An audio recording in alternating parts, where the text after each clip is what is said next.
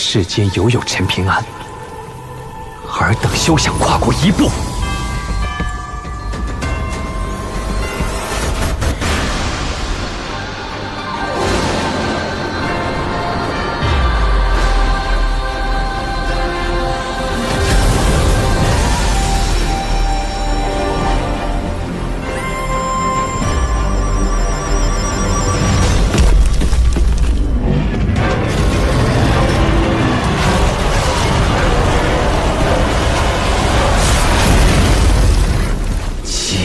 来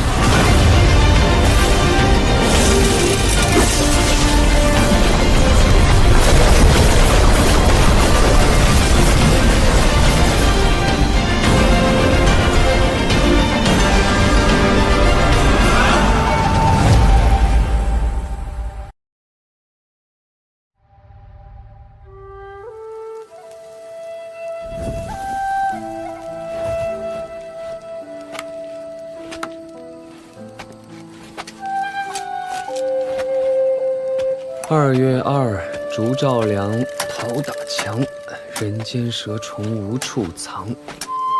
2月2，烛照亮，桃打墙，人间蛇虫无处藏。岁岁平，岁岁安，岁岁平安，岁岁平安，岁岁平安。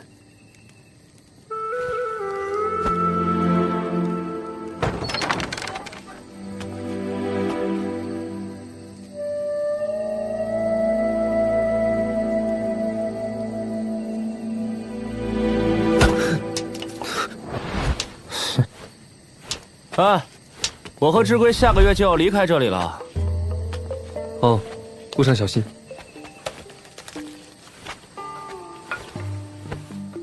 哼，你可别趁着我家没人就肆无忌惮的偷东西啊！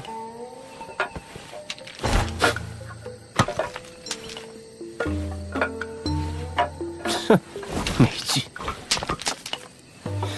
真是贫贱任人欺的命。陈平安，你能不能帮我把那2颗石子捡起来？我挺喜欢的。宋姐姐，你家弟弟跟陈平安正眉来眼去呢，明摆着勾搭上了。哼，这算什么？我昨晚还看见陈平安跟你娘亲拉拉扯扯呢。你哪只你看到的呀？你这个衙署督造官的私生子，你长眼睛了？一边凉快去！你爹我翻了黄历，今儿不打儿子，算你运气好。哎，志贵，你跟这么个孬种少爷多憋屈！你不如跟刘宪阳私奔算了，反正那个傻大个看你的眼神，就像要吃了你。哎，志贵。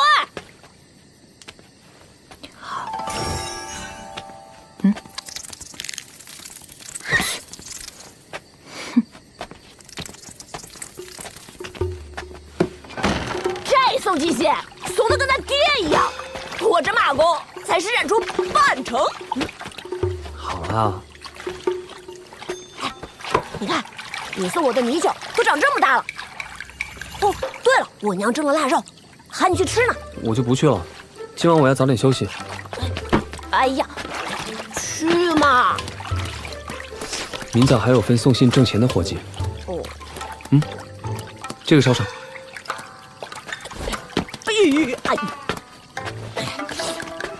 哎，听说咱们这儿来了帮外乡人，龙窑不是关了吗？他们来干嘛？哼，我娘说他们都是神仙，有钱着呢，咱们可得从他们身上好好捞捞。哎，去吧。哦，走了。嘿嘿嘿嘿嘿。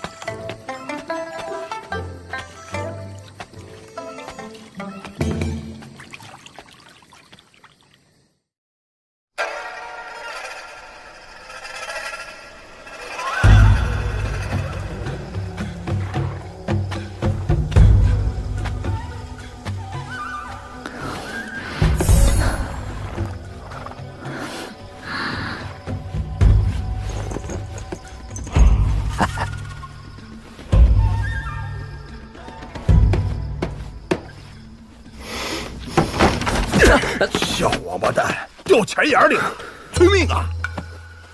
嘿嘿，你那点破事儿，等会儿再说。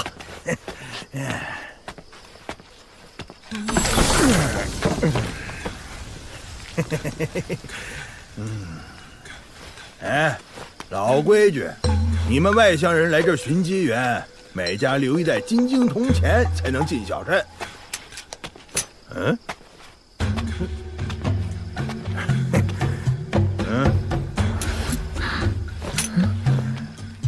下一个。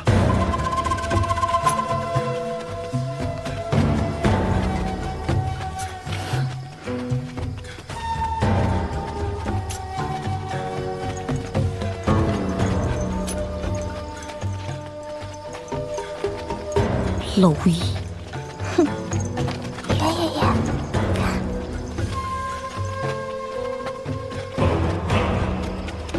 爷，想不想知道他们说了啥呀？想，夸你俊呢，全是好话。你当我傻呀？哎，傻小子，那好了，乖乖送信去吧啊！哎，那婆娘可不是个简单的人呐。那位夫人练过武。行。说好1封信1文钱的，还差5文。哎呀，行了，吃亏是福嘛，先欠着，先欠着。话说3000年前，天底下出了一位了不起的神仙人物，证了大道之后，便独自仗剑游历天下。但不知为何，此人偏偏与那蛟龙不对付。整整300个春秋，有蛟处斩蛟，遇龙时屠龙。单说这最后的斩龙大战，那真是惊天地杀鬼神呐！全山尽数俯首，穷余为之震颤。据说那真龙身长绵延千里，飞腾时遮的是日月无光，可在那剑仙的眼中，不过是华林长虫而已。几剑扫过，真龙便节节败退，直至将其逼至东保平州的上空。哎呀，我真恨自己晚生了许多年，无缘亲眼目睹。老头儿，别卖关子了，那真龙最后到底死了没啊？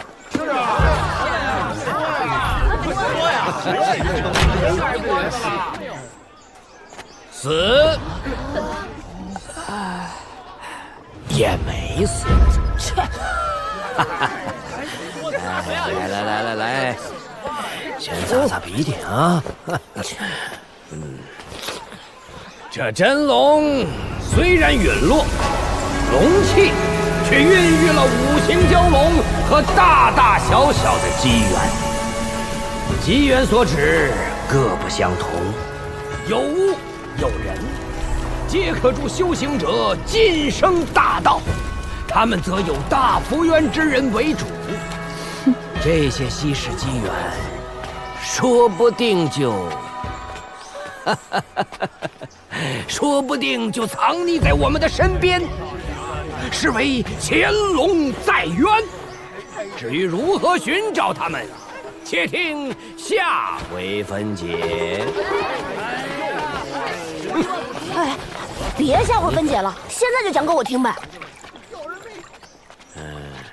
听说小镇杏花巷有口古井，带我去看看，我便说与你听。我这碗里大有讲究，带我去井边，我就让你看看碗里的玄妙。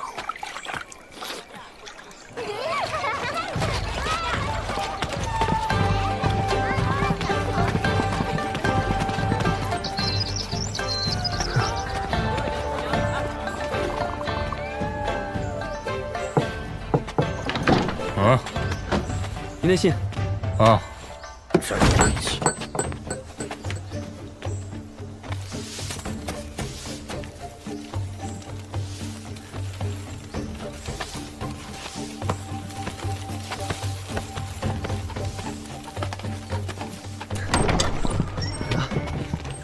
给您送信。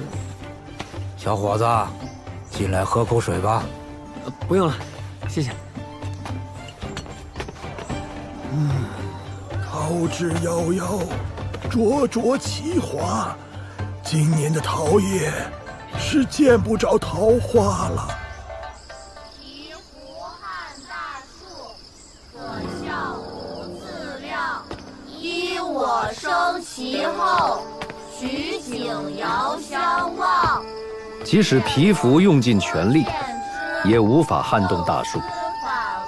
但他想要对大树做些什么，是他的态度。物主治水行，醍醐撼大树，可笑不管是人，还是小小的皮肤，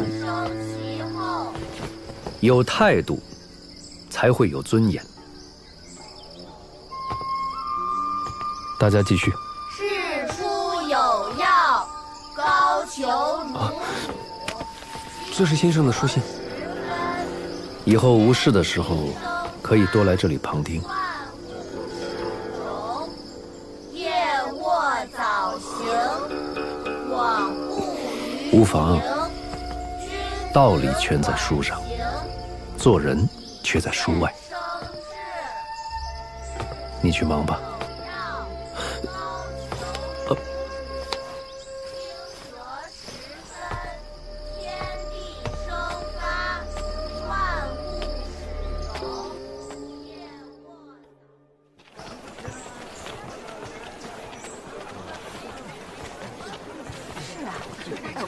好，你这么多，哎呀，就这么多了，你再要多，还没有呢，一会儿就再多了。大叔，您这鲤鱼金灿灿的，真血腥，能不能卖给我呀？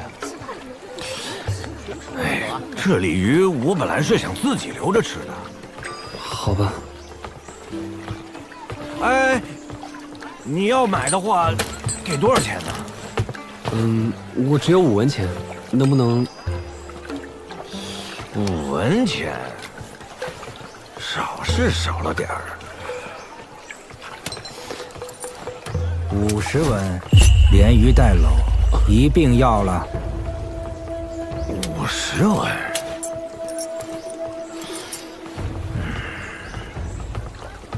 喂，先来后到的规矩还是懂的，只是酬谢，你我就算领清了。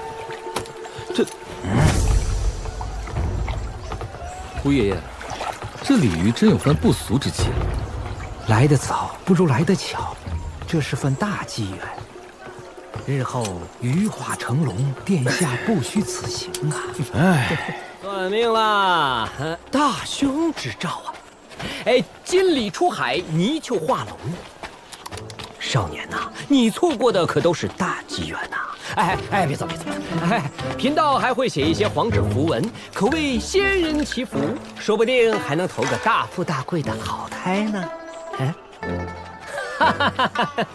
不瞒你说，贫道看你有凶煞之气，你不妨抽上一签，解解这吉凶如何？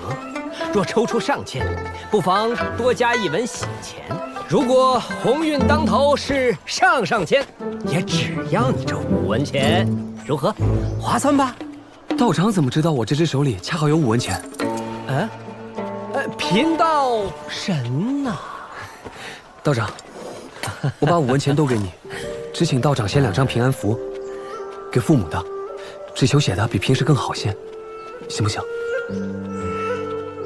你当真不在意这大凶之兆？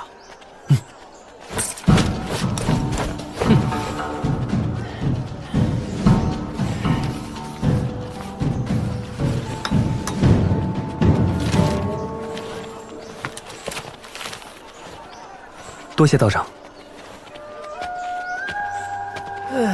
黄雀始遇闲花来，君家种桃花未开。不是他呀，命里8尺，莫求1丈。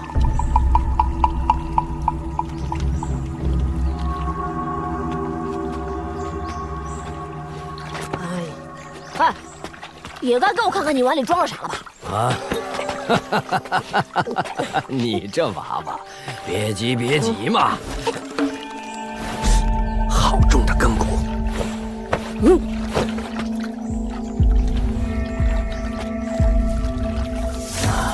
竟然是水龙。你先告诉我，这泥鳅是哪儿来的，我就与你看。不许反悔啊！要不然你不得好死！一个来把你劈成焦炭，我再让陈平安一拳。哎呀，行了，你这都是跟谁学的呀？啊！哼，跟我娘。哼！哎呀，不愧是人杰地灵、钟灵毓秀啊！哎，你说的那陈平安可是送你泥鳅之人？你怎么知道？你要是敢打小泥鳅的主意，我就让陈平安穿你脊梁骨。陈平安，你与他是什么关系？哼，穿一条内裤长大的，你说什么关系？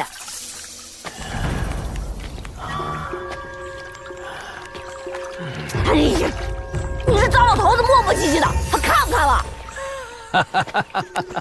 小娃儿，你与我有缘呐，我便给你看看这此中玄妙。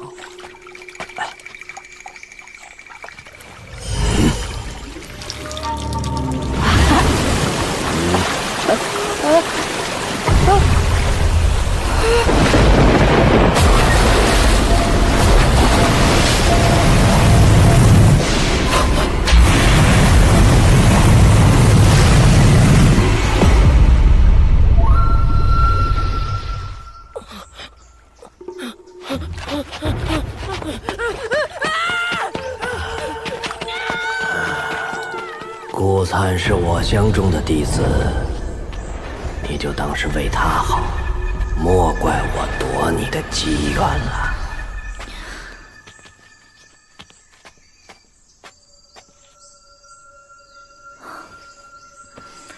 福公子，3000年期限已到，这座小镇当真会……蔡仙子，天机不可泄露。虽说小镇时日无多，但仍有圣人坐镇。你我寻觅机缘，要遵守规矩，不可出手伤人呐。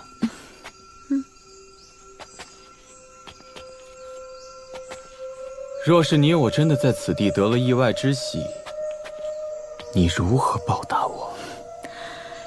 任君采撷，如何？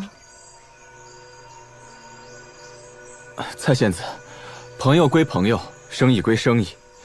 倪萍巷的一对主仆与一对母子，我们各选其一。这押注的本钱，便是你们云霞山的云根石，每年送给我们老龙城10块。当然可以。那福公子就选宋吉熙，我选顾灿好了，如何？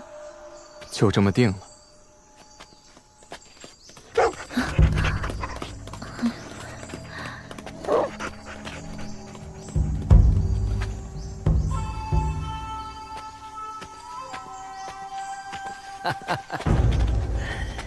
来得正好，让老夫来一场借刀杀人。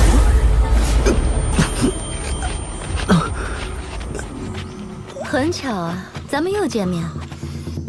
小兄弟，向你打听2个人，顾灿和宋吉熙，可认识？我前不久还是一口龙窑的学徒，刚搬来这儿。你们要不要问问别人？帮我们一个小忙，我就送你一样东西，如何？只需告诉我们这2家人住在哪儿就好。我就是宋吉熙，找我有事儿？宋公子，哈，我身边这位姐姐要找顾灿，你能帮忙吗？好处呢？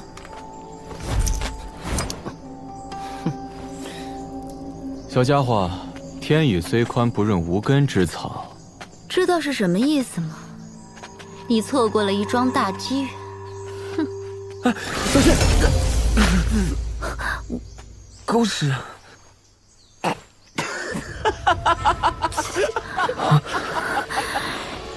你竟敢乱我心境！住手！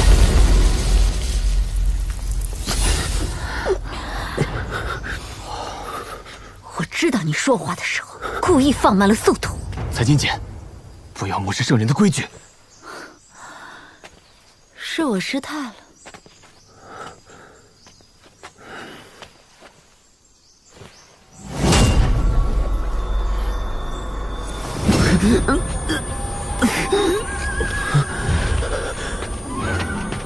姐姐，你的睫毛很长。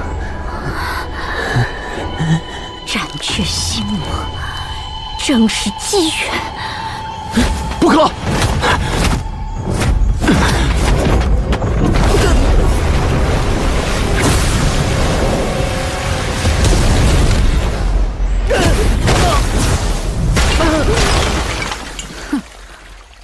蝼蚁贱命！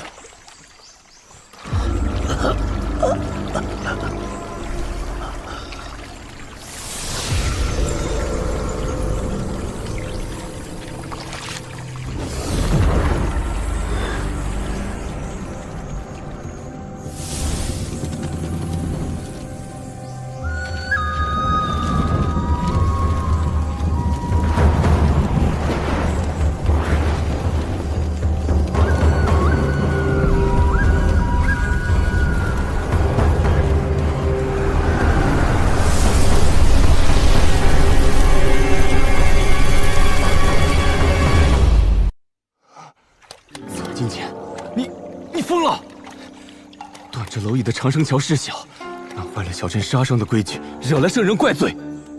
不止你被驱逐，我也会受牵连。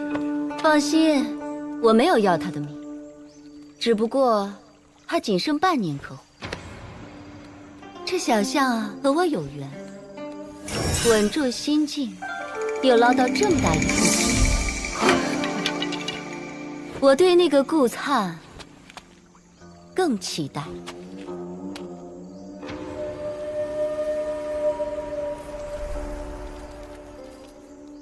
宋吉星，今日不是良机，明日辰时，我再来与你交易。什么嘛，做事一点都不爽利。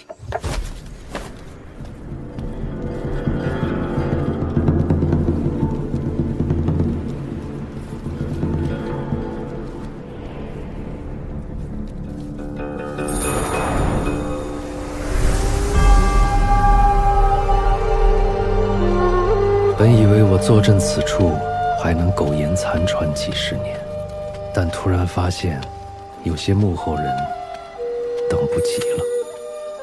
身为客人，在主人眼皮子底下行那些诡异伎俩，妄自托大，真以为小半碗水就能浑染黑白，为所欲为。先生，这次我没办法和你一同离开小镇了。这是为师的临别之礼，怀也留好。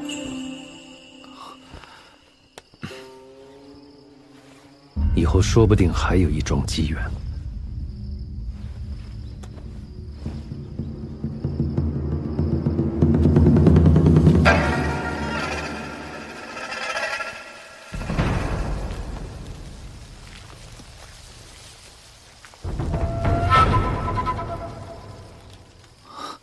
有意思。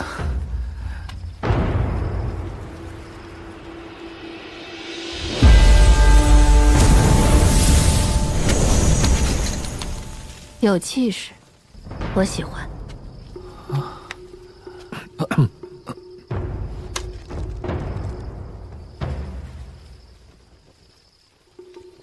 赵瑶，你该回学书搬东西回家了。当然了，如果只是偷偷喜欢谁，道祖佛陀也拦不住。咱们那位至圣先师也不过告诫非礼勿言，视听动而已，没说过非礼勿思。它很香啊。赵瑶，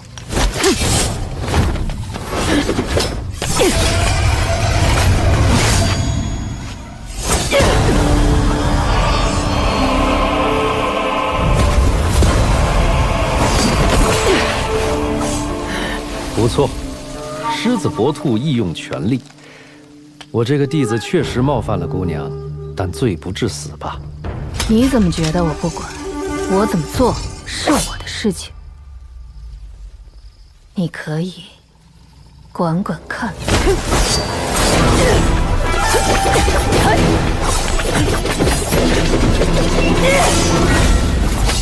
兵家武道，唯快不破。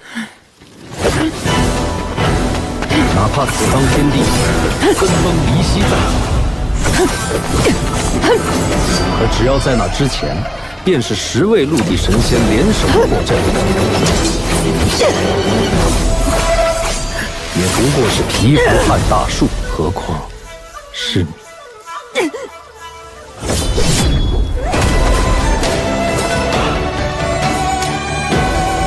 并非是你以为的障眼法。此方天地，类似佛家所谓的小千世界。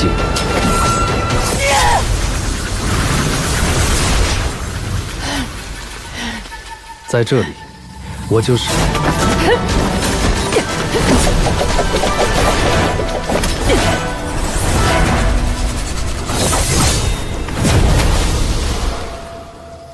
是谁教你的刀法和剑术？退！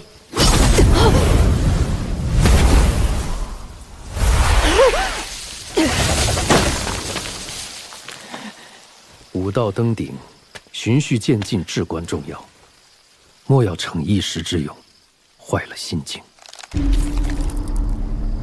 听不听是你的自由，说不说就是我的事情。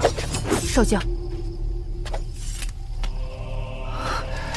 可惜了，这剑最多只能承载2个字的分量，否则以你的资质根骨，3个字肯定绰绰有余。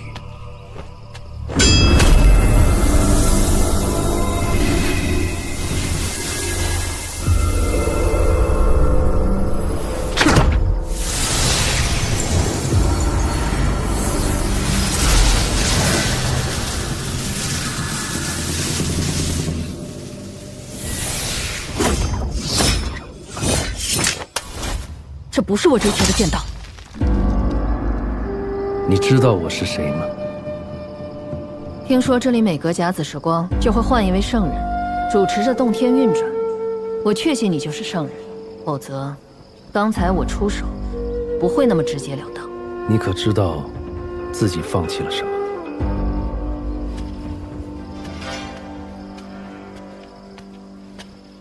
姑娘，最好收起这把剑。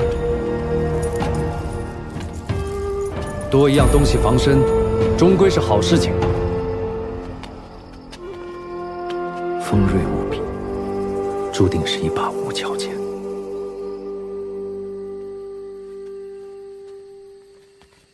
圣人就能随便侮辱我的剑道？给我刺字，当我稀罕？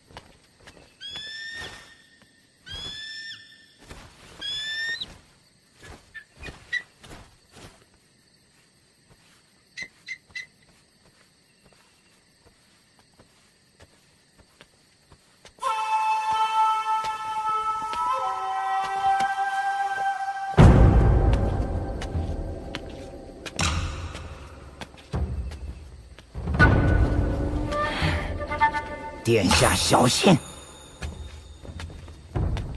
吴爷爷，我们多一事，不如少一事。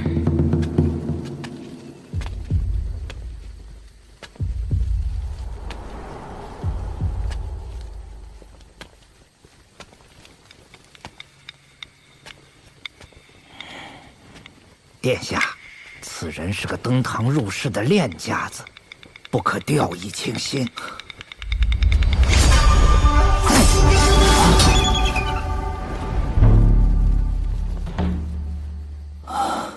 放肆！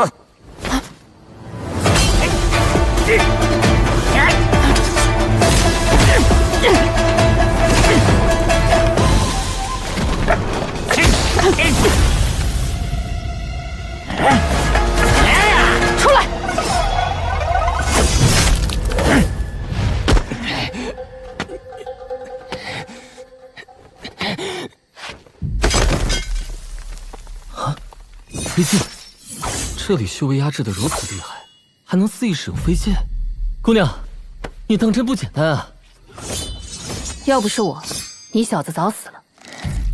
殿下，当心他故意舍去同伙性命来博得殿下信任，实在不行，咱家就道个歉。我叫高枕，大隋益阳郡人士。方才你一言不合就要杀人，虽然你有你的理，但我觉得这样不对。吴爷爷若有得罪之处，我愿以此保护，聊表歉意。殿下不可！此方玉玺是殿下机缘所在，世间罕有，老奴何等阿杂，怎可相提并论？殿下，这是要活活逼死老奴啊！君子不夺人所好。姑娘，后会无期。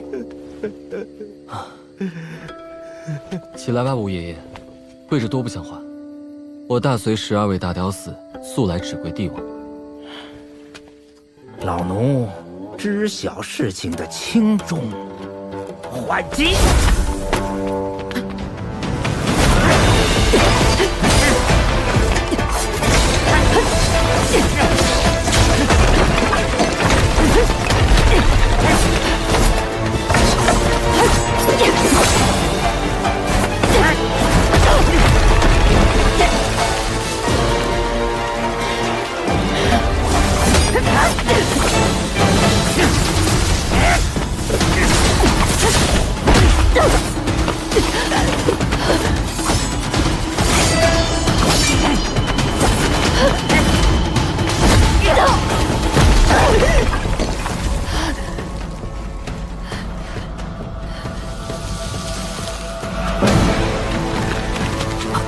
住手！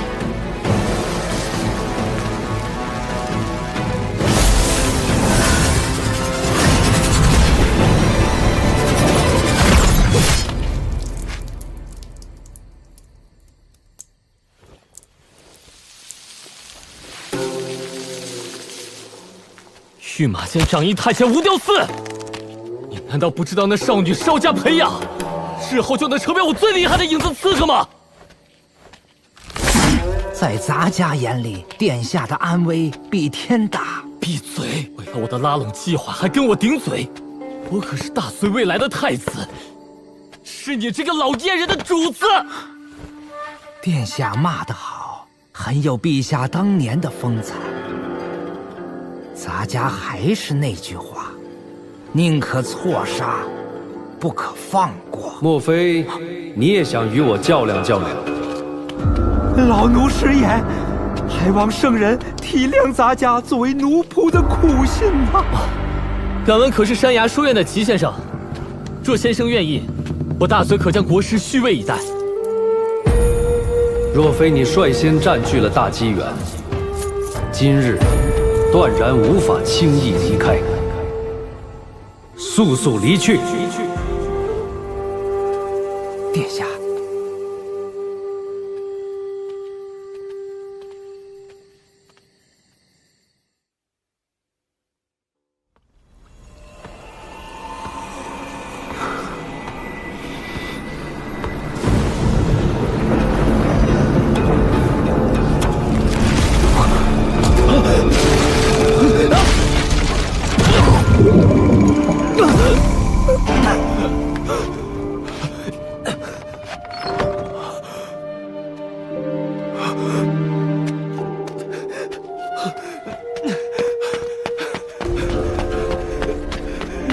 爹不在了，娘亲就交给你照顾，能不能做到？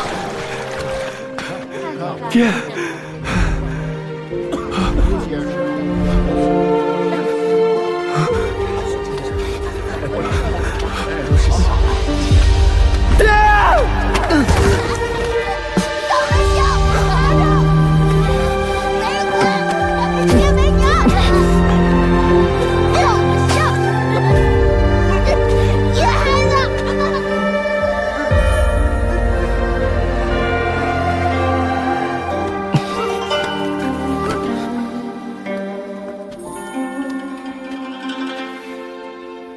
平安。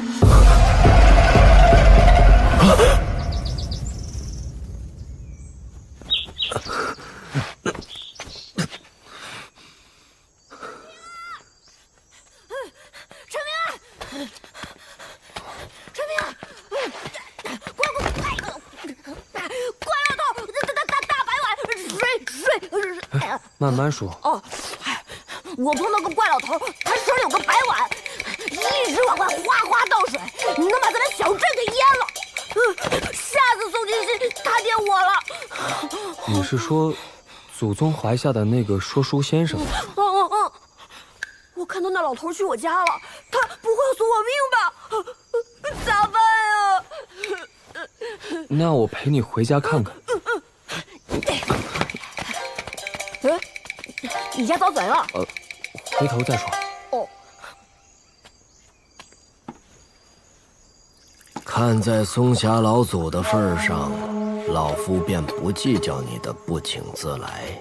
不过，老夫已经决定收顾粲为徒。你若有能耐就抢，没能耐就走。想必前辈知道，享有天才地宝美誉的云根石，整座天下就我云霞山。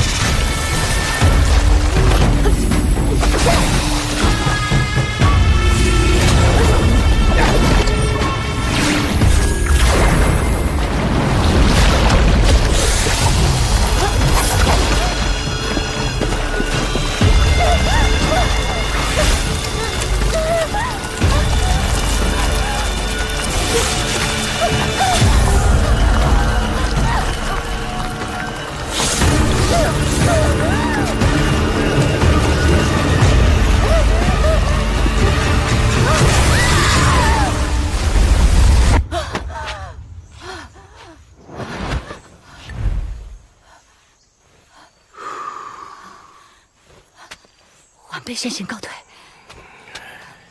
记得关门，自不量力。什么狗屁铁匠真菌，卑鄙！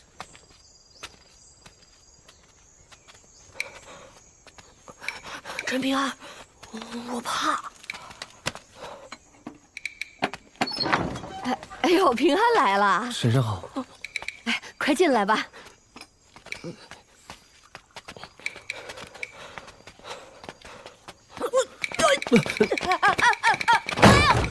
灿儿，别闹了。老先生，还不快来拜见师傅！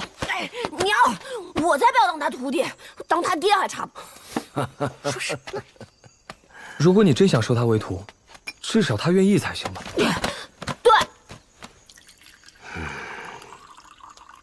哎呀，平安，你听我说啊！婶婶，顾粲他放心，这位仙长是真心想收粲儿为徒的，他没有做学问的脑子，也不如你机灵，留在这儿能做啥呀？要是能跟着仙长好好修行，准能出息。陈平安，粲儿的前程就在眼前，平安。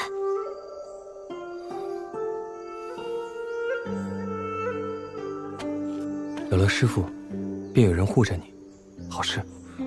啊，他算什么？听你娘的话。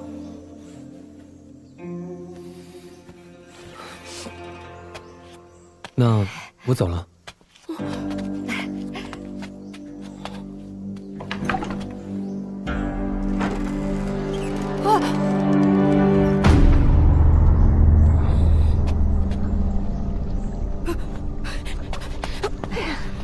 粲儿，过来。来，粲儿，过去。仔细看看。过去。有什么？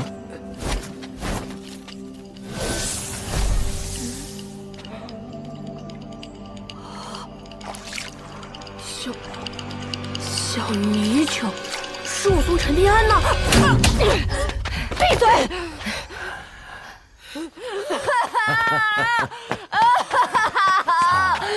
修行之人为长生大道有点争夺，不算什么。你现在跪下，我收你为嫡传弟子。死老头儿，他是陈平安的，我要还给他。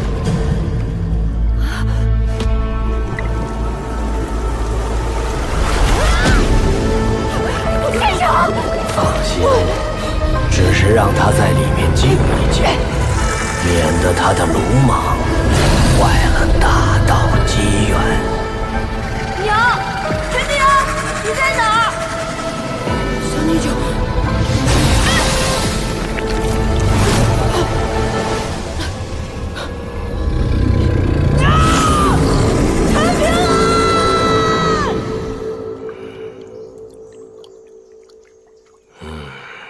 我问你，陈平安生辰几何5月初5生的，不吉利。5月初5，原来如此。那孩子他爹坏了这么大的规矩，死的可不简单呢。怎么，你儿子抢了人家的大机缘，愧疚反悔了？当然愧疚了，但是反悔绝对没有。如果换成陈平安他娘，为了自己儿子，也会这么做的。那倒未必。他会的。天下父母心，可敬、可怜，也可恨。不过，为了顾灿的将来，他与陈平安之间的缘分，必须斩得一干二净。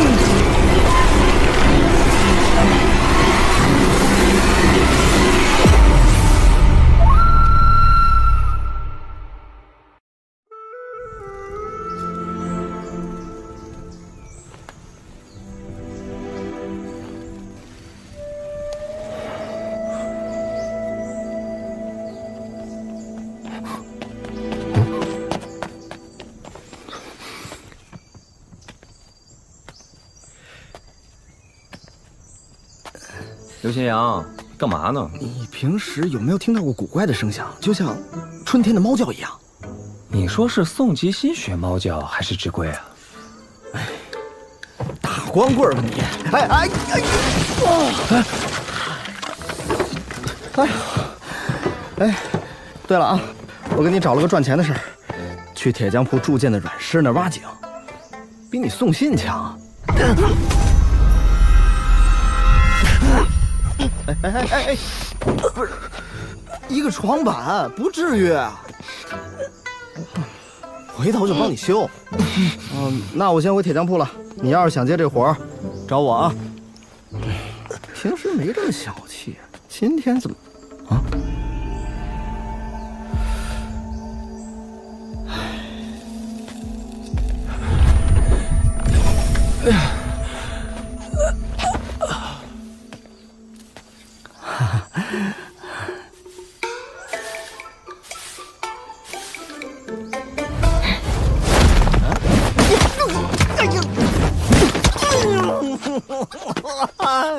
谋杀亲夫啊！测字画符能补凶吉，前知500载，后知500年。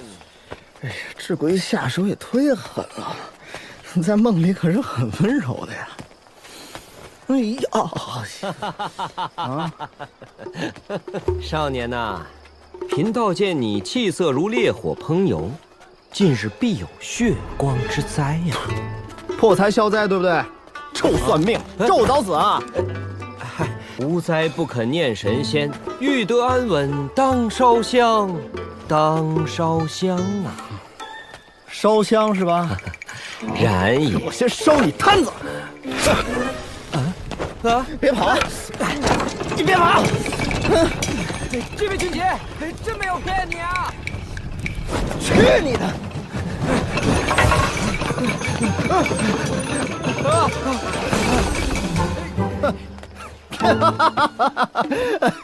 臭道士，以后见你一次打你一次！哎呦呵！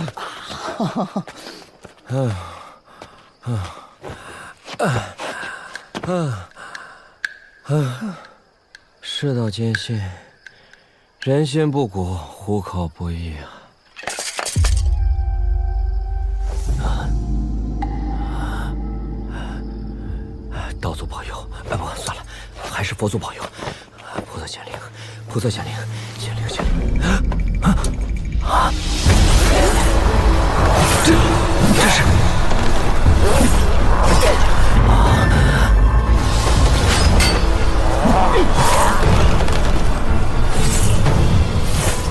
他的来历绝不简单。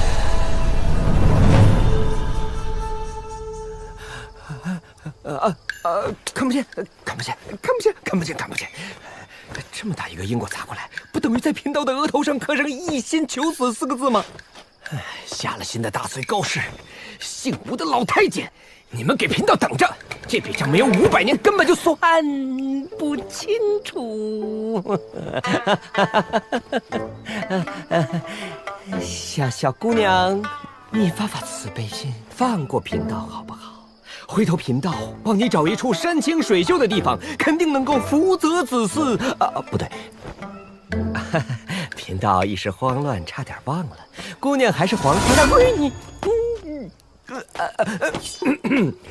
贫道一生风光奇越，岂是那种见死不救之人？只是接下来要送往何处，也是麻烦呐。再麻烦也要救。你快去老槐树那边戳一枚槐叶过来，贫道先替你的主人吊住这口元气，否则耽误了他的修行前程，这一桩新因果，又天杀的让贫道想死的一了百了了。去晚了，大家一起完蛋呐！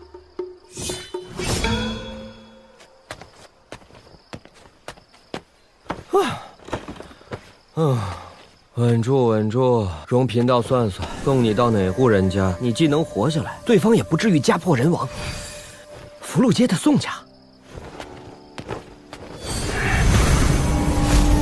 是哪个王八蛋在害我宋氏基？出来应战！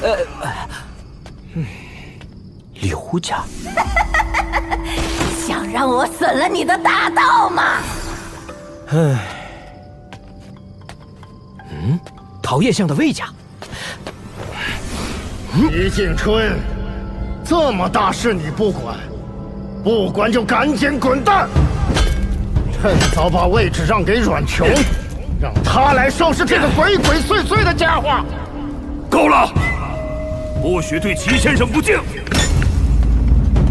我阮某人绝不会在春分之前涉足小镇事务。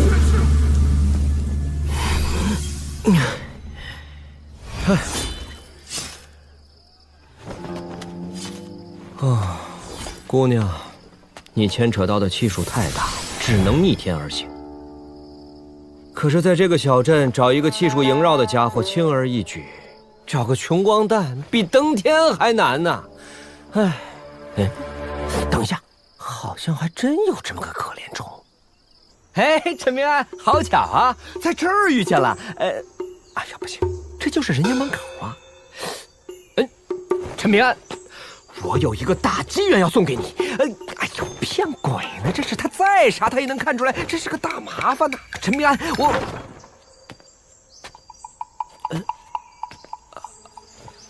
进来吧。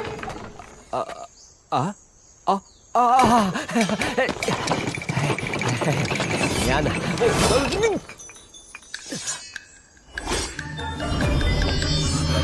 道长，这剑怎么会飞啊？哎呀，回头跟你解释。先进去，先进去。哎呦，小贱贱，这个时候你就别介意什么寒酸了，先救命要紧呐。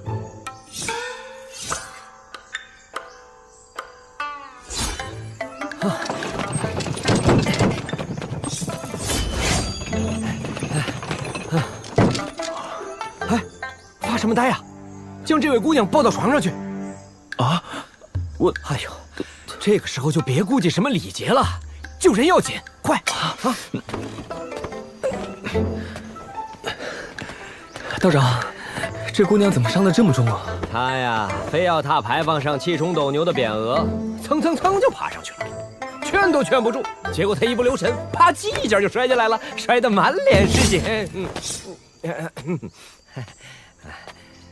那现在怎么办？哎呀，你先帮姑娘换上一身洁净的衣裳，然后呢，再去药铺抓几味补气养元的药材。啊？那姑娘醒来之后会把我打死的吧？隔壁家有个姑娘叫智圭，我找她帮忙。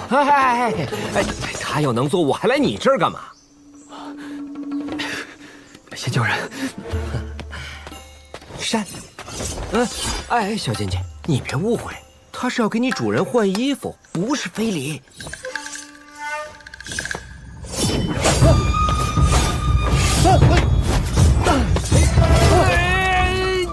快动手！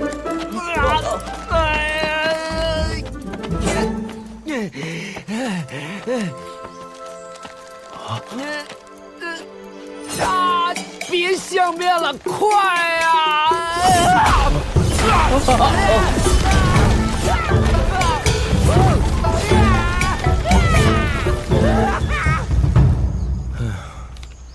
你刚才那身法还可以啊，道长见笑了，我就是有些力气，拳法不懂的，搞不好你还真能一拳打死个人，只是可惜了。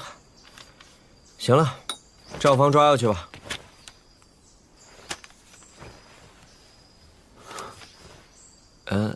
有事？我希望道长能帮我个忙。如果有一天我突然死了，道长能不能帮我下辈子投胎，还做我爹娘的孩子？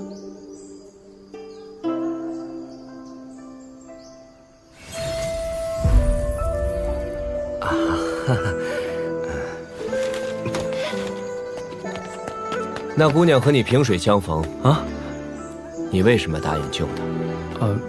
这么漂亮的姑娘，傻子才不救。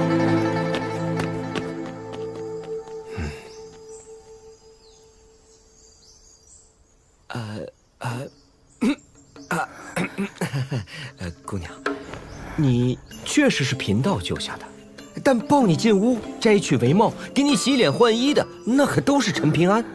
他是一个黑炭似的穷苦少年，父母双亡，当过烧瓷的窑匠。姑娘还有什么想问的？贫道定当知无不言，言无不尽。感谢道长救明真。姑娘无恙就好。道长怎么称呼？贫道姓陆名陈，并无道号。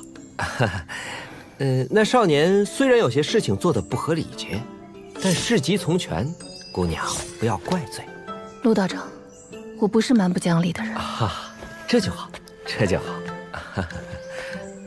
姑娘不是东保平州人士吧？来游玩的？我听说此州铸剑第一的阮师在这里开路铸剑，我希望他帮我造一把趁手的剑。想让阮师亲自铸剑，可不容易啊。道长。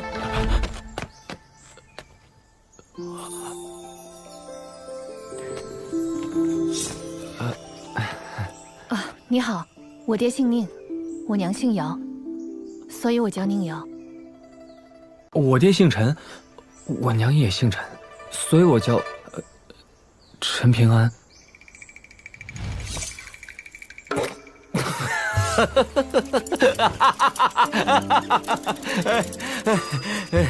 如何煎药，贫道已经详细写在纸上了。接下来一巡，你多辛苦。这种生死大事，道长是不是亲自盯着更稳妥些？贫道还要去南建国参加一个典礼。道长，可是我不识字啊。没关系，宁姑娘识字。药方好好收着。小镇上书籍多是私人家藏，你购买不易。日后若是想学字了，可以从药方学起。一夜浮萍归大海，人生何处不相逢。宁姑娘，后会有期。陆道长，后会有期，大恩不言谢。陈平安，我有几句话要交代你。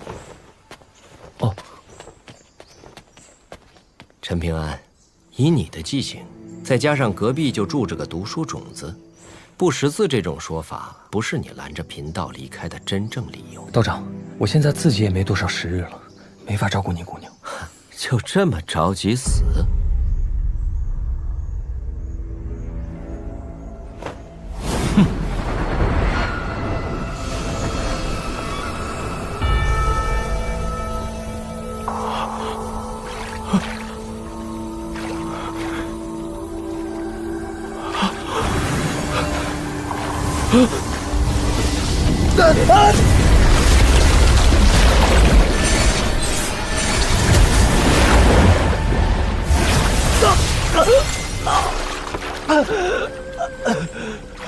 虽说那名外乡女子用下作手段断了你的长生桥，让你仅剩半年性命，但因此看淡生死，可不是少年该有的心态。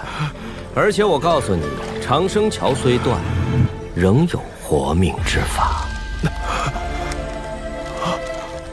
陈平安，你是不是觉得能活着最好？若是死了也无妨，因为死对你而言，反而有可能是一次重逢的机会。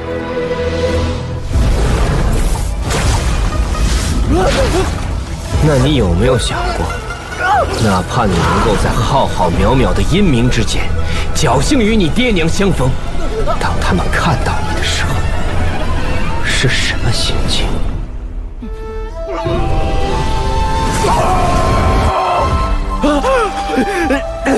陈平安，我问你，你爹娘见到你的时候，会不会很高兴地问你：“儿子，你也来了？”哼，他们还能安心地去投胎吗？世间有几人能够生生世世地做子女？你休想！即便是上宗掌教也无此通天本事，更何况是你陈平安，一个朝不保夕、3顿饭都没有的穷光蛋！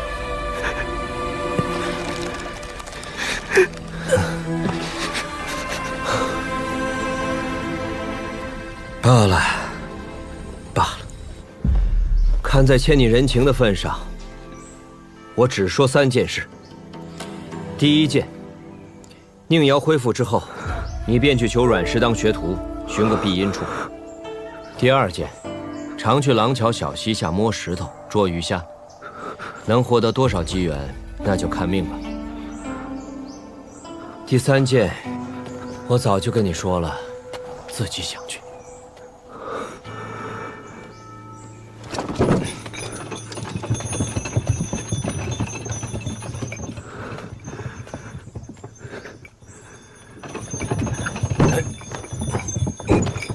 起来帮忙！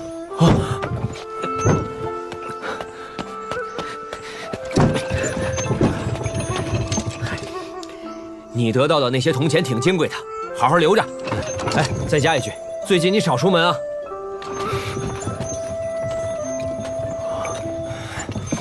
还有，还是跟你说了吧，你爹娘早逝并非你的过错。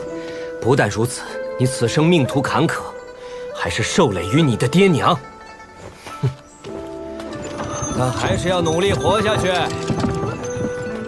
原来道长不是骗子，是神仙啊！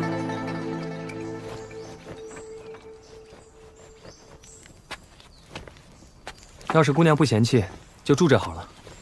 需要什么尽管说。那你呢？我认识一个人，叫刘宪阳，是我的好朋友。这2天我去他那边住。谢谢。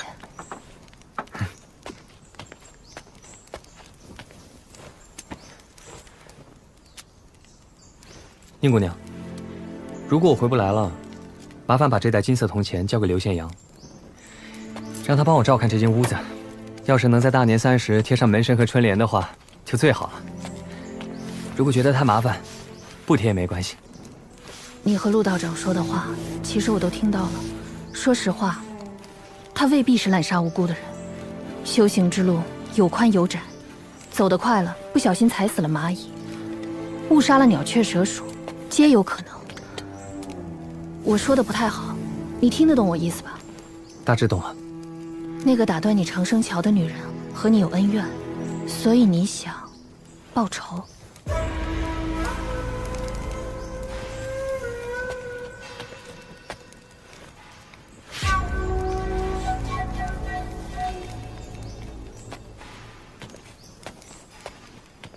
你一定要去做这件事吗？我曾在私塾听齐先生讲过皮肤撼树的故事，不管是人，还是小小的皮肤，有态度，才会有尊严。喂，外乡人在小镇，虽然修为都被压制，但仍有仙家法器护身，除非瞄准了致命的脖颈和眼睛，最后，如果决定动手，就一定要快。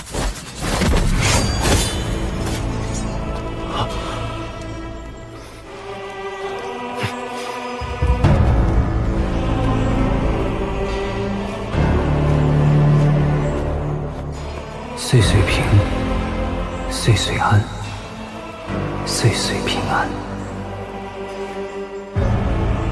早点回来，我还等着喝药呢。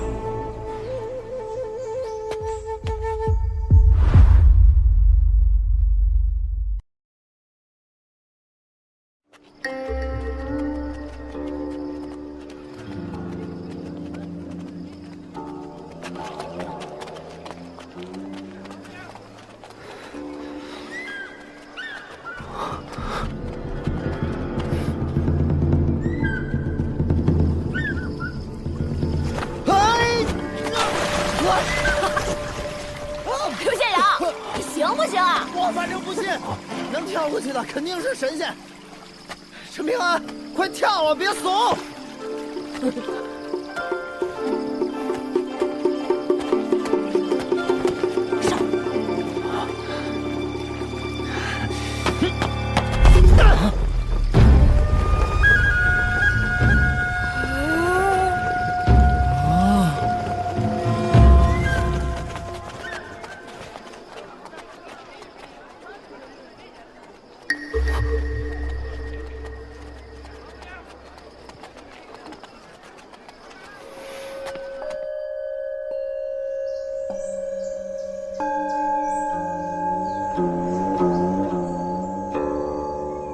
福兄，既然东西确认无误，是不是该谈谈价钱了？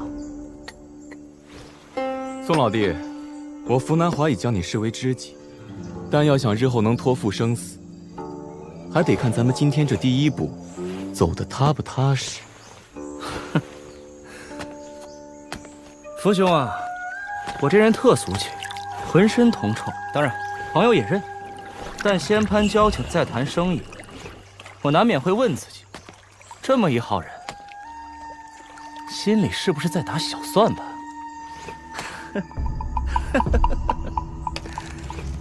这样吧，2次机会，你出价钱，我点头或摇头。2次过后，对不起了，兄弟，不卖了。好，先前那块玉佩算是我的见面礼，再加上这袋买胡锦。我敢说，宋老弟你绝对赚了。这袋铜钱叫供养钱，乃世间诸多香火钱之一，是远比黄金贵重的金晶。先人曾言：“水碧或可采，金晶觅莫论。”说的便是此物。说完了。说完了。你大爷！当我傻呀？你不进小镇时，随身带着3袋铜钱，1袋金晶换1件机缘，这叫规矩。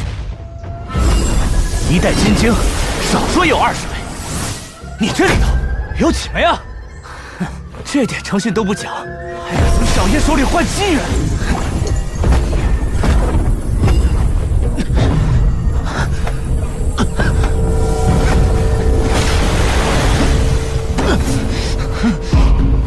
既然第1次开价没谈拢，那我就再出1次，24枚，买你这把山魈虎，卖了。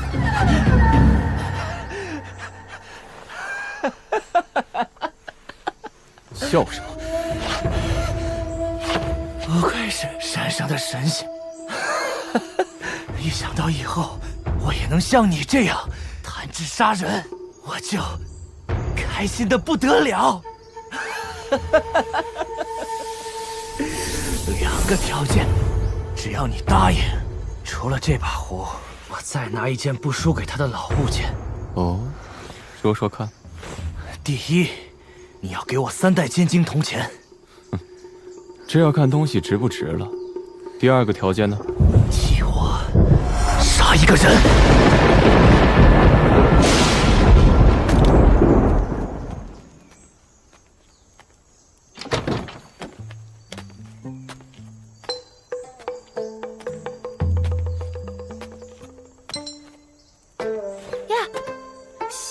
呀，这位姐姐怎么坐在陈平安床上？我可没听说她有远房亲戚。他不在，你走吧。我是来看看这边有没有缺什么东西。我住隔壁，我们要搬走了，很多物件都可以留给陈平安。唉，这些年啊，他过得可不容易啊。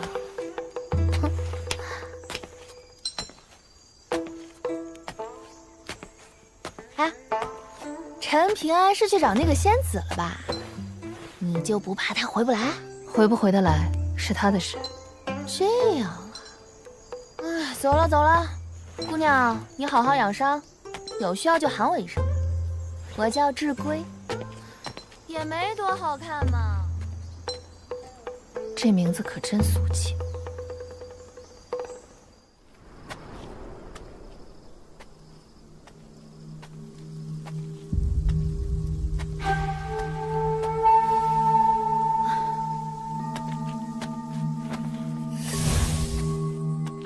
怎么了？不顺利？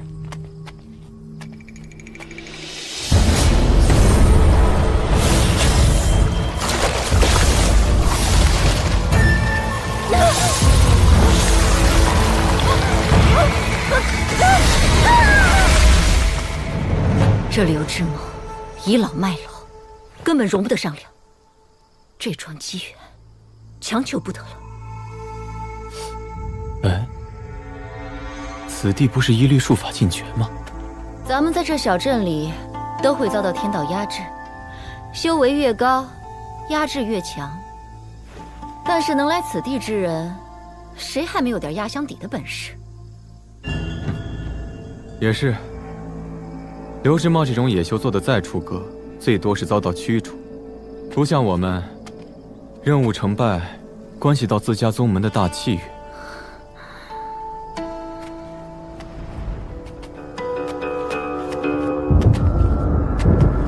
先前那股压力，刘之茂果然在小巷内施展了术法。刚才的话，他或许都听到了。就怕已经被刘之茂记恨上了。一旦离开小镇，没了圣人约束，天晓得他会做出什么过激举动。我实力不济，完全不是他的对手。我们来此寻觅机缘，不是来结怨的。与前辈交恶，终归不美。父兄所言甚是。顾参家的机缘是否已成定局，目前还不好说。不过，我有一事放不下心。先前蔡仙子断了那蝼蚁少年的长生桥，我担心会惹来麻烦，被人顺藤摸瓜，找到云霞山和你。父兄有所不知，在这里出生的男孩，过了9岁还没被买词人带离小镇，就意味着先天资质平庸。那个少年，凡夫俗子罢了。我们不提他了，那眼神想起来就恶心。这次小镇之行，我是真不甘心啊！回去怎么跟祖师爷们交代呢？蔡仙子放心，我定会护你周全。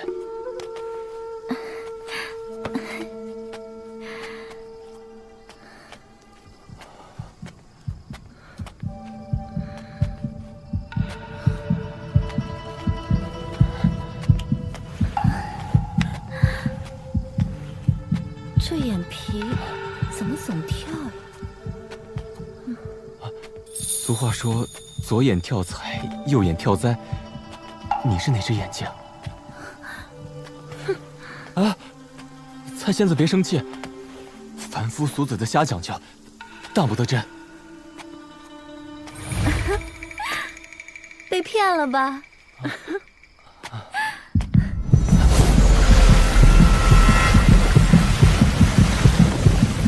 好险，差点被他乱了心境，修为大退。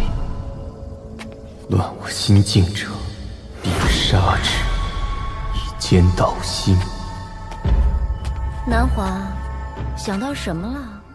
这么开心？忽然想到蔡仙子曾说过，斩却心魔，正是机缘。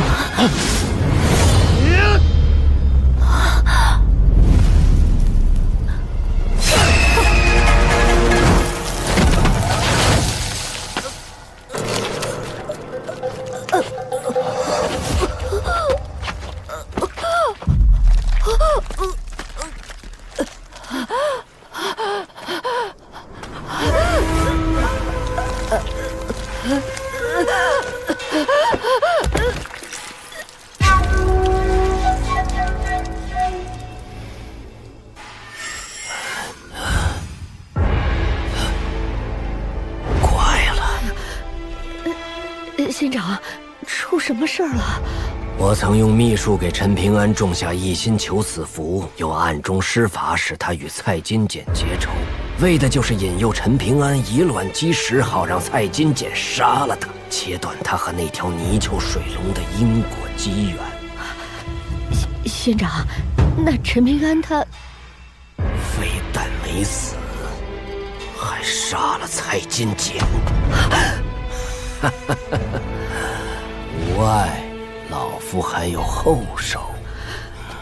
仙长，既然灿儿已经拜师，不如就放过陈平安。住嘴！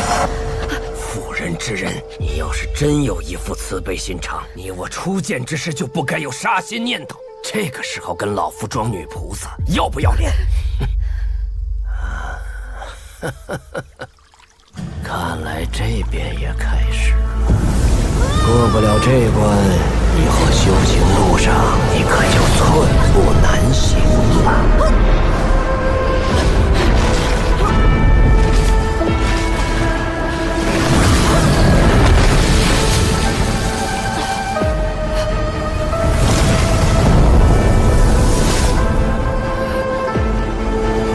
臭不要脸的！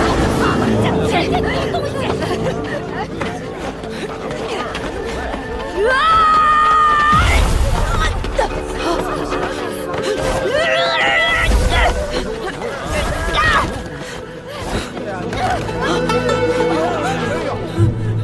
你们滚开！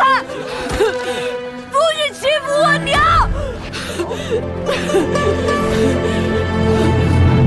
陈平安。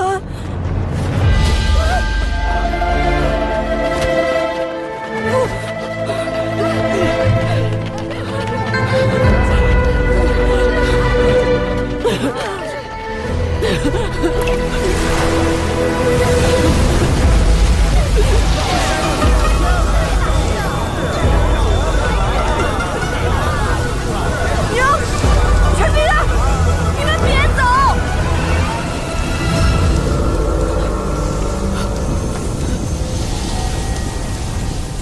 你还我娘，还我陈平安！小泥鳅。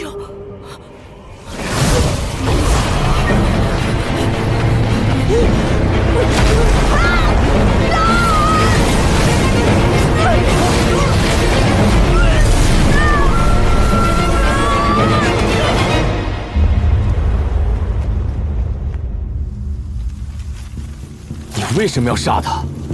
残忍到一招封喉，难道就因为他和你在泥萍巷的过节，你就要杀他？你怎么杀人杀的如此心安理得？你知不知道，杀人要偿命的？我眼力很好，当时在泥萍巷，你看他的眼神，跟现在看我一模一样，你早就想杀他了。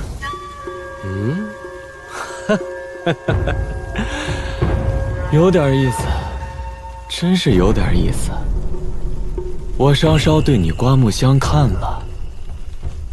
我虽然来不及救他，也无法杀你，但不做点什么，我老龙城的金字招牌就要砸了。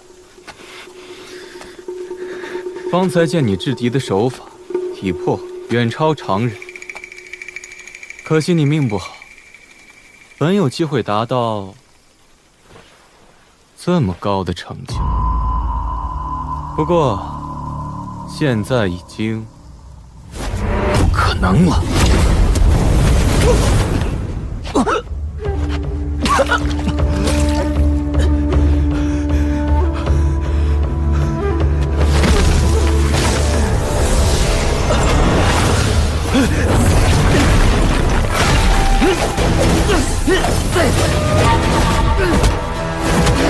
反应不错，但也不过如此。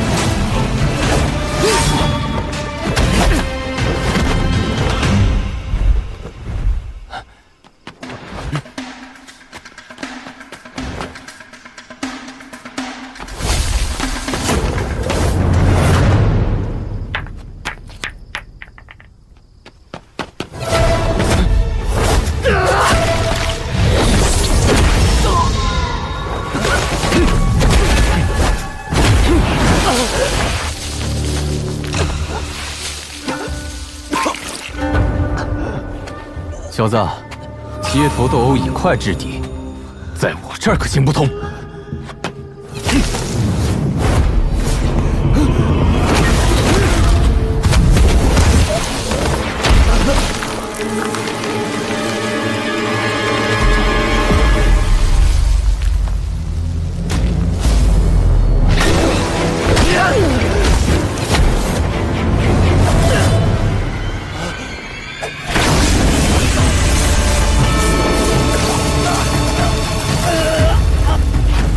地下精魄是我保命的后手，没想到竟会在你身上浪费3分。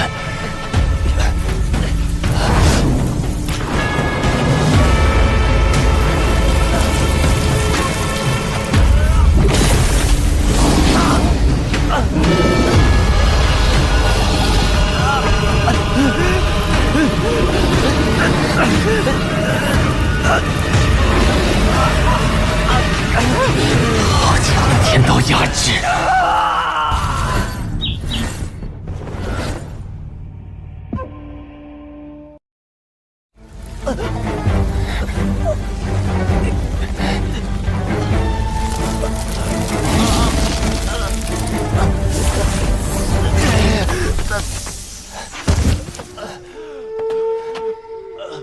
因为此地禁止，我不杀你。但也不会让你好过。你是什么眼神？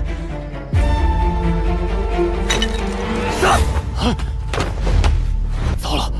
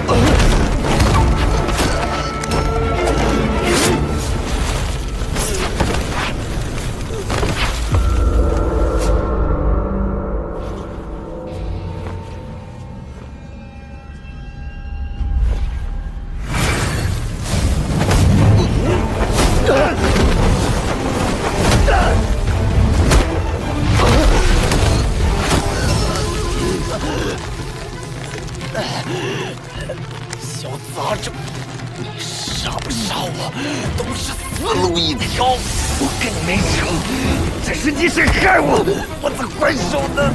你拦我讲道理，你配吗？你是不是一定要杀我？我对天发誓，日后绝不找你麻烦呢。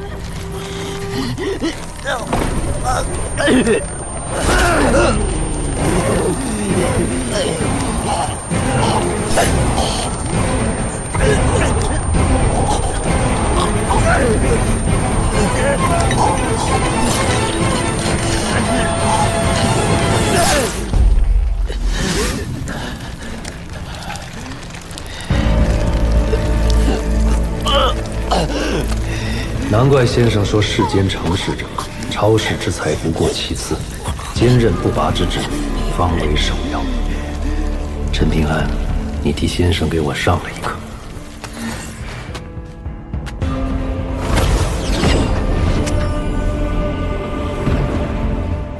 可以了，齐先生。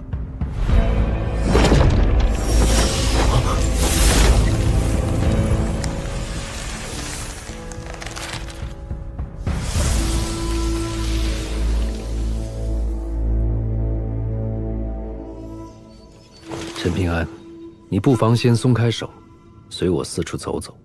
有些事情我难辞其咎，必须给你个交代。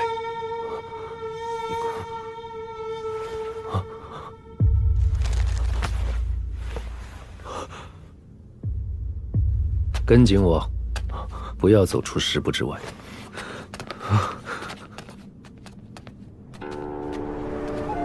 陈平安，你信不信？这世上有神仙精魅，妖魔鬼怪。信的。小时候，我娘常说些老故事，要我相信善恶有报。善恶有报之说有待商榷，因为对善恶的定义，每个人心中都不一样。齐先生，我能问一个问题吗？我知道你想问什么。这座小镇乃是真龙埋骨地，气运鼎盛，在此出生的孩子，资质机缘远超外边的同龄人。当然了，也不是每个孩子都有精彩绝艳的天赋。先生，其实我想问，我爹娘到底是怎样的人？也罢，我就索性道破天机。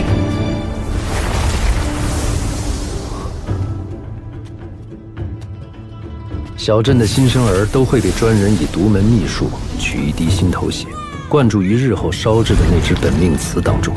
女孩本命瓷要烧6年，男孩的要烧9年。孩子的天赋犹如烧瓷，全看运气。这便催生了外界的仙家势力，耗费巨资压铸赌瓷。在我记忆里，你爹娘是温厚之人。你爹天资平平，不值得被买瓷人带离小镇。也许是命运所致，也许是买瓷人在你爹的本命瓷上动了手脚。总之，不但他命运多舛，也连累你娘和你一起受苦。再后来，他竟偶然知晓了本命瓷的秘密，一旦被人开窑带离小镇，就会一辈子沦为牵线木偶。于是，他便砸碎了你的本命瓷，那是一只瓷镇纸，买瓷人的震怒可想而知。我爹究竟是怎么死的？逝者既然已逝，生者更当愤然而生。若要知晓你们的命运为何会被操纵，须知此方天地的渊源。3000年前，真龙陨落于此，4位圣人订立契约，规定每60年换一人坐镇此地，看顾真龙残余气数，以儒释道兵为主，其余仙家豪阀皆有机会来分润好处。既是好处，必生纷争，人本性异。我只是不明白，为什么那些外乡人可以不在意别人的性命？那说书先生叫刘志茂，实乃旁门中人。蔡金简、福南华与你结怨，就是他在兴风作浪，还在你心头种下了这道一心求死符。这符咒能扰乱你的心智，极为歹毒。我作为此方天地的圣人，你就不责怪我为何不出手相助？我知道我爹娘是好人，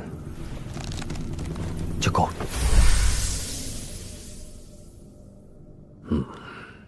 阻止你杀福南华，并非我想与他背后的老龙城结善，恰恰相反。若我是你这般岁数，什么老龙城、刘志茂，早被我打得灰飞烟灭了。小镇崩塌在即，机缘之争势必愈演愈烈，还需教他遇事量力而行。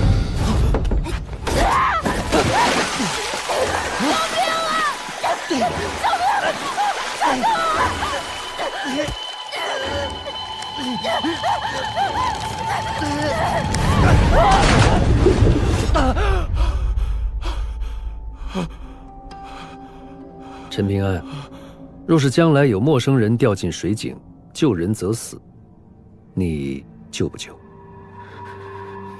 如果真的能做到，我想赌一下。记住，君子不救。君子。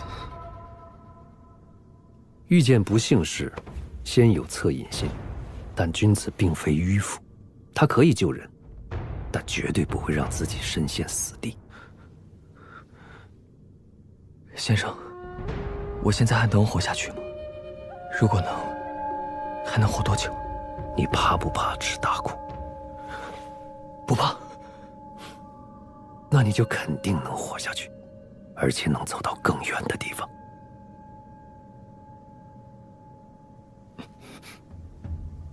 齐先生，你真的能让一切都静止吗？这里可是离珠洞天，止静止不住通天能人。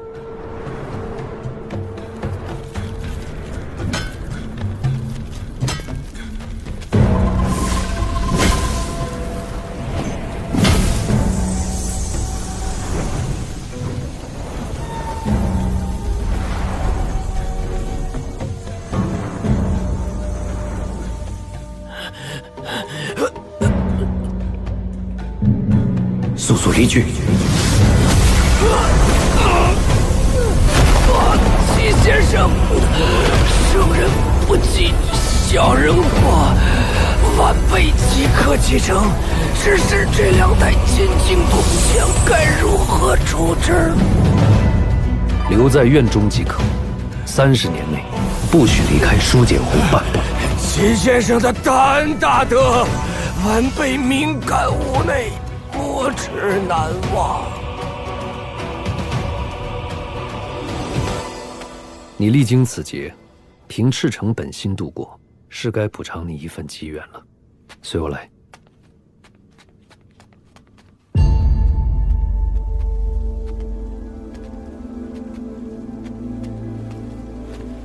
齐敬春能否向诸位先贤求一片槐叶，让陈平安至少3年内不受天道反扑的灾厄？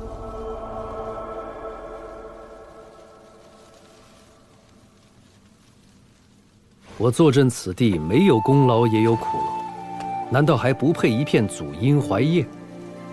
何况这少年本就是小镇人士，诸位先贤何以如此吝啬？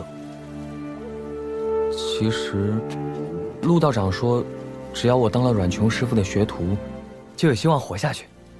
所以有没有槐叶，没事的。真心话？哈，假的。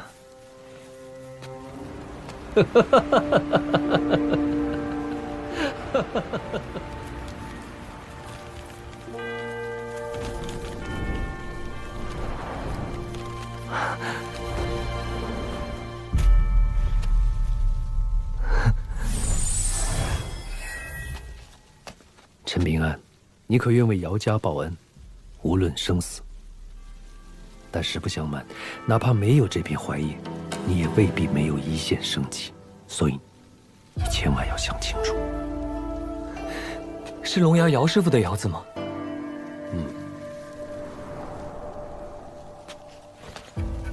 只要我陈平安活一天，只要是跟你有关的姚姓人，哪怕救人必死，我陈平安必救之。这次是真心话。是。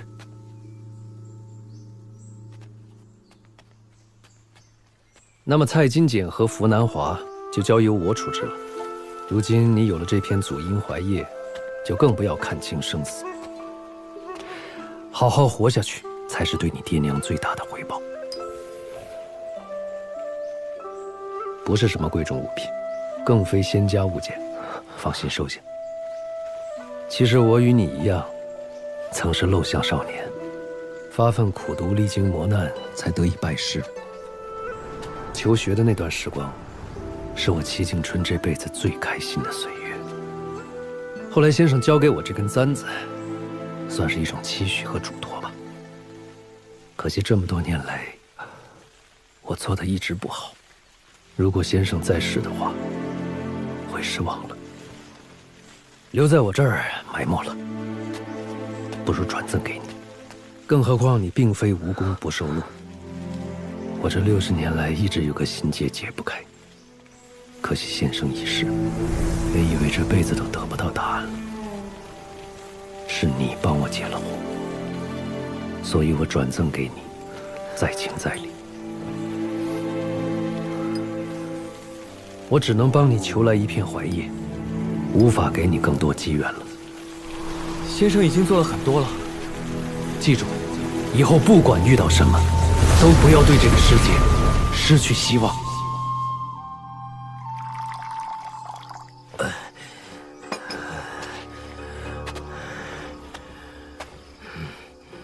简单收拾一下，明日我们就启程去书剑湖。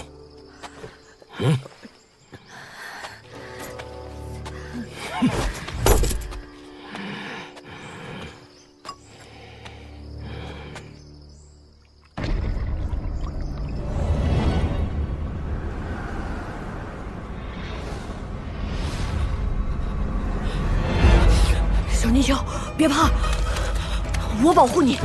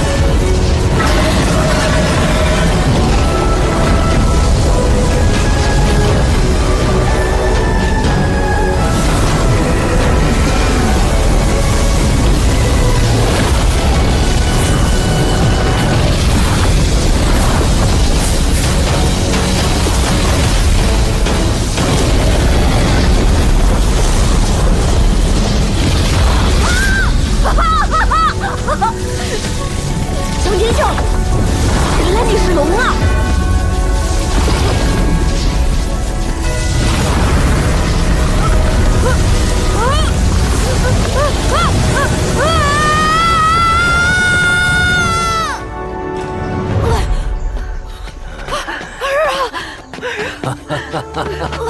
此行不亏，老夫收了个好徒弟，你就等着母凭子贵吧。孩子大爹，你听到没有？我们灿儿一定会有大出息的。你们家有没有留下什么老物件？一并带上，即刻启程。爹不是留下个多宝阁吗？藏在柜子上吃灰的那个。带我去看看。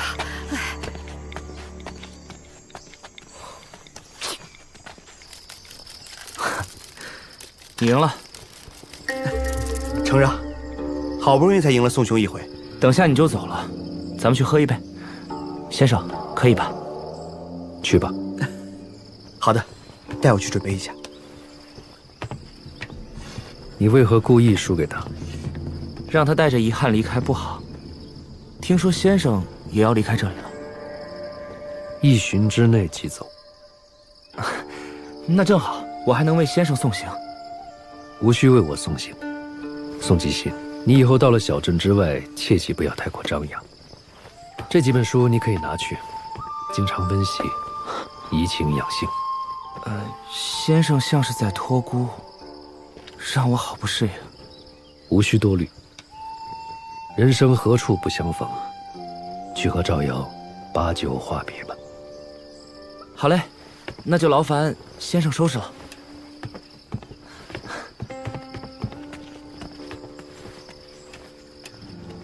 你好自为之。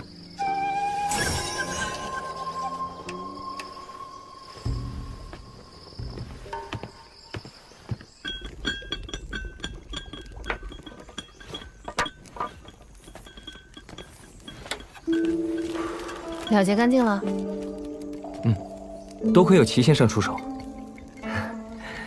话说回来，上次要不是齐先生出来捣浆糊，你以后就算是逃到天涯海角，也逃不出书简湖、云霞山、老龙城他们的3方围剿捕杀。别说是刘之茂，就算是福南华一根指头，都能碾得你魂飞魄散。我知道。知道个屁！那你知不知道，你拳头不硬的话，根本没人在乎你的对错。不管别人听不听，道理就是道理，对吧？对你个大头鬼！宁姑娘，这是齐先生送给我的，可以看，但是要小心啊。颜念君子，温其如玉。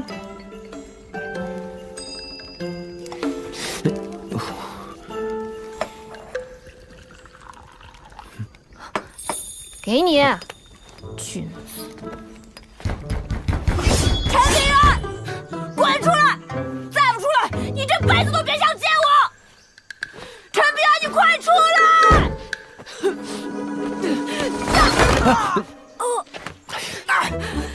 你大爷的！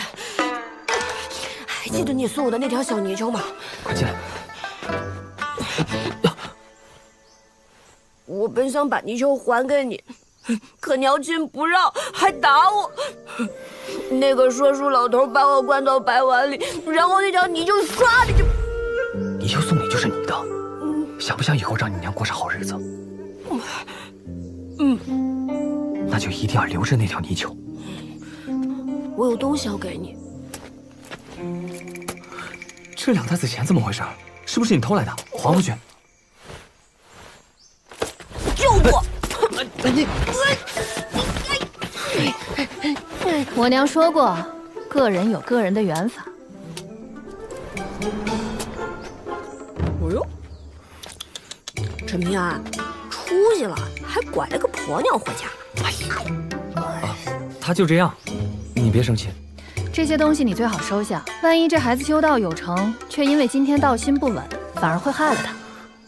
哎呦，头发长，见识也长，果然比志贵那小娘们靠谱。行了，古菜，走了。顾灿，千万记得小心你师傅。放心，有小泥鳅在，那臭老头不敢拿我们怎么样。照顾好你娘，别总让她担心。顾菜，顾灿，你有没有拿到一片槐叶？也不知道哪个挨钱刀的，给我塞了这么多烂叶子。一定要收好，最好连你娘都不要知道，为了你好，也为了她好。好，这下我就真的放心了。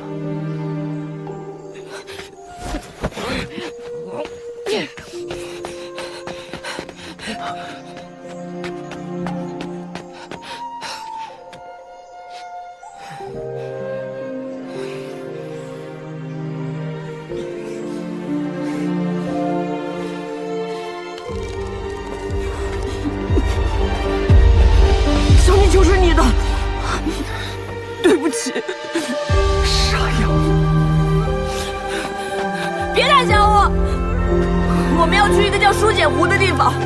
你以后要是娶不着媳妇儿，就来找我，我送你17、8个。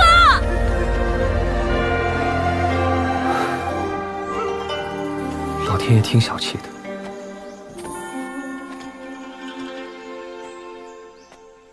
莫愁前路无知己。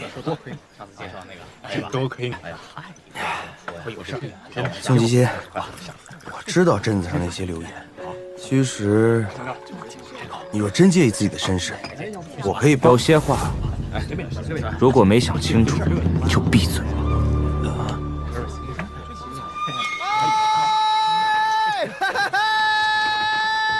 外面有个傻子。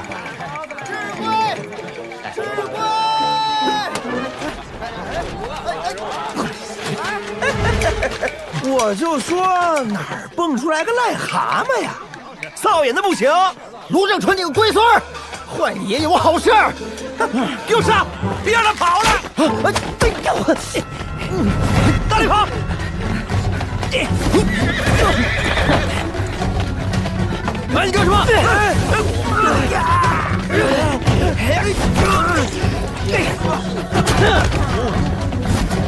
我的眼睛！别让我抓到你！上！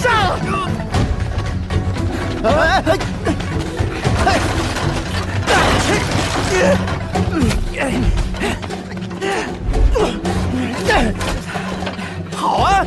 我让你跑！卢正淳，你给我等着瞧！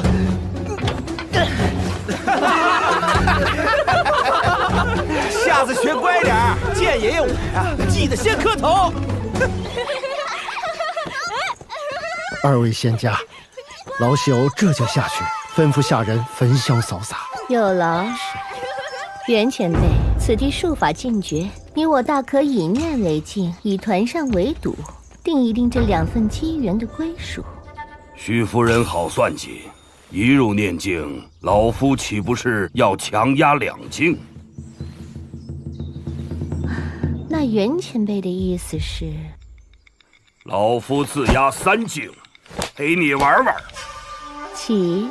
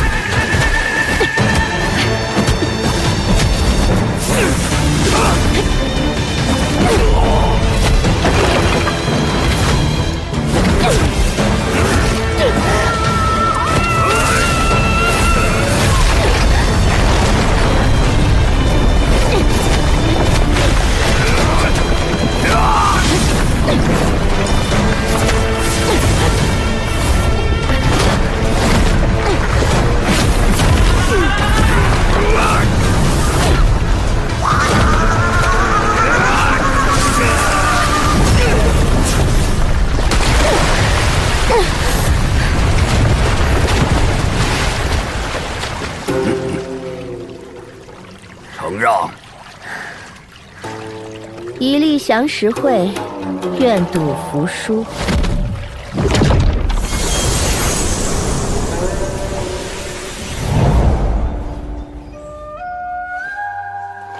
夫人，保家我正阳山无意染指，但那剑经此次势在必得。老爷，二位少爷回来了，小声点，别惊动了贵客。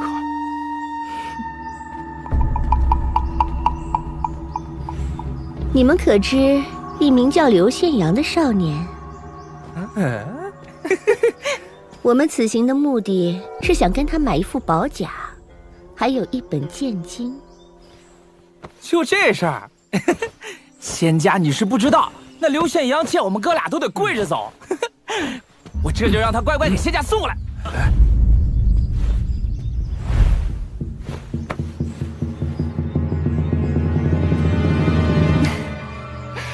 你情我愿才叫机缘啊！仙家说的是。那个少年不知宝甲玄机，若我们外乡人唐突上门，会使他起疑心，难成买卖，因此才找上你们。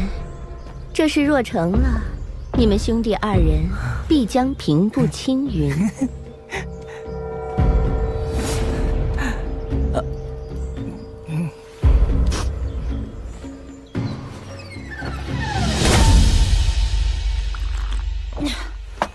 那位齐先生虽然有心帮你，但他现在处境不妙，怕他之后管不着你的生死。我宁瑶为人处事，滴水之恩也会涌泉相报。瞪我一眼，我就睚眦必报。你救了我一命，我自会答应帮你做一件事。但咱俩毕竟没那么深厚的情分，如果你想让我帮你做2件事，就需要一袋金铜钱作为报酬。宁姑娘，你不用觉得亏欠我什么，救你的是陆道长。如果不是当时我以为自己死定了，想着陆道长能再帮我爹娘做些什么，哎呀，好了好了，还是谈报酬的事吧。比如这袋迎春钱我就很喜欢，其他2袋样式不好看，注纹也不讨喜。这些铜钱还分不同的种类？那可不，这是压胜钱，庆贺上梁用的，这叫迎春钱。皇宫里每年都会用它悬挂桃符。至于这个供养钱嘛，哼，城隍爷塑像拿在掌心里的就是它喽。哎呀，算了，我欠了你一个天大的人情，不该趁火打劫的。你就当我什么都没说。我报答你救命之恩一事，一定会偿还。但在这之前，你要好好的，别一不小心就死了。离开小镇后，我自会帮你解决后顾之忧。不过丑话说在前头，我只会量力而行。这个，还有这个，这些都送给你了。哎，陈平安，你是不是喜欢我？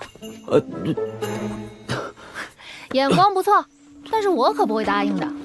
我宁瑶喜欢的男人，一定要是全天下最厉害的剑仙，全天下最厉害大剑仙。管他是谁，在他的剑前都要给他低头让路。宁姑娘，你误会了，我没有喜欢你。啊，这么点喜欢也没有？没有，宁姑娘你放心，我真没有。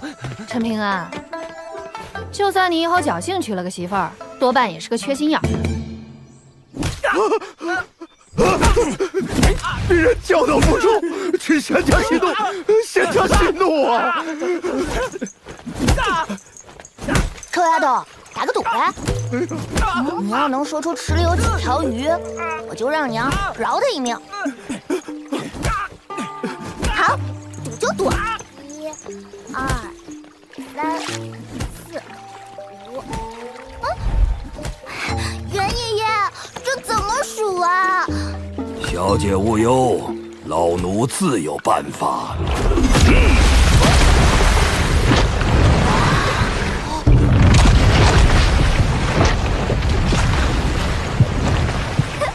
池中1条鱼也没有了。我输了。啊！你们继续。小孩子的话算数哦。仙家息怒，息怒啊！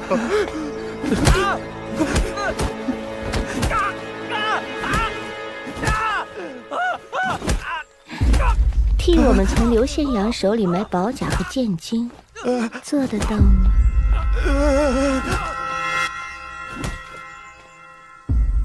哎，有句诗说的什么来着？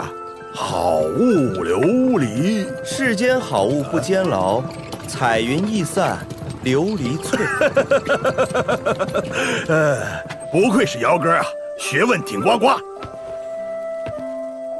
君子当坐如诗，立如棋，礼从仪，始从俗。夫礼者，所以定亲疏，决贤矣，别同义，明是非也。树挪死，人挪活，泥土挪窝成了佛。如果可以的话，请你们告诉我爹娘，我现在过得很好。后会有期，后会有期。哎，怕是难喽。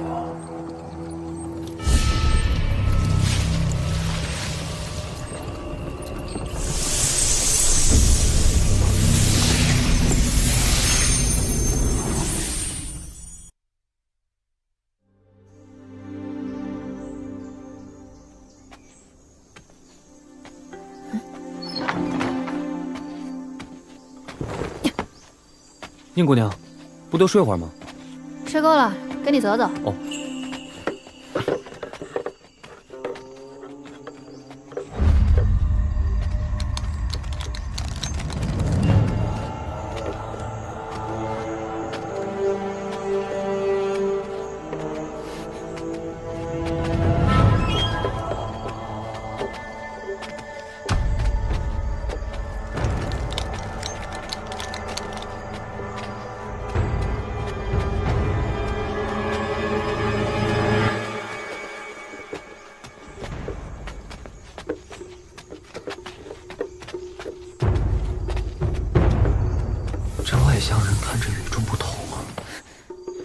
刚才好险，那个关老爷看着挺和气的。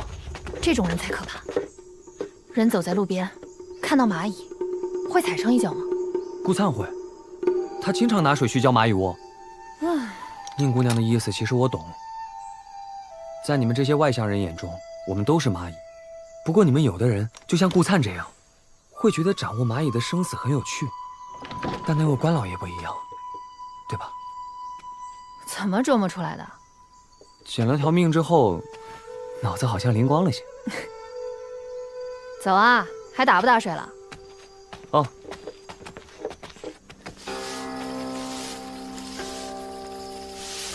唉，下来下去都是死局一盘，无解。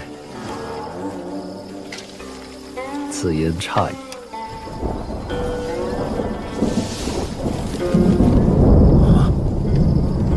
这是逆势而为啊，师兄，会犯大忌的。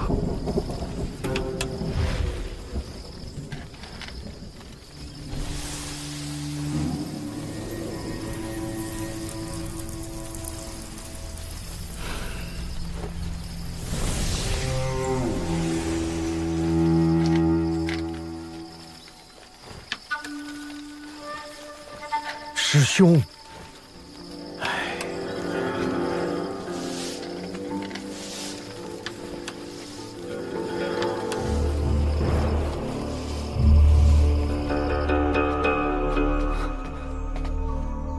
真不把自己当外人啊！你究竟是谁？来我家做什么？这些年的清苦，对你也是一种历练。行了，收拾下行李，离开前跟我去趟廊桥，磕几个头。凭什么？当然凭本王是你小子的亲叔叔。大黎王朝武道第一人。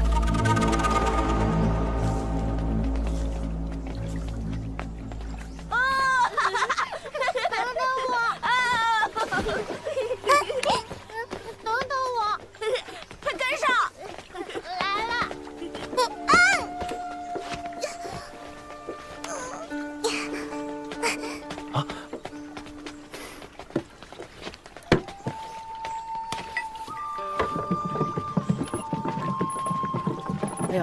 你也来了？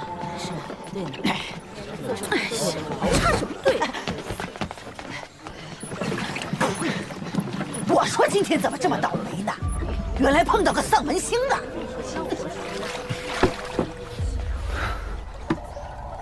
帮个忙。哦，好。哎，干什么呢？有些姑娘家的，总算是可以开脸脚面了。反正走起路来，双腿也没法子并拢啊，这是大喜事儿啊！终于不用小姐身子丫鬟命了，能光明正大的被叫夫人了。没出息的贱泥坯，害死了爹娘，还有脸活在世上？知道自己注定没本事娶媳妇儿，就舔着脸勾搭别人家的婢女，真是天造地设的一对狗男女。干脆在一起好了。反正倪萍巷就是住垃圾贱种的地儿，以后生出来的孩子，说不准还能在倪萍巷称王称霸呢。你快看，让我说中了吧？啊，真是一对儿贱，不，3个贱人。老死的东西！我忍你很久了。媳妇儿，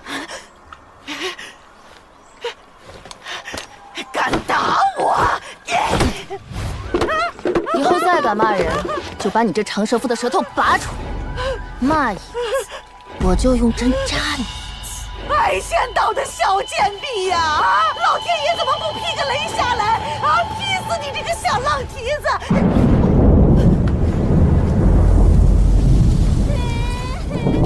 都让开！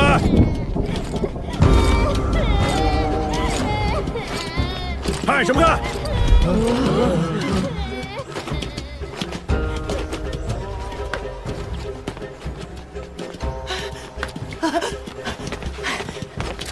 乖孙子，别骂别骂。蝼蚁。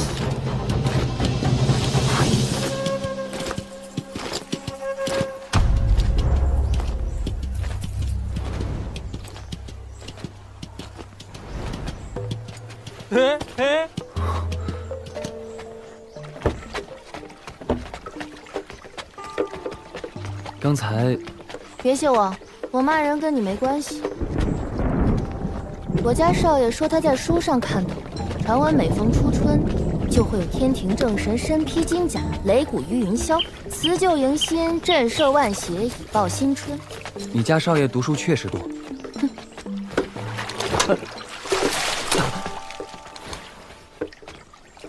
哎，刘星，咱俩可以再商量。算我求你了，行不行？哟，卢大少爷，你硬气点！你好歹是个纨绔子弟，咋就那么喜欢给外人当狗腿？哎，我还告诉你，宝甲是我家祖传的，绝对不卖。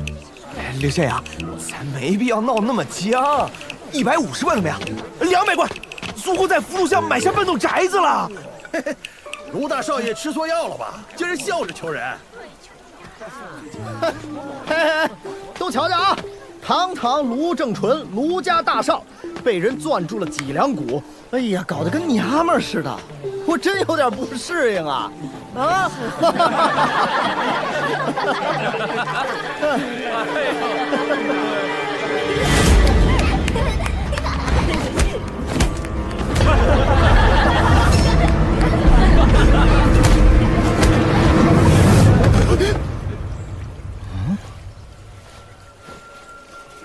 刘县阳，我求求你了，刘县阳，你就卖给我吧！哎，求求我可没动手啊！你别想讹人。算了，我求你了，之前的事我给你认错，行不行？刘县阳，我求你了，求你了，卖给我吧，卖我吧！事出反常必有妖。哎，哥们儿，你在这这么整，算哪门子事儿啊？回去商量个公道价，才200贯，那帮贵人不嫌掉价吗？对，只要你肯松口就好，我这就去办。师兄弟，够意思。拜阮师傅为师了吗？急啥？像我这种手脚利索又吃苦耐劳的学徒，打着灯笼也难找啊。明儿个就去。今儿先糊弄一下这个卢真纯，等拜了师，一切都好说。你爷爷留给你的宝甲，你可别放家里啊！哎呀，放心吧，兄弟。你怎么？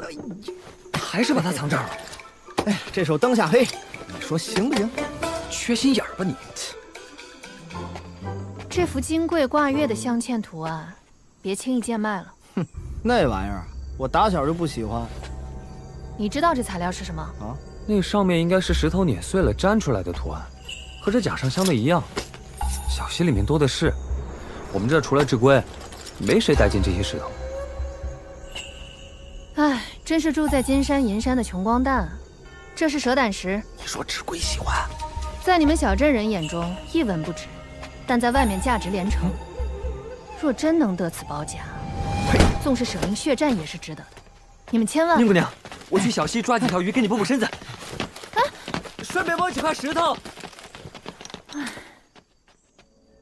鄙人崔明皇，拜见大黎藩王。不愧是观湖书院的何比郎啊，居然知道我的行踪。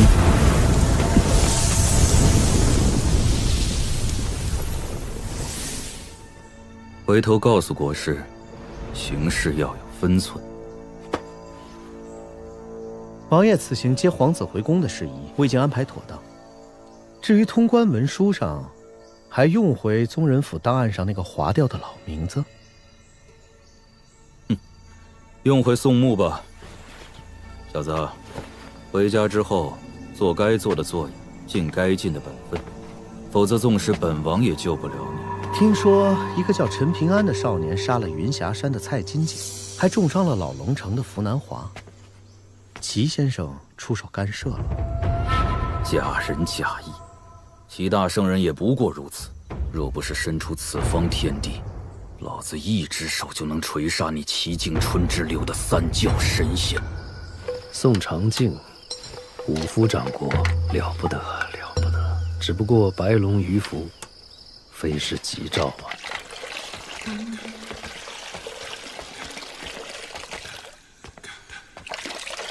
志龟，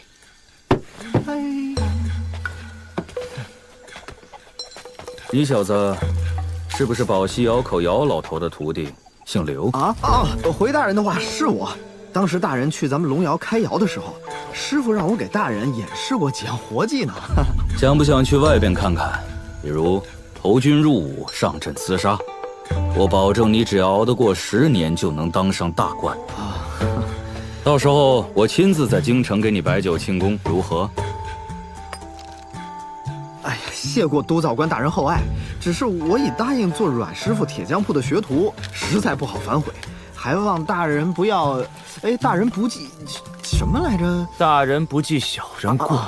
无妨，等你哪天有机会走出小镇，可以去最近的丹阳山口找一个叫刘林熙的武人，说是京城宋长敬推荐你来此投军。他若不信，你就说，你刘林熙还欠他宋长敬3万颗大隋边旗的头颅。人家大隋皇子赶来这座位于敌国腹地的小镇，你呢，自家国土上都不敢信步而行。志贵，去买身好衣裳，咱们以后不用攒钱了。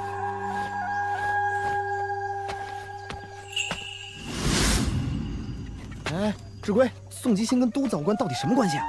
窝囊废！怎么了？不过是认识个管烧瓷的官老爷，了不起啊！佛正一炷香，人争一口气。哼哼，可惜窝囊废就只有一肚子窝囊气。王珠，有本事你再说一遍！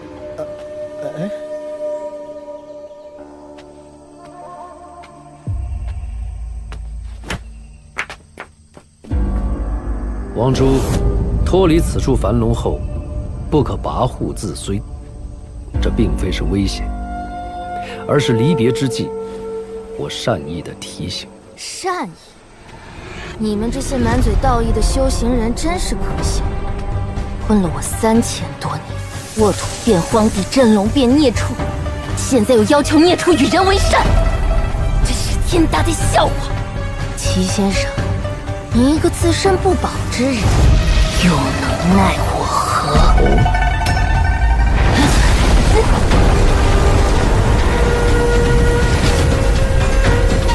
我知道你有无尽的怨恨，我也并非容不得异类，但泛滥施行的慈悲之举，从来不是真正的三教教义。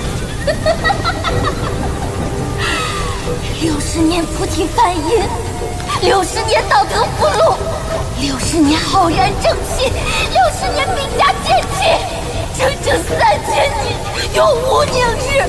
可惜你们所谓的大义，我看得到、听得到，就是找不到，根本就是你们哄骗蝼蚁的。你听不懂道理无妨，但最起码要懂得知恩图报。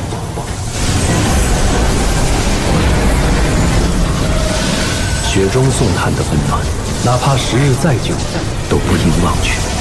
当年在你最虚弱之时，不得不低头俯首，主动与人缔结契约，是陈平安救了你，而你却一点点蚕食掉他仅剩的技术。你不顾恩德，还忘恩负义。饿了就找东西吃，天经地义。陈平安命中注定没有机缘，早死早投胎，对他也是件好事。住口！人生各有命数缘法，其实你可以一言断之。这一线生机是圣人们恩赐你的，别说镇压你3000年，3万年又有何难？他的恩赐，我不稀罕。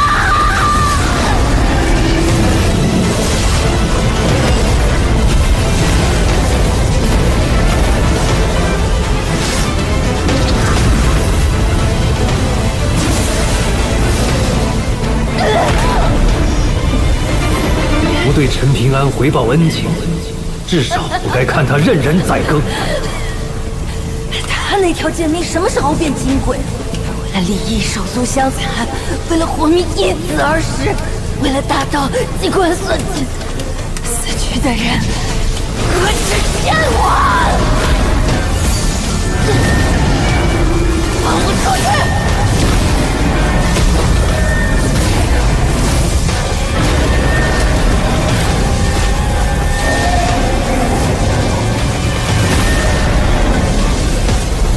放肆！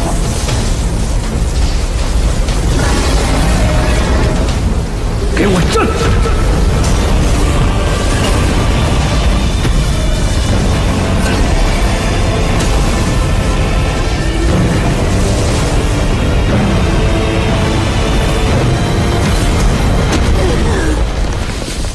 ！3次围压，是要你礼敬天地、苍生、大道。我教礼仪，旨在为万物苍生谋取另一种自由。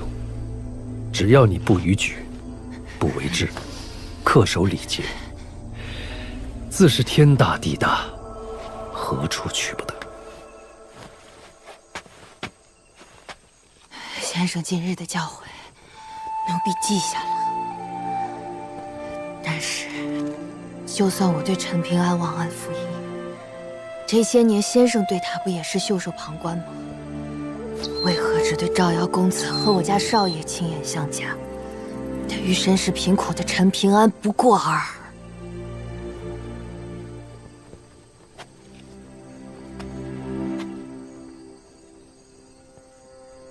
天行健，君子以自强不息。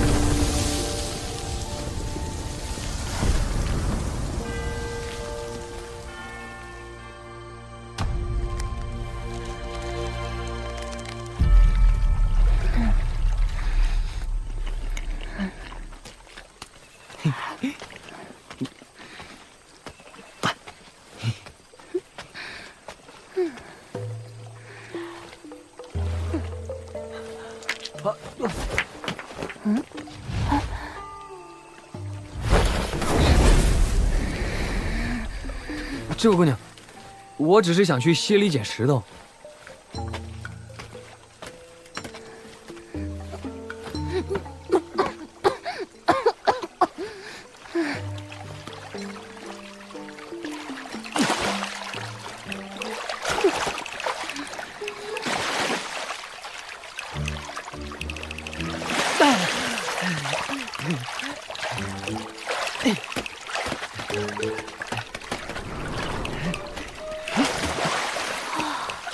厉害的，厉害的。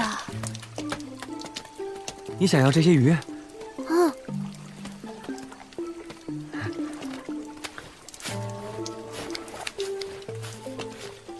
这3条鱼都送给你好了。谢谢。但是接下来抓的鱼，我要熬汤给朋友补身体，不能再送给你了。和你换呢？不能换。糕点好吃，但不如鱼汤养人。哎。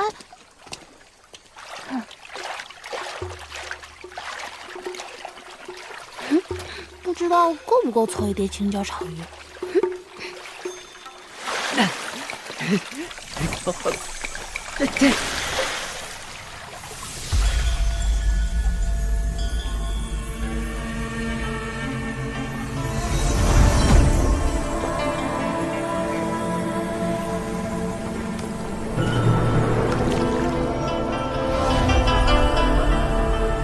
他就是那位少年。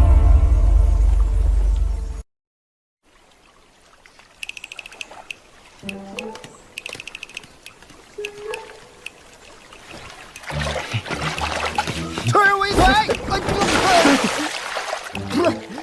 哎，你小子真狠啊！哼，咱以后就是阮师傅的半个开山大弟子了。太好了！哎呀，要是没有那个条件就完美了。什么？阮师傅说了，绝不允许我跨过廊桥半步，否则就打断我的腿。嗯？嘘，姓宋的搞什么幺蛾子啊？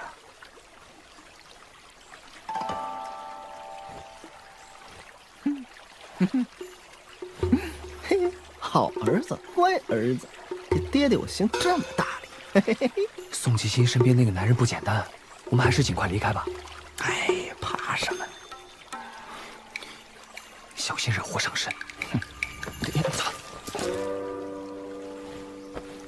如果本王没有记错，你们小镇3000年来，不管发生多大的洪水，都未能没过那袖剑条的剑剑。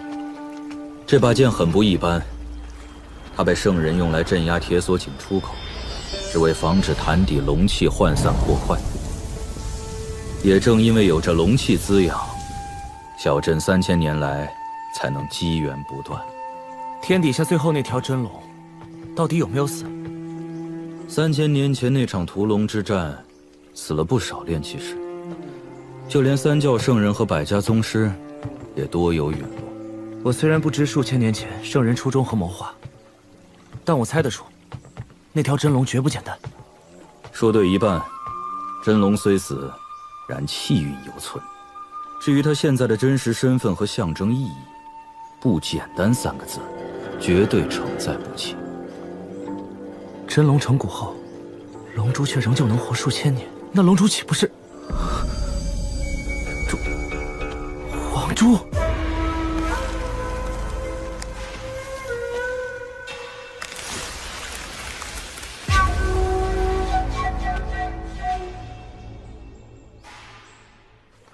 竟然是之鬼！总之，牢牢记住，大黎所有谋划心血，皆为风生水起。以后到了京城气量大些，时刻保持谨言慎行。还有，更要去提防一个人。提防一个人？国师绣虎。我大黎能够在短短的50年之中，破江至140郡1500城，有此人一半的功劳。那另一半的功劳？小子，你猜的没错，另一半就在这里。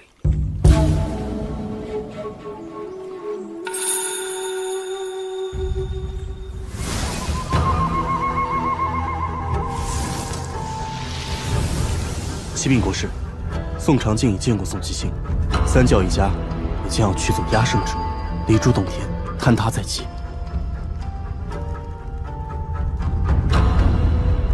齐静春仍旧没有要离开的意思。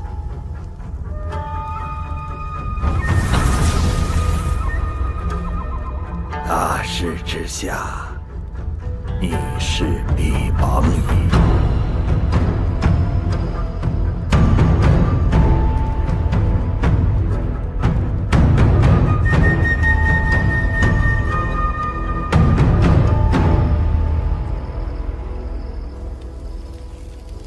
爹，你为什么不收陈平安为徒啊？哎呀，那娃儿性情挺好，但是根骨太差了。就算爹收下，他也会被其他师弟们拉开距离。那万一到时候又多出个柳师兄来，何必？再者，这个少年过于平凡，教也白教。哎，普通人哪里不好了？不收就不收，他的鱼你也别吃了。你私下里跟他认识了？人家作业里好心送的呢。作业？哎，还干啥了？爹！哎呀，我跟你说啊，那孩子就像鱼饵，爹不希望你误打误撞毁了幕后人的谋划，从而招来祸端。哎呀，你以后跟那孩子别走得太近啊！你吃成个胖丢，看谁敢娶你！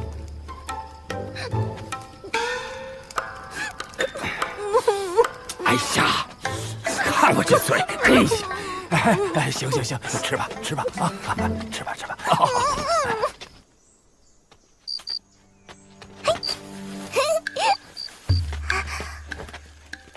啊，你不是书院的李宝平吗？怎么不在学处读书啊？哎呀，你可别告诉齐先生，我这就回去。哪儿去了？哎，别跑！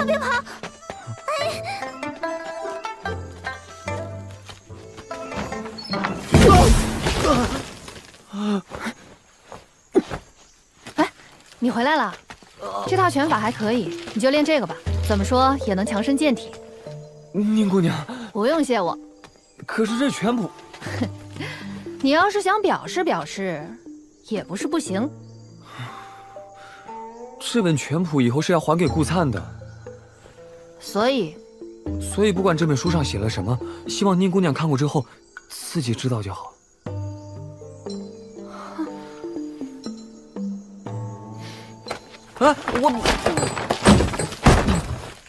你当我稀罕你这破拳谱啊？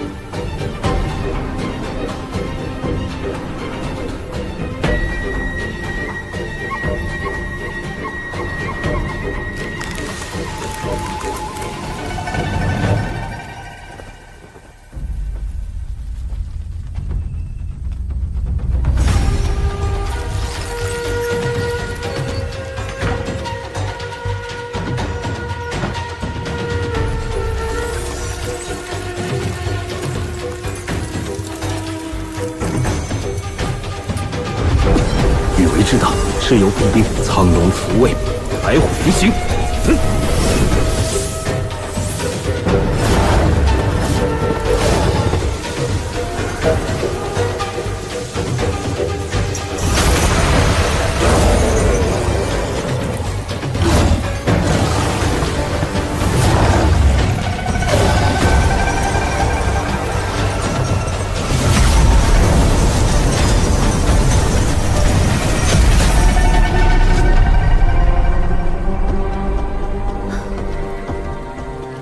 今晚三教修士取走压胜之物，虽说已获得大理的许可，名正言顺，可咱们真的要如此无视齐先生，连招呼都不打吗？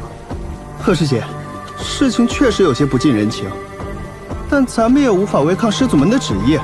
这离珠洞天终究躲不过破碎之劫。罢了，云转太虚，浩劫之初，诈侠诈耳，破尘破夫。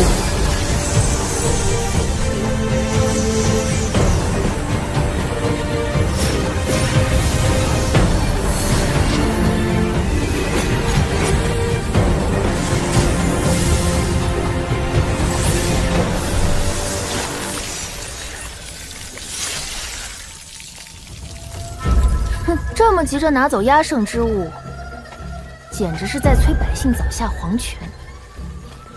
这就是满口道义的圣人做派，恶心！你们也配指责我？几千年了，你们子孙从我这里获得的机缘数不胜数，我以前没计较，现在还我一分利息，这账就算消了。给脸不要脸是不是？卢李赵宋，你们4大姓，每家最少掉3片槐叶，少1片，我王珠跟你们没完。姓宋的，大黎王朝跟你们姓，最大的功臣是谁啊？信不信我一出去，就让大黎改姓？姓曹的，曹溪这个兔崽子是怎么当上一国真君的？还用说吗？姓谢的，当初要不是我，谢氏他早就被洪水冲走了。1片槐叶，1份机缘，你们不多给我1片，说得过去吗？其他家族都死绝了，你们自己看看，小镇就快要崩塌了。那些肉眼凡胎的百姓却什么都觉察不到，还有那些狗屁圣人教导别人规矩，自己恶人祸影，早晚天诛地灭，不得好死。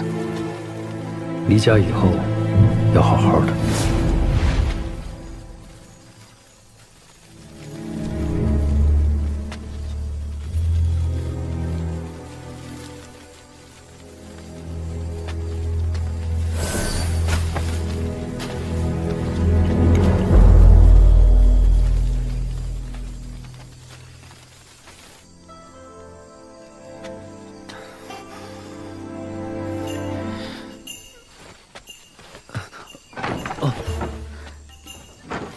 想好了再说话，道歉的机会可只有1次。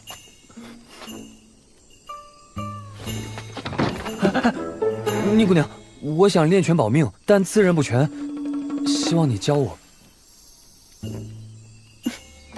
你就不怕我据为己有？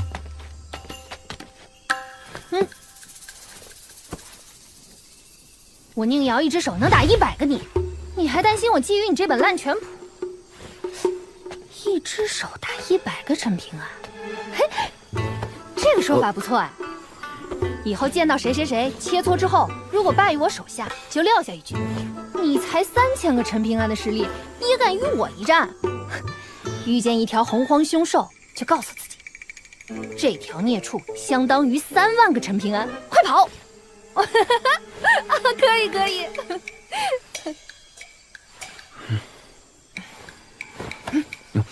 这拳法名叫撼山，你可以称这本书为《撼山谱》。看皮肤一生搬山入水，悟此拳法，众生死神意，观天下武学，必积一席之地。望有缘人将其发扬光大。宁姑娘，这个字怎么念啊？滚！真念滚！此拳物自于大力关羽，拳是滚走之势，拳刚如泼墨大雨。听上去这拳法很威猛啊！那也要看境界高低。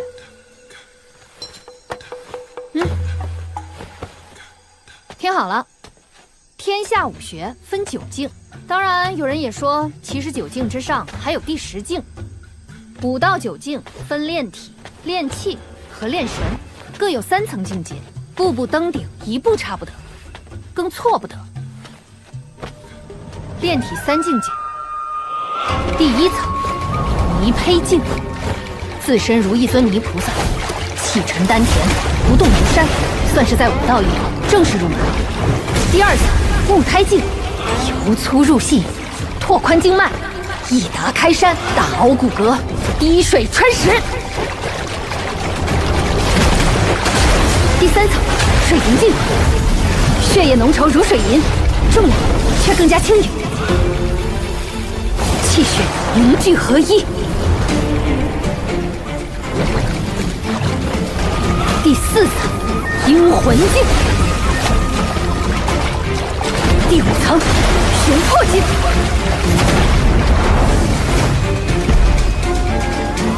第6层，无胆境。第7层，金身境。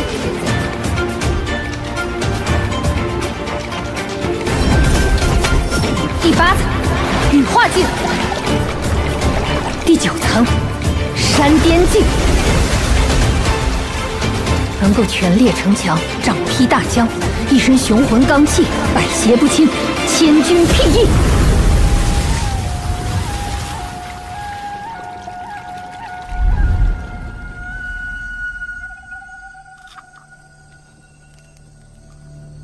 先生，雷音塔、天师印、小建筑，这世道兵3家的压胜之物已被取走，我也会取走咱们教的山岳玉牌。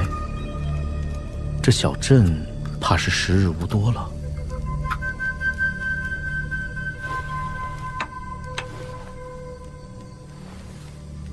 先生，可想继承某人遗愿，继续为万世开太平？容我考虑考虑。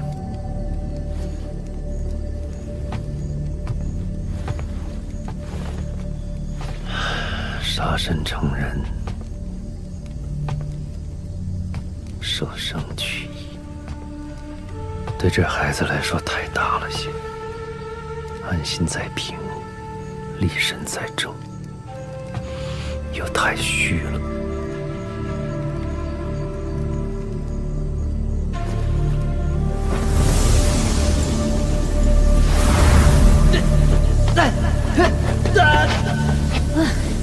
你这个练法，别说第9境了，第1境也到不了。宁姑娘，您放心，我听齐先生说过，读书百遍，其义自现。我想习武也是一样的道理，练拳几万次不行，那就几10万次、100万次。哦，你说的，练100万次哦。大丈夫说到做到。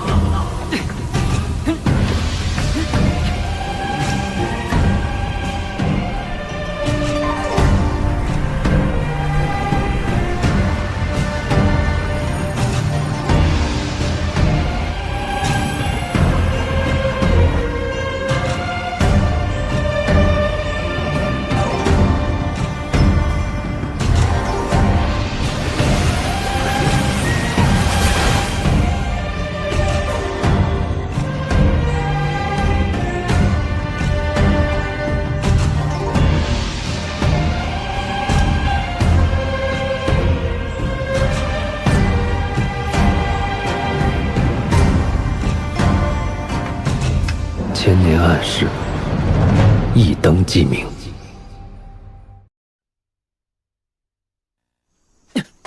拳走人动，脚跪地，如汤烂泥，势如大雪击西，缓缓而行。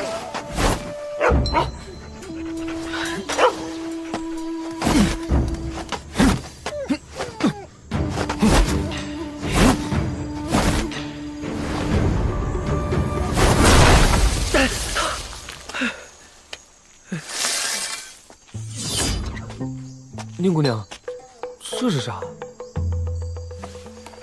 学拳之前需做3件事：站桩、走桩和睡桩。睡桩讲究窍穴积淀和气息流转。先不说它便是，站桩、走桩，无需考虑天赋根骨。你如果长久坚持下去，强健体魄和延年益寿，不是没有可能。来，我给你演示一下走桩，看仔细了。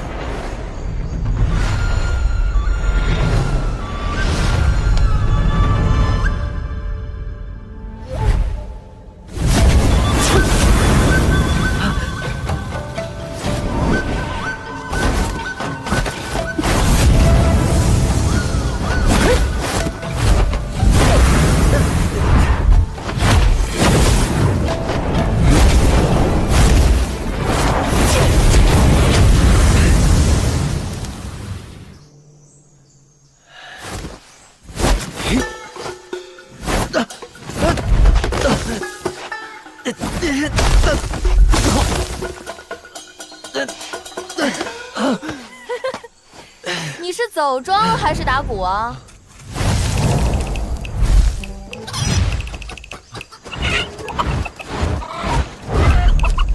老母鸡都比你这个废物走得好。这玩意儿怎么教啊？我生下来就是世间第一等的剑仙之体，这些基础打娘胎里就应该会。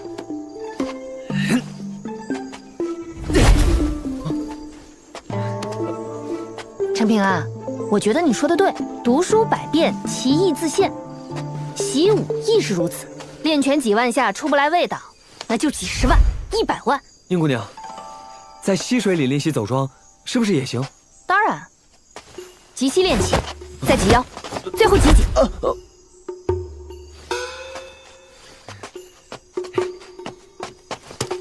哎，你练拳拿鱼篓干什么？顺便摸石头。以后不叫你财迷，叫你陈石头好了。就先练100万次。世上怎么会有陈平安这样毫无悟性、天资还如此糟糕的笨蛋？哎，他不会真傻到会练100万次拳吧？我是不是给他挖了一个天大的坑啊？此地灵气流溢极其旺盛，我要在此淬炼心境，你们看护好我。遵命，小姐。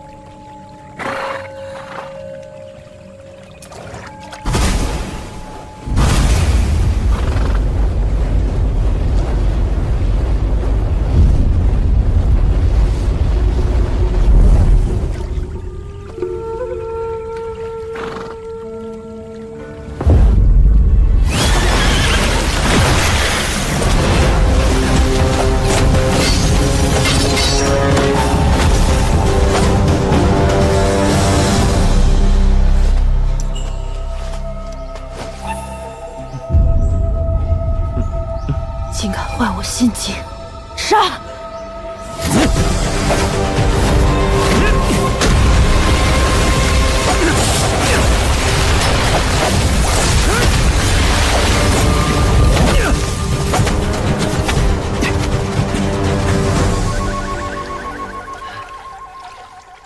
蛇胆石怎么变少了？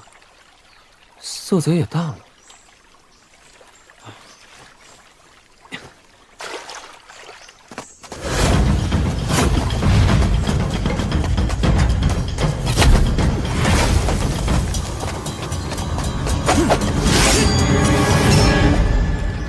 天坚持5到6个时辰，100万次的话，需要10年。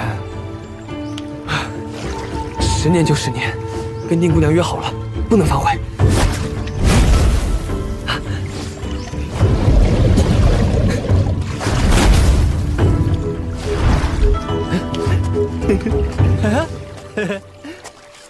哎，厉害的，在哪儿啊？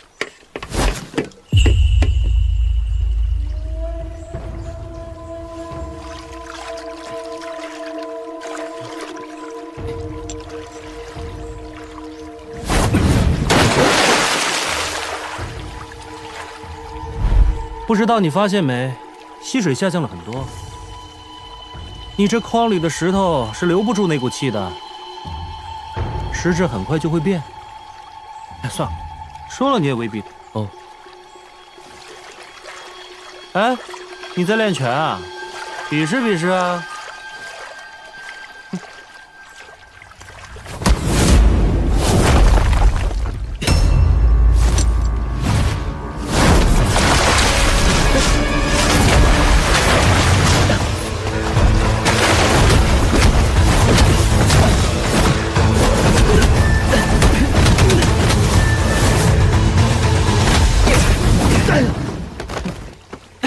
原来你也不傻嘛，跟我差不多，是一路人。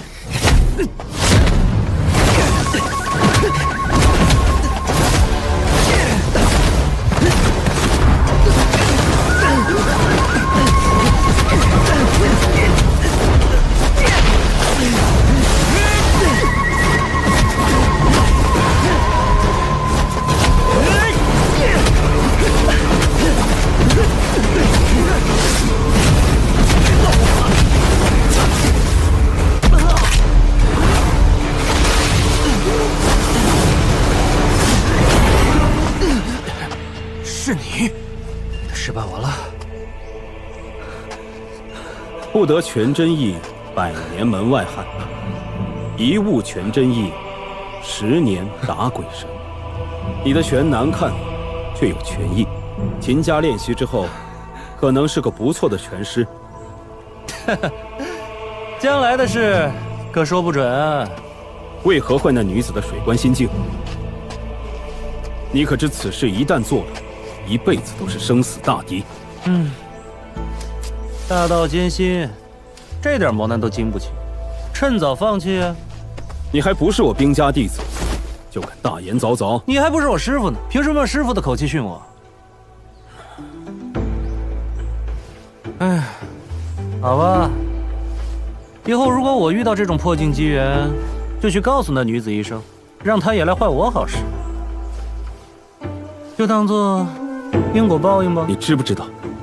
若是事事以自己之力衡量众人，总有一天会遇到心气不好的强手，到时候一拳打断你的长生桥，你又如何自处？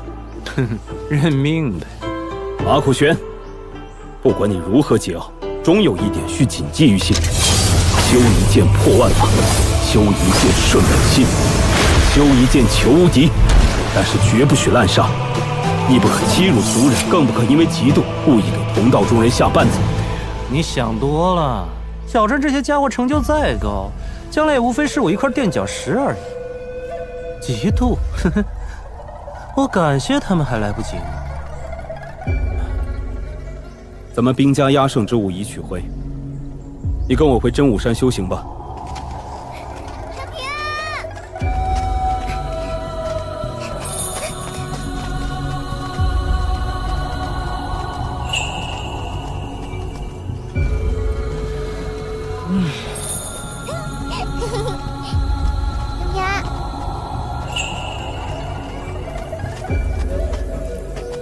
关于马苦玄，当真没有回旋的余地。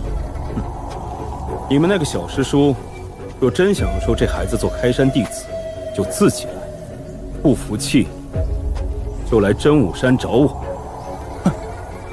无非是让我们小师叔多跑一趟，何苦呢？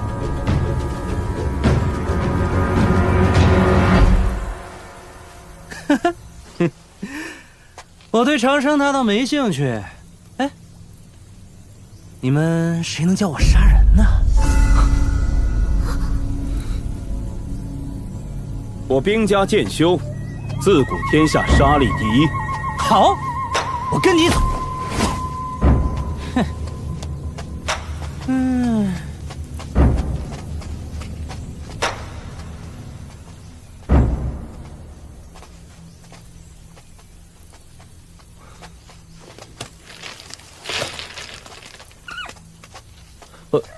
你是西服之人，可惜你我缘浅，做不成道友。你也知道了这些石子的妙用。有位算命的道长提醒过我，常来小溪捡石头、抓鱼。啊，你也认识我们那位陆小师叔？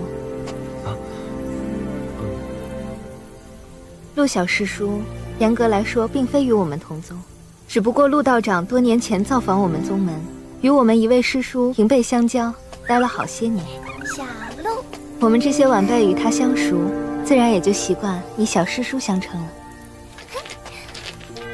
那以后见到陆道长的话，能不能帮我送给他？哇，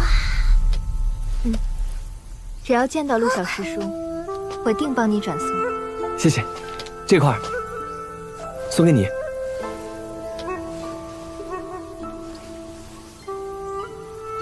仙子姐姐，这石头好漂亮啊！你叫李宝平吧？谢谢你带我们找到了马苦玄。若是你想要这石头，就送你吧。好啊，我送你，你挑吧。那我挑块好看的。我走了。师姐，那陈平安和马苦玄简直是云泥之别，你为何还要与他结善缘？顺其自然而已。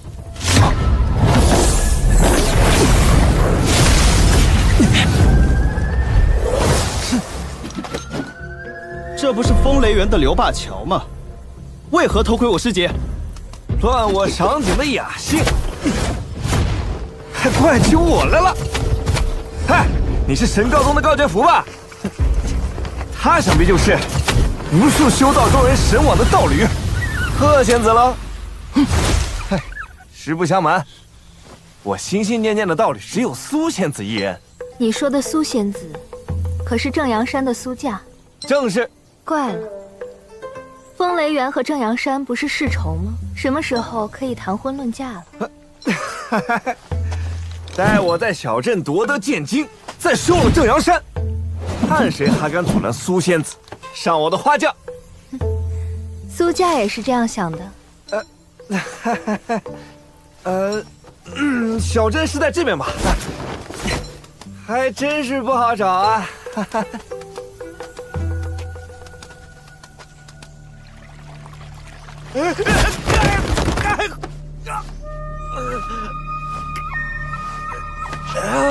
夫人，刘仙阳那小子太狡猾了，居然拜了阮琼为师，还给他立了规矩，不许他越过廊桥。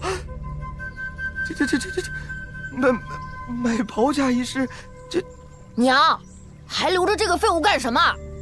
打死算了。哎呀，莫气莫气，保甲早晚都是你的，只不过现在需要一个良机。狗屁良机！管他什么硬穷软穷的，直接把姓刘的抓来，一顿板子，我不信他不卖。夫人，风雷园，正阳山的世仇风雷园，他们也来了。真是天赐良机呀！不管风雷园来的是谁，只要让他和正阳山的人对上，定会闹个天翻地覆。儿啊，娘保证这2天就把宝甲交到你手上。985，986。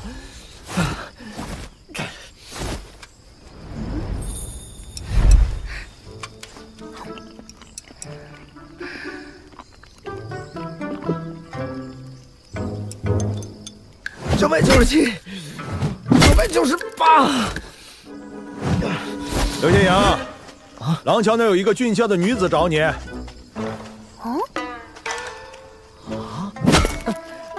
哎，师傅，1000次了啊！我去趟茅房。就算师傅发现我偷跑，只要不过廊桥，肯定没事儿。爹，没看见刘仙阳跑了吗？为啥不管？是不是看见的事情都要管？那爹第一个要管的，就是没收了这盘红烧肉。爹爹要是不讲道理，我以后天天吃，敞开了吃。哎呀，打铁锻造最忌讳虚头巴脑。刘仙阳就像这把剑条，是块好料不假，可惜缺乏千锤百炼的磨砺和耐性，只能落得个一击就碎的后果。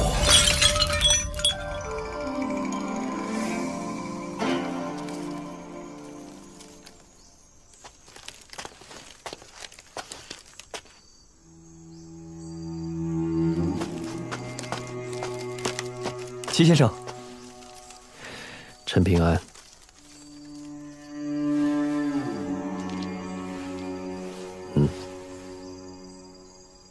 拿着，不是白送给你的，是我有事相求。好，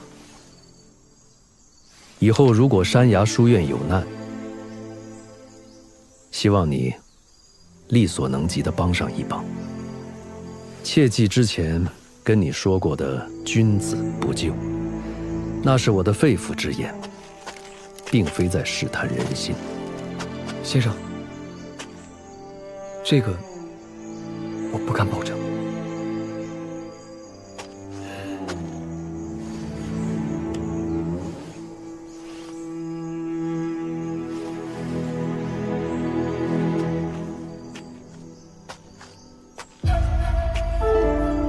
以后山崖书院若真有大困局，你心生悔意也无需愧疚，不用刻意为之。但陈平安，即使我这样说，你也不会这样做吧？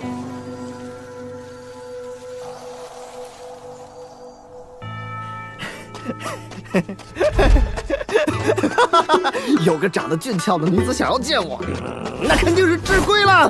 难道她终于想通了，想要跟我私定终身？哎，媳妇儿，媳妇儿。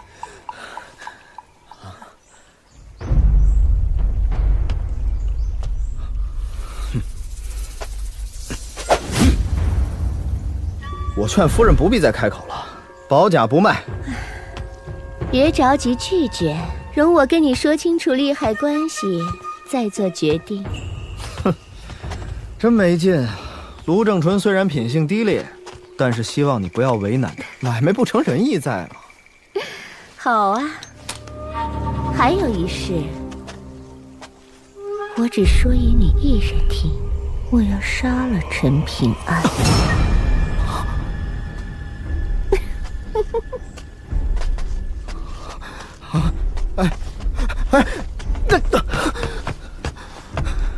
切莫跨过廊桥半步，否则打断你的腿。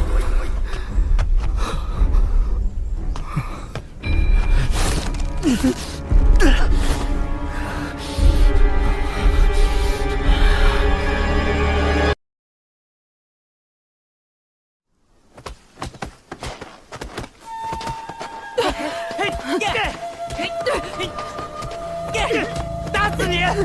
给我朝脸上打！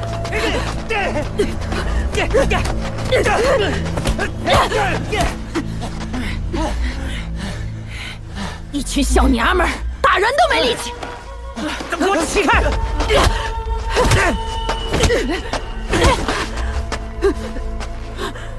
没吃饱吗？你个孬种！呸！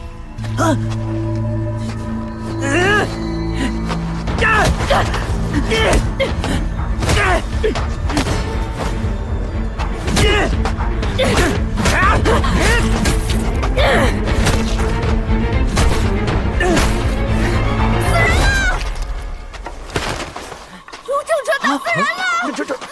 这都是谁家的孩子？哎，小孩，别打了！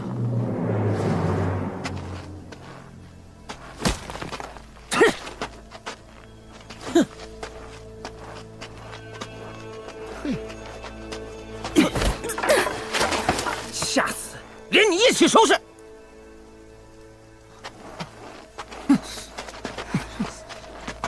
呸！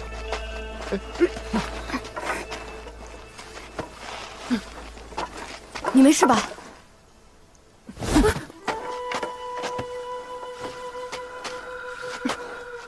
你叫陈平安是吧？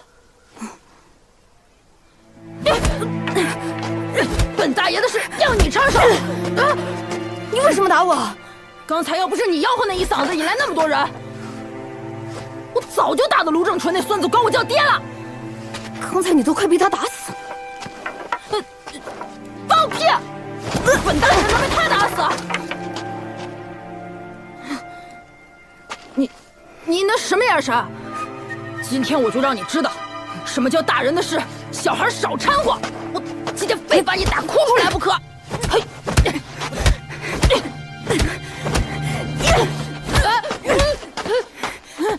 打我也不哭。行啊，挺硬气啊！以后我见你一次打你一次，直到你哭出来为止。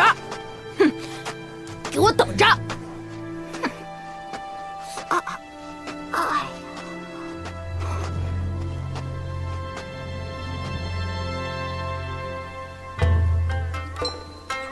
站住！我就不信打不哭你！别跑！站住！臭小子，还真是条泥鳅！来，站住！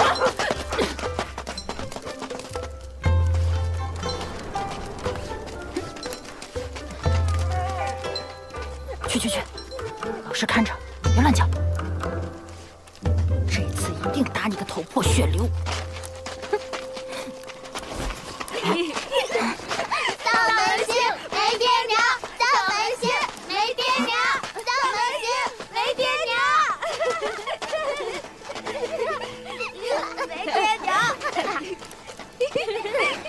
怂包，没爹娘有什么好哭的？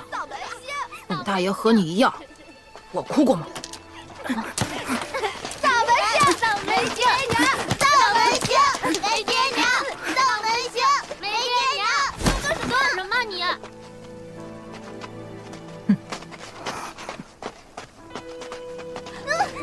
快跑！快走，快走，快跑！丧门星，每次见你准倒霉。我打不过你，但你也别想让我哭出来。哎，我叫刘宪阳，以后我罩着你。这个能治。谢了。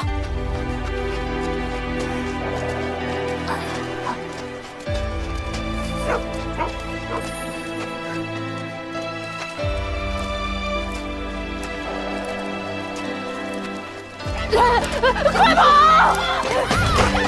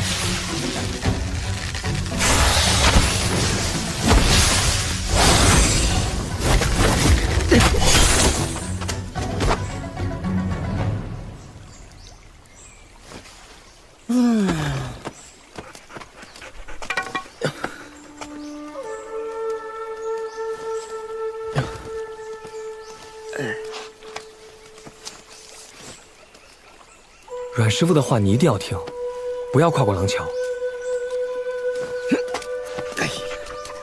知道了，知道了。哎，想过以后要离开小镇吗？出门总得有钱吧？而且我走了，房子万一垮了怎么办？还有我爹娘的坟，也得常去拔杂草。你看，你怎么总是想这么多呀？难怪宋吉新说你是鬼打墙的命，一辈子走不出这屁大点的地方。哎，我以后一定要出去看看，喝最好的酒，骑最快的马，我还要去看天一样高的山，去看最广阔的河。总之呢，我刘宪阳绝对不会这辈子都待在这里等死，所以麻烦你件事儿，你一会儿去我家，有个姓许的贵夫人会去找你，你呀什么都别说，只管把我藏宝甲的箱子交给她，她会给你一袋子钱，你可记得当面点情，25枚铜钱，可不许少了1枚啊！你疯了？你不是说不卖吗？哎呀，你懂个屁！大好前程摆在老子面前，为啥要白白错过呀？我爷爷临终前说过，实在没办法，宝甲能卖，但是剑经死也不卖。那对长得像猴一样的主仆想要剑经，所以啊，我把宝甲卖给贵夫人，是因为她答应帮我说服他们不要找我麻烦，就一个拖字诀。那你为啥不拖着那位夫人了？哎，我觉得不坏，就当破财免灾了。不再想想？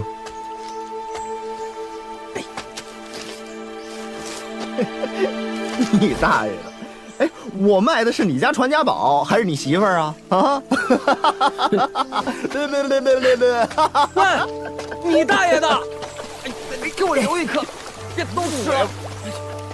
哎，这2袋钱，许氏一袋，红木样的主仆一袋。我希望宁姑娘能保护刘宪阳。你说过，想要托你办事，需要用金金铜钱作为报酬。真是烂好人，难怪穷的叮当响。别介意，我这个人说话比较直。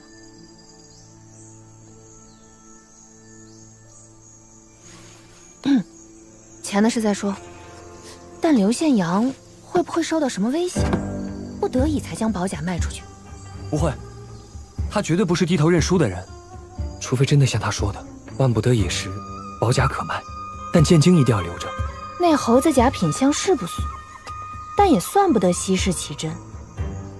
倒是那剑经，能让正阳山觊觎许久，肯定另有玄机。所以，卖宝甲留剑经，也是说得通的。哎，别瞎琢磨了，走，我陪你去他家。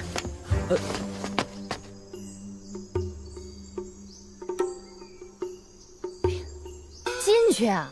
一会儿交易，咱们见机行事。大不了再把东西抢回来。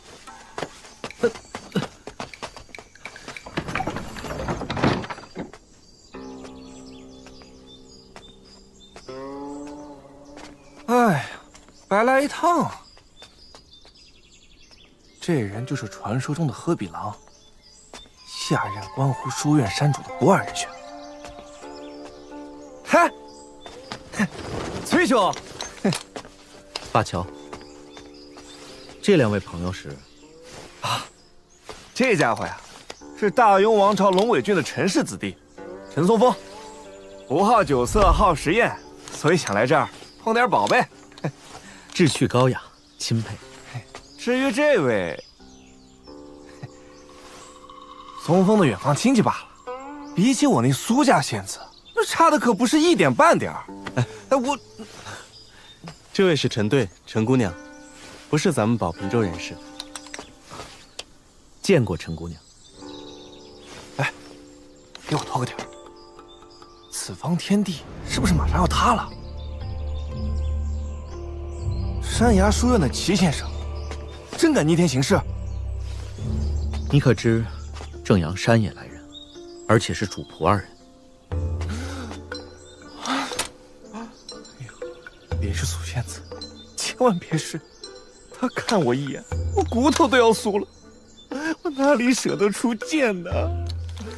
放心，是正阳山的搬山员，带着纯阳剑祖陶魁的宝贝孙女。啊，搬山员？那我还怕一头老畜生不成？咱们风雷园唯独不从那正阳山。风雷园和正阳山本是同根同源的剑道正祖，为何就不能解开死结？他们正阳山有位老祖，自不量力，挑战我风雷园园主。如今尸首的头颅上还插着我们的剑，他们有什么叫板的权利？这种话，你以后到了风雷园，千万别问半个字。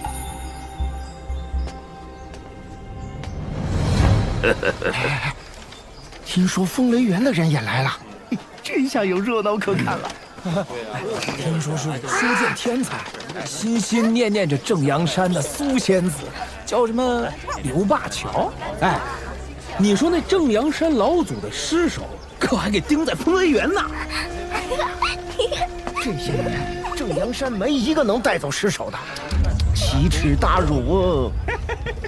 哎，我还听说啊，那刘宪阳已经把剑经卖给风雷园了。这样，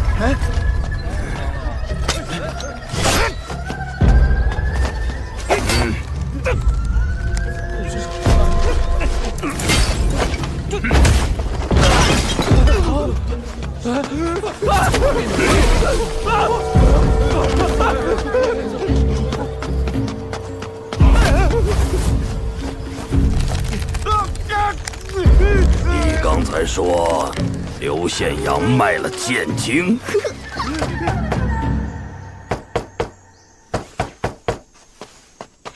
哎，平安兄弟，我们知道阮师傅不让刘大哥回家，这才托你来交易。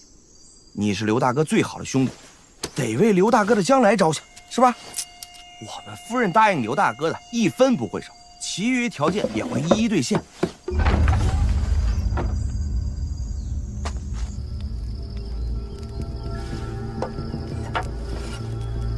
只要他刘宪阳不违背爹定下的规矩，不擅自跨过廊桥，爹保他没事。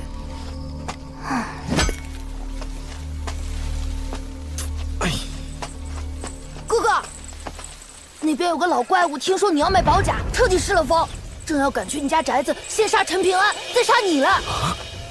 哎呀，不对呀，不是说好保我周全吗？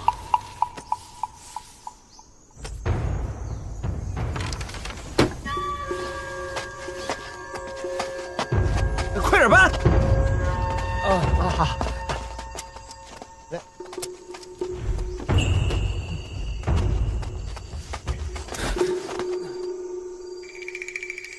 按你和刘先阳的约定，之后不会再有人找他麻烦吗？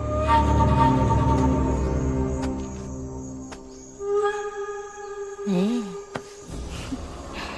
这里可是离珠洞天。刘宪阳真的很把你当朋友啊！再不去就来不及了。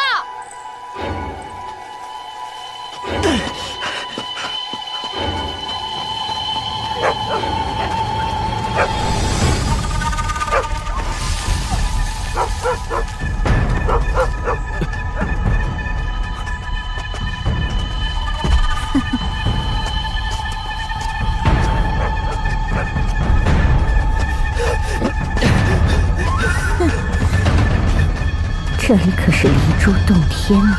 机缘之争，从来都是你死我活。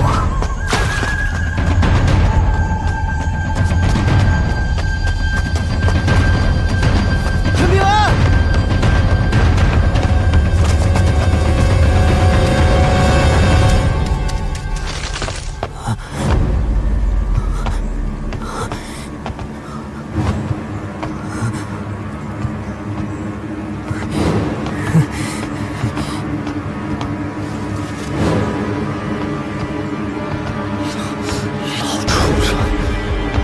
陈平安怎样了？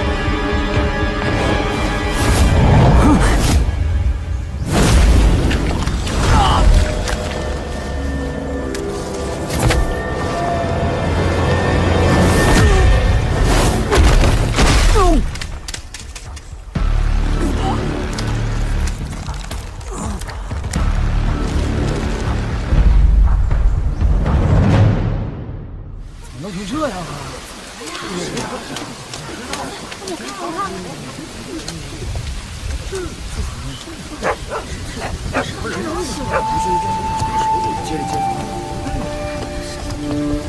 爹，你就眼睁睁看着。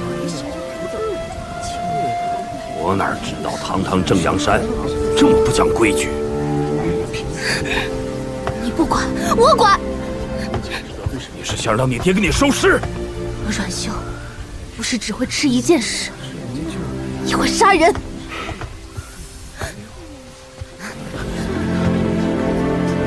真的呀，这是。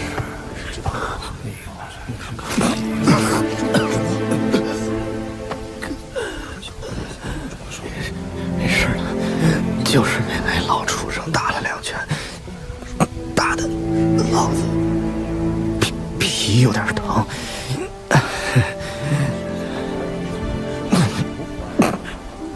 那婆娘说不交保甲，他就杀你。放松啊！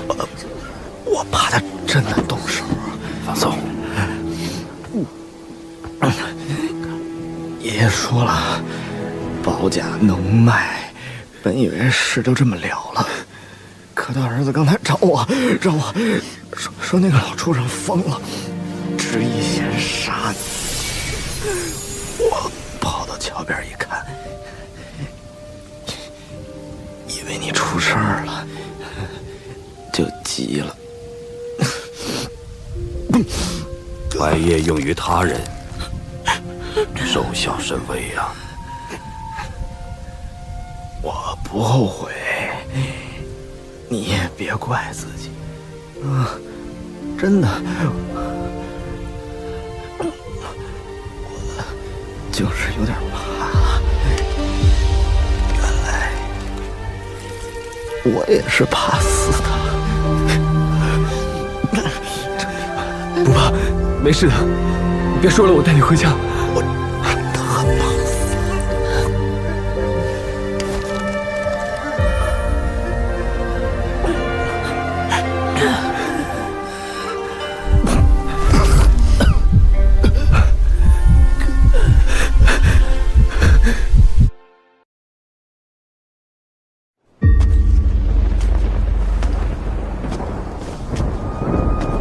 李弘见过袁前辈。嗯。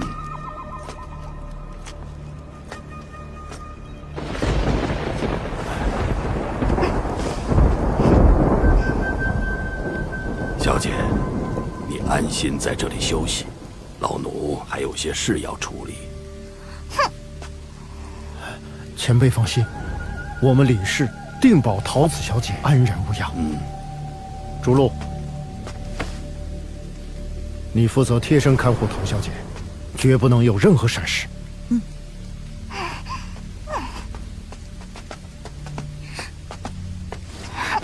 此次正阳山欠你们一个人情，那我等就不打扰了。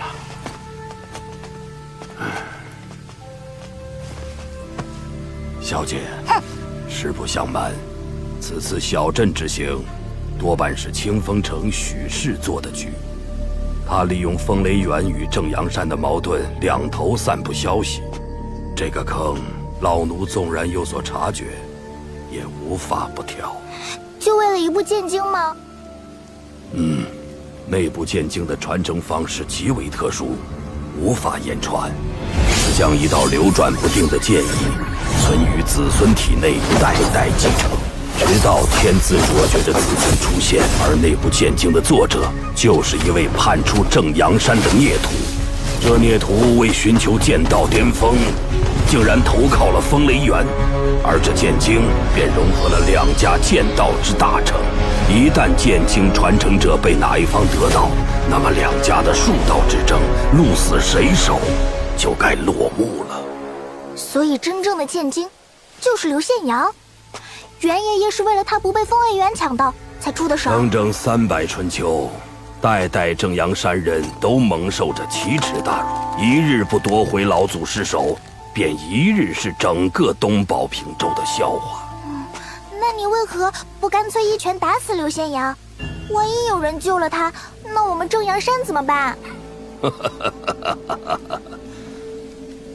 打死了就要被这里的圣人驱逐喽。唉，等我彻底了结此事，便搬了那座最大的披云山送给小姐。小姐可要好好想想，将来在这山里养些什么。袁爷爷，一言为定啊！一言为定。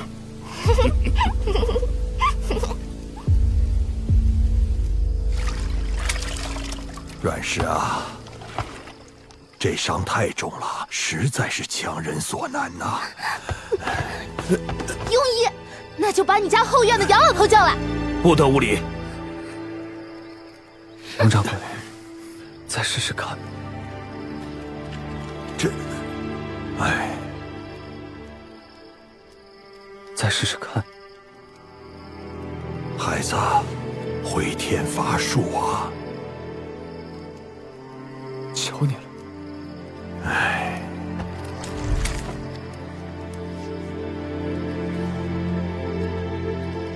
我去就回。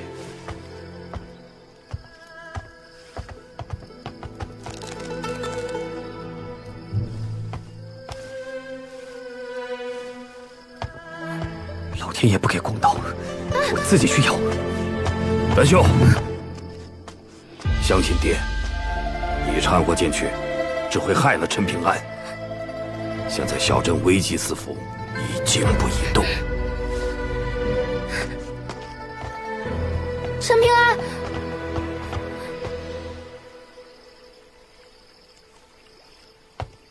陈平安，我叫阮秀，我爹是阮琼。我爹这个人死要面子，其实心里很想收刘宪阳这个徒弟，可开宗立派是大事，所以暂时让刘宪阳打铁做活。我爹他不是见死不救。我没有怪你爹，只是生气为什么刘宪阳出事的时候没有人阻拦。我知道这不对，但我还是很生气。这是人之常情。你不会现在就要去找正阳山的人报仇吧？别那么鲁莽。齐先生一定会惩罚他的，所以……阮姑娘，你说的惩罚，是凶手被赶出小镇吗？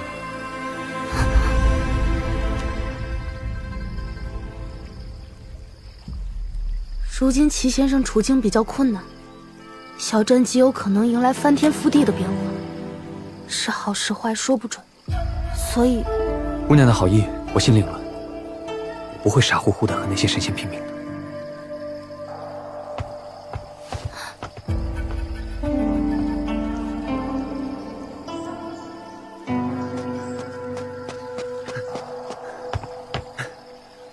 还你！说好了护刘宪阳周全，是我没做到，我宁瑶对不起你和刘宪阳。宁姑娘，钱你留着好了，我已经不需要了。你小时候被牛尾巴打过吧？了不起啊！就你那点功夫，还敢找搬山员报仇？我去对付他。宁姑娘，如果你有信心帮刘宪阳报仇，就绝对不会将2袋子钱还给我，对吧？宁姑娘，你跟我们只是做笔生意买卖，这种天灾人祸谁也不想，哪能让你赔上性命？相信我，刘宪阳也一定不愿意你这样的。我宁瑶行走天下以来，就没有见到砍就绕过去的时候，这里也是。能不能给我半天时间，让我先找3个人，之后你再帮我？可以，除了齐静春，还有2个是谁？宁姑娘你就别问了。哎，你等一下。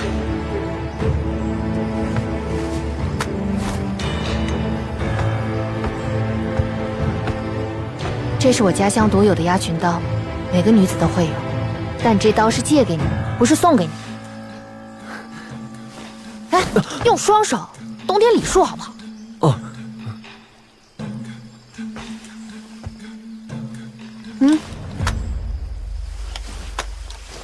那老贼皮糙肉厚，就是寻常仙家兵器都未必能伤他分毫。你那几篇碎词，屁事不顶用。宁姑娘。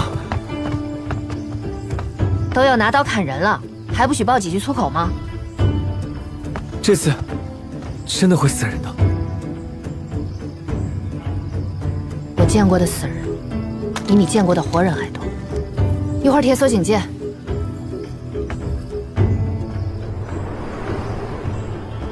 死就死，我不怕。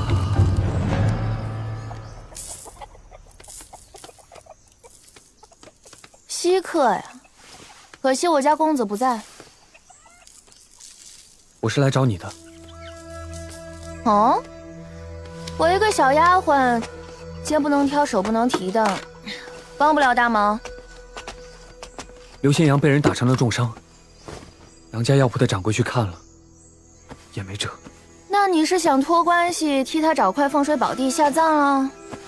王珠，那年大雪天，我在我家门口看到你，就知道你跟我们不一样。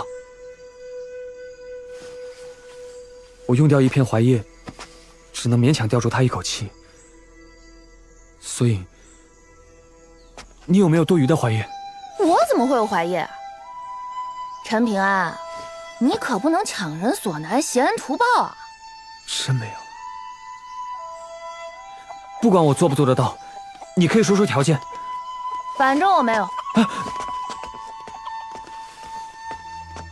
我知道了。臭货！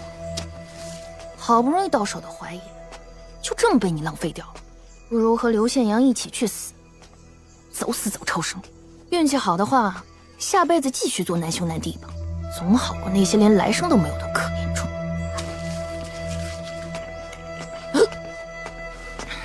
有点撑。有借有还，再借不难。你们这无头小畜生，以后若是胆敢赖账，看我不把你们扒皮抽筋一锅炖！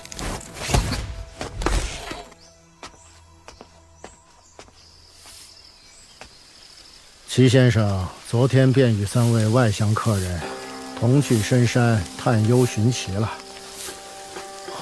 来回最少要3天。那打扰了。哎，对了，齐先生交代过，说妇人与水井的道理，他早与你说了。不管他今日在与不在，结局都不会改变。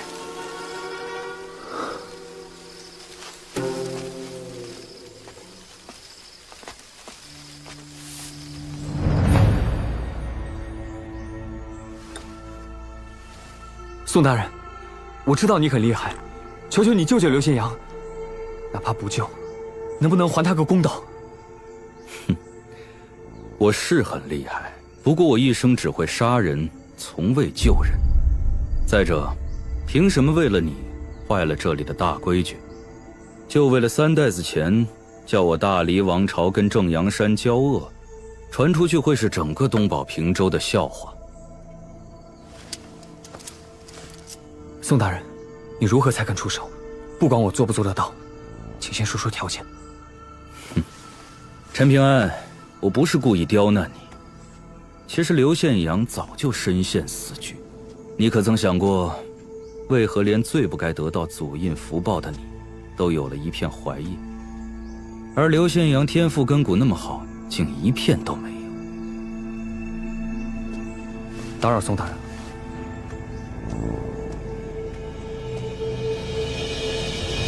2件事：一，绑架老杨护着的小丫头；二，砍倒那棵老槐树。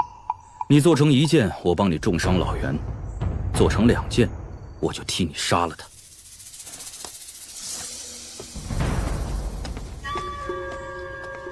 你觉得他会不会去做？如果他做了，就不是陈平安。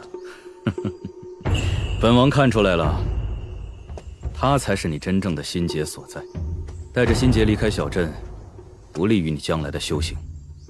所以我跟他随意说了2个条件，就要你亲眼看看，一个单纯少年是如何变得戾气俗气纠缠一身的。到时候你就知道，跟这种人怄气，很没有意思。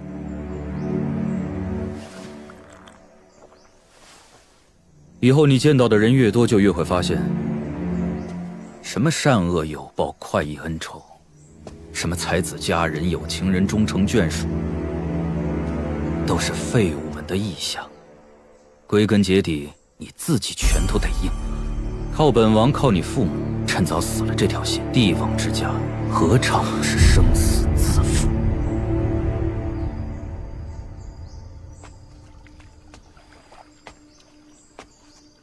怎么样？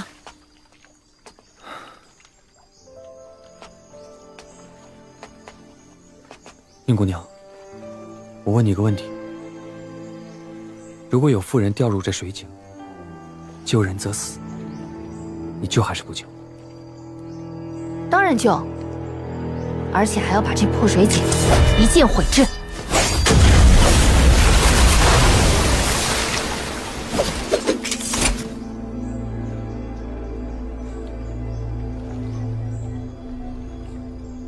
按刚才说的，我们分头行动，各自小心。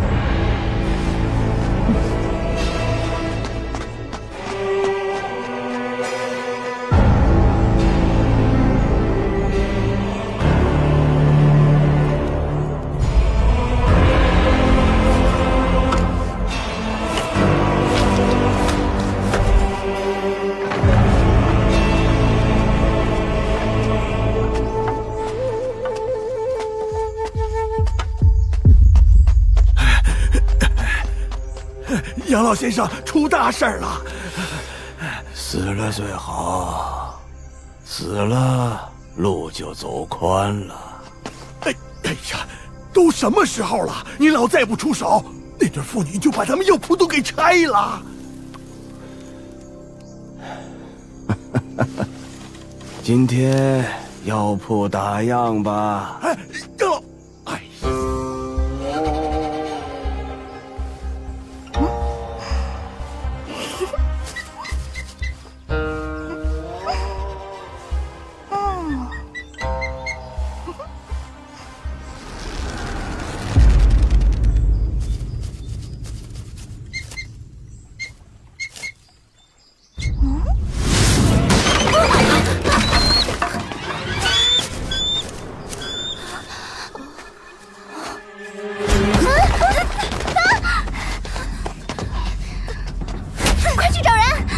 出事了！你们李家都要完蛋！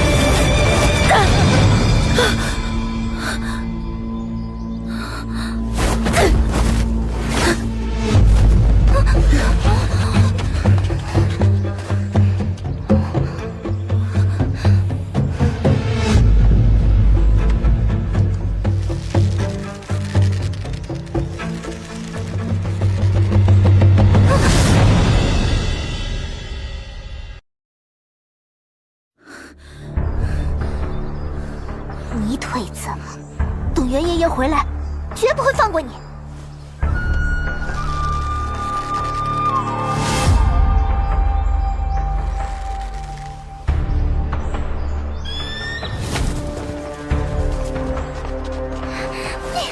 调虎离山看不懂啊！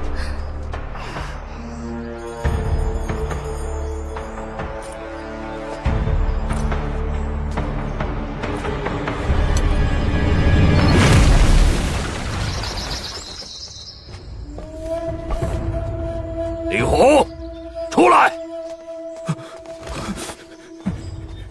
袁前辈息怒。袁爷爷，李家好像全是废物啊！你怎么敢把我托付给他们呢？小姐，是老奴错了。这确实是我李家的过失，不容推脱。不过，那刺客少年多半不是修行中人。算了，那人倒也不像是来杀我的，至少今天不是。我们一定加倍人手，绝不会再出半点差池。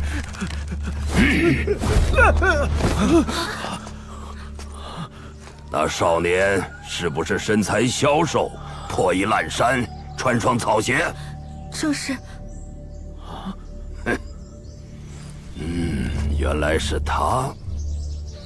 一个泥平巷的少年，敢跑这儿示威挑衅。李红，护卫这里的人手已经北杂。我这就去请本家老祖宗出山，亲自为陶小姐担任贴身护从。这背后是风雷园借机寻衅，还是宋长敬的谋划？也好，先杀了泥平巷的那个过河族，再灭了风雷园派来的小杂种。小姐，这次不会再有意外了。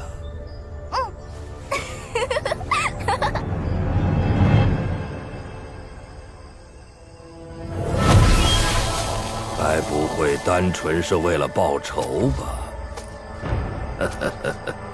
也说得通，不是修行中人，反而不怕死。一条贱命而已，量里也没胆量坐以待毙。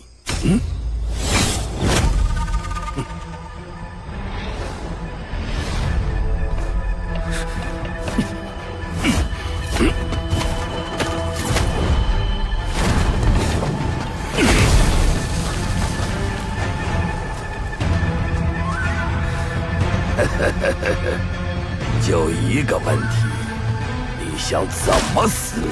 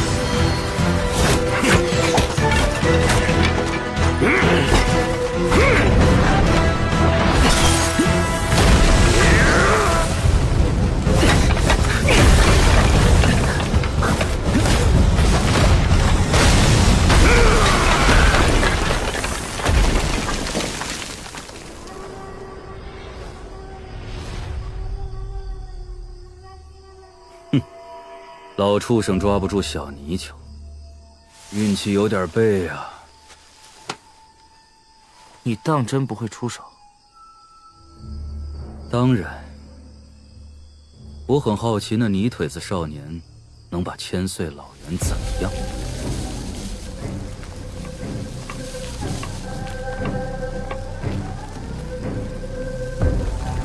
不可否认，你着实给老夫许多惊喜。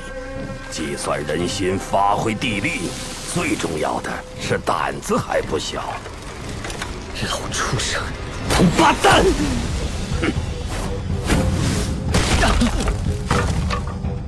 你以为保持在10步之外就安全吗？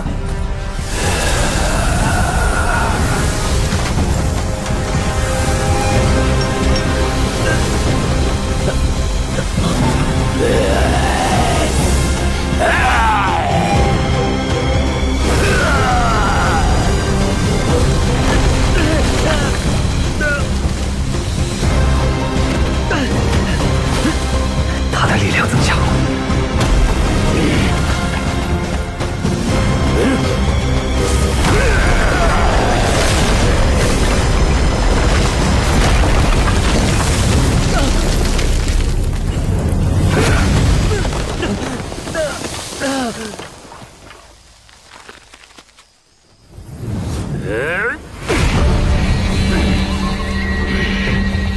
诸如老袁这类强者，虽然可以通过换气暂时强行提升战力，但外来人在小镇会受到天道压制，修为越高，压制越重。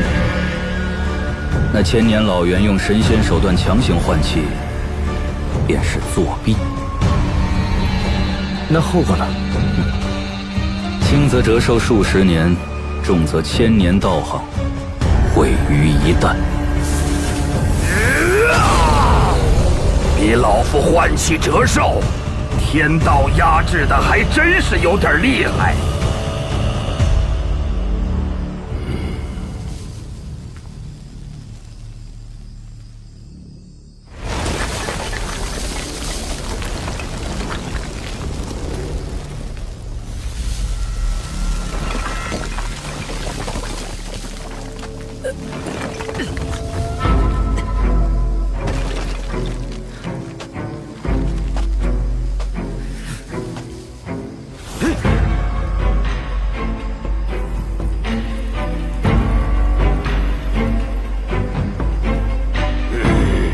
真是条泥鳅。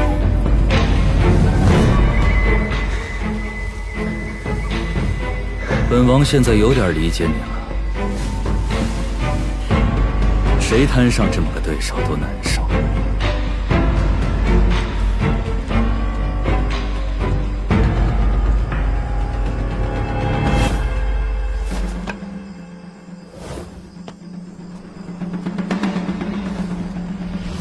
果然有后手，还不是一般人。有意思了，我要看看那少年还有没有本事让老畜生再换一口气。幸好穿了碎刺甲，不然刚才那一下我就命丧当场了。穿了护身甲也得死。现在身体伤得不轻，接下来需要再谨慎一些。像泥鳅入海，没那么简单。趁着老袁无暇他顾，我不如跟上去，找准时机击出本命飞剑，斩下他的头颅。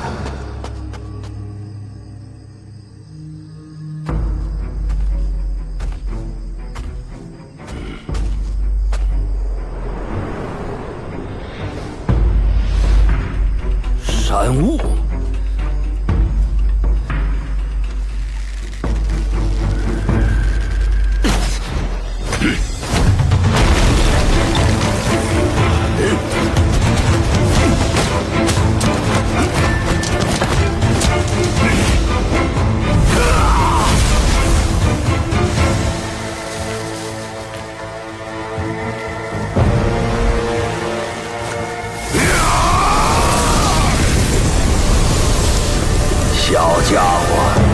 这天道压制，还真让老夫找回了一丝浴血奋战的快意。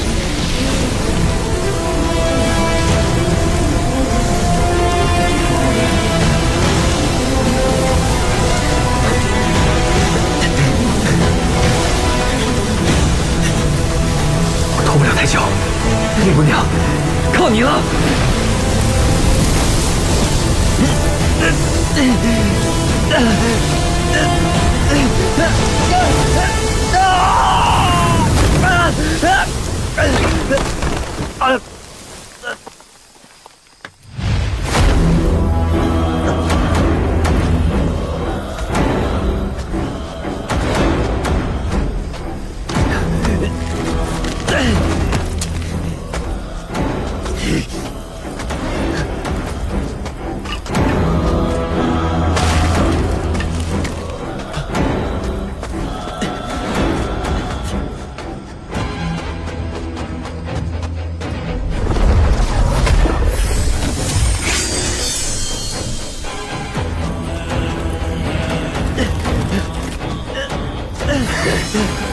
你选的路离山远，离死近。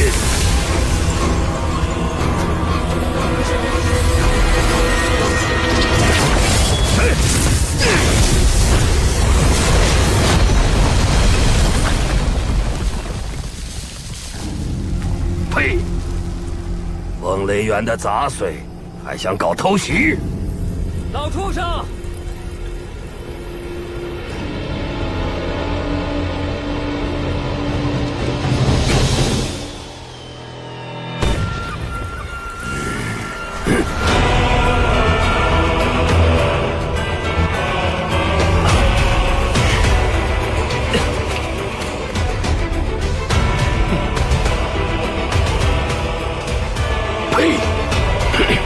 小姐，老奴来了。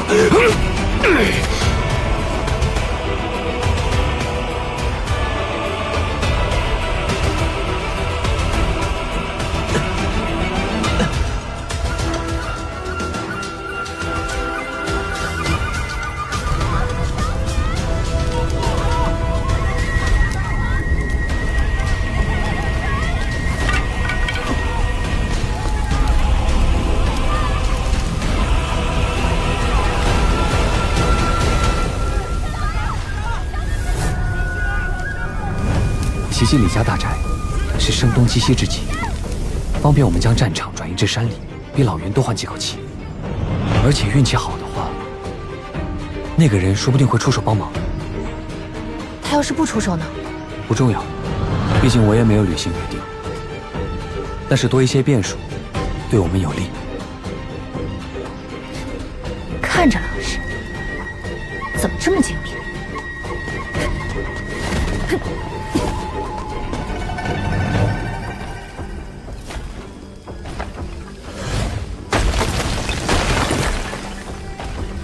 本王改主意了，这老袁也太不把我这个督造官放在眼里了，任由他闹下去，莫说是宋长敬3个字，怕是连我的风雅绰号都要蒙尘了啊！风雅绰号，等你出去后，自然就知道了。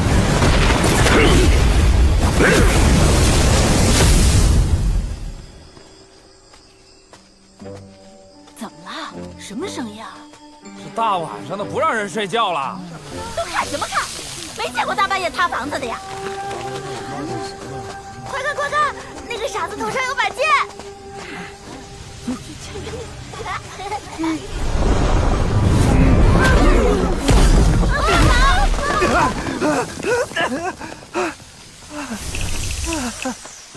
哎呀，本大爷真是命大！哎，老娘睡个觉都不得安生。孩子他爹，你倒是说句话呀！嘿，你个孬种，我也真是瞎了眼了。哎，大姐，求求你就别嚎了，瘆得慌。金子，哎，哦，不是，不过比金子值钱多了。去，滚一边去！比金子值钱，当老娘没见过世面呢？你算老几？也不在井口照照自己那身行头，就敢来跟老娘装大爷！我家男人还没死呢！娘，出了事你就知道装死你！哎，大姐，算你狠！你起不起来？惹不起，惹不起啊！你给我起来！你说话呀你！你这窝囊废！娘，就知道装傻！娘，你别生气了。李儿，姑奶奶叫你呢。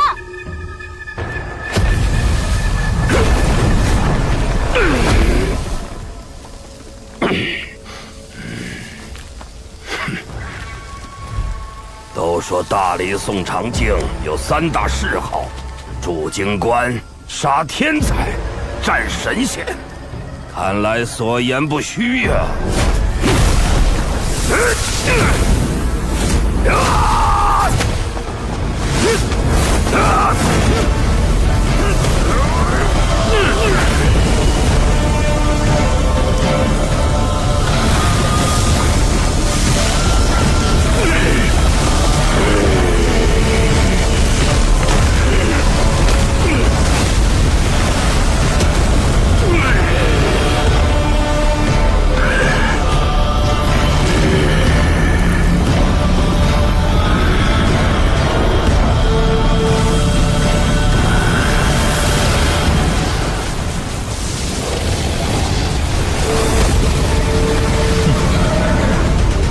接不接得住这一拳？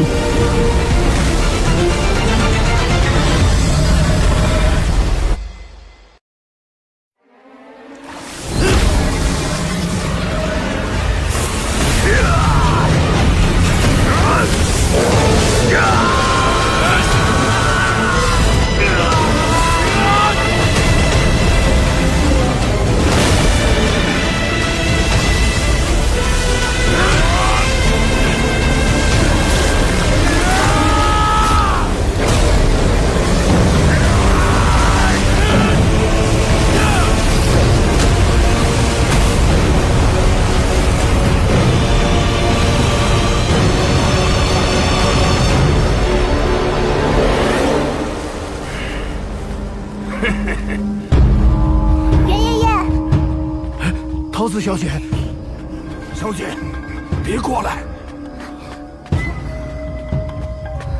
这3拳，点到为止，剩下的等出去后再打。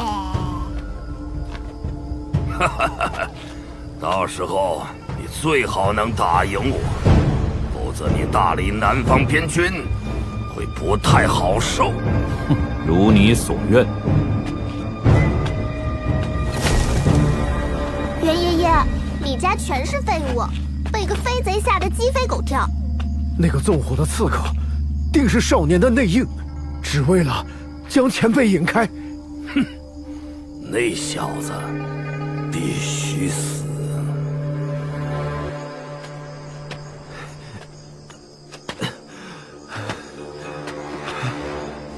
陈平安，这边。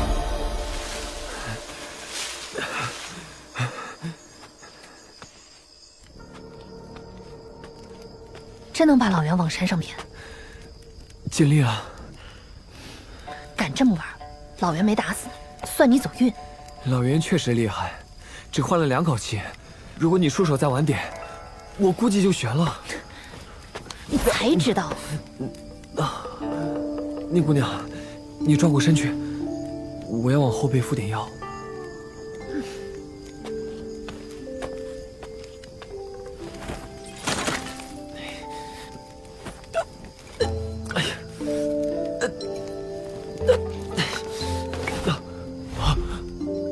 还让人转过去，你这不穿着衣服吗？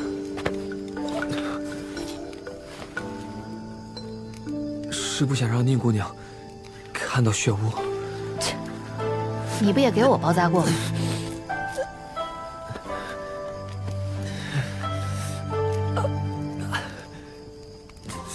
很疼吗？这算什么？逞什么强嘛！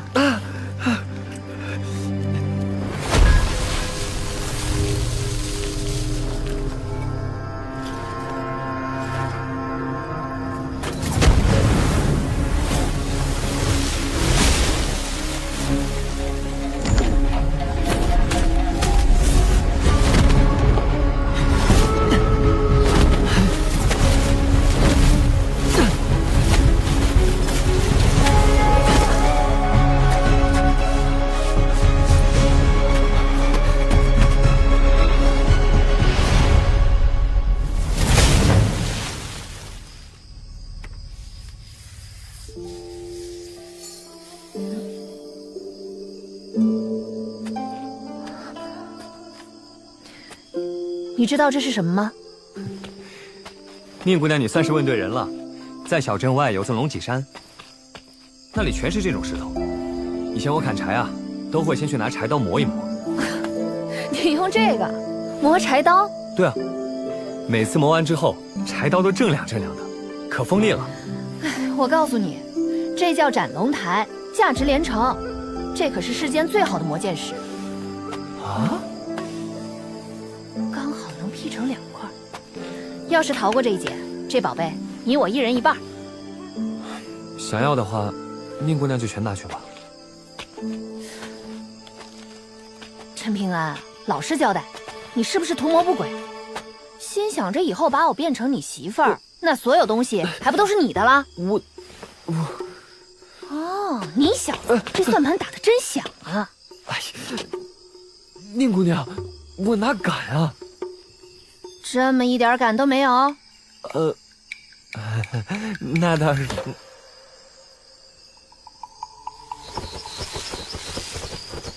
嘘，老袁入山了。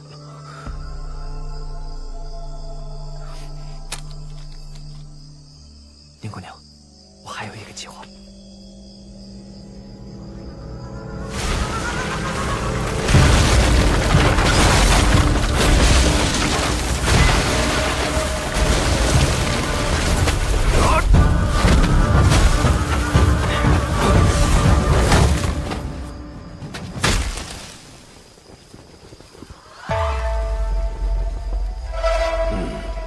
去李家放火的人，就是你吧？是又如何？小姑娘，我知道你不简单，但你我之间有何恩怨？莫非你家族师门跟正阳山有过节？废话真多。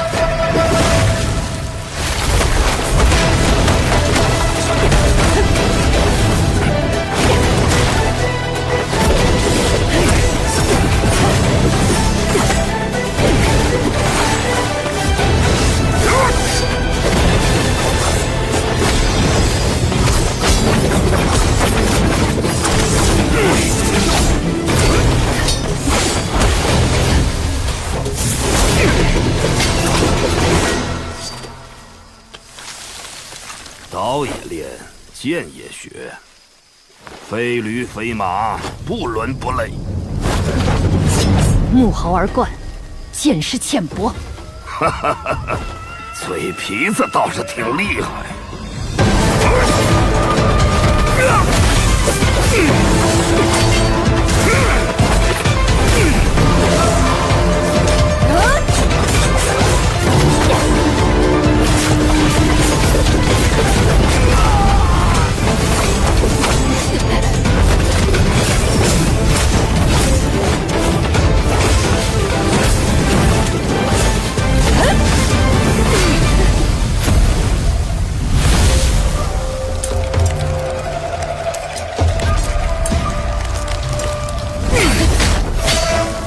此间不同寻常，你究竟是何人？机会给过你了，之后你若被老夫击杀，我正阳山可不会为此认错。放手厮杀便是。那就随你去吧。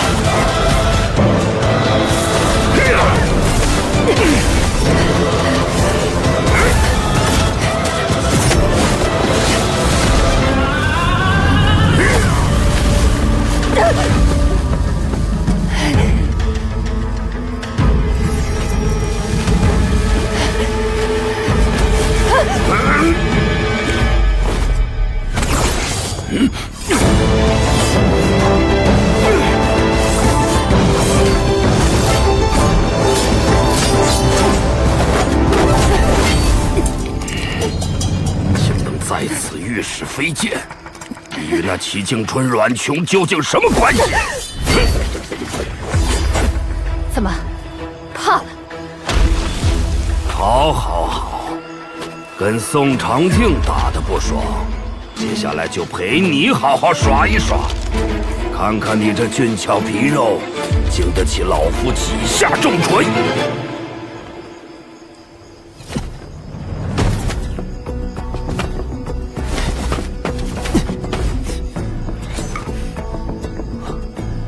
这里是我们现在的位置，顺着这条小溪一直往下，就到了青牛背。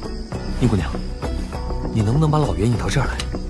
你想将老袁引入水中？对，这里的溪水看着平静，但水底下到处都是淤泥。老袁根骨极重，等他深陷淤泥，我们前后夹击，逼他再缓一口气。好，我会拖住他，给你争取足够的时间。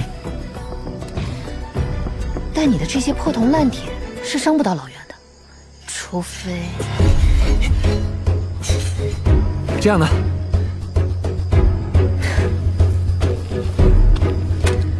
说不定到时候我已经提着老袁的头去找你了。别逞强，要小心。喂，站在你面前的人可是我宁瑶，未来全天下第一剑仙。啊！对上老袁，你就不怕死？怕，但我更怕自己争不来这口气。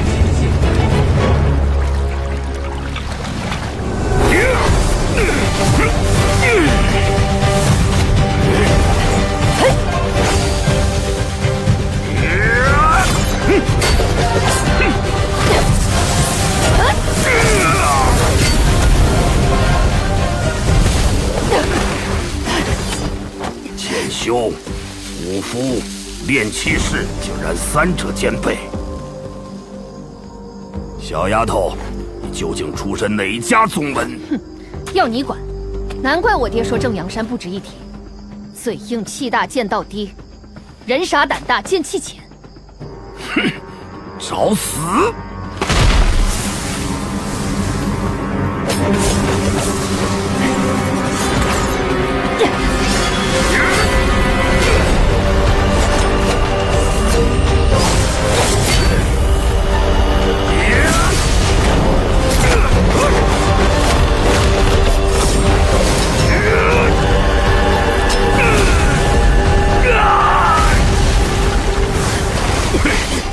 果然如此，你受过重创，并未痊愈，根本无法驾驭飞剑，难怪你由他自主行事。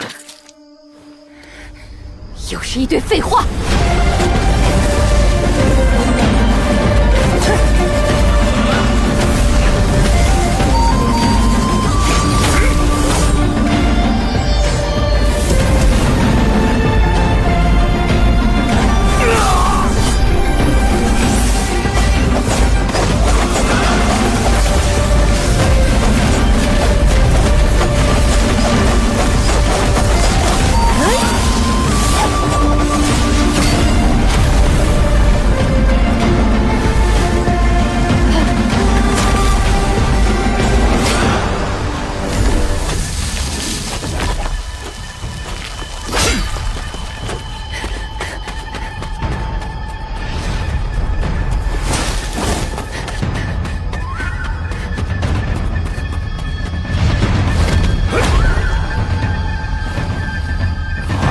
嚣张多久？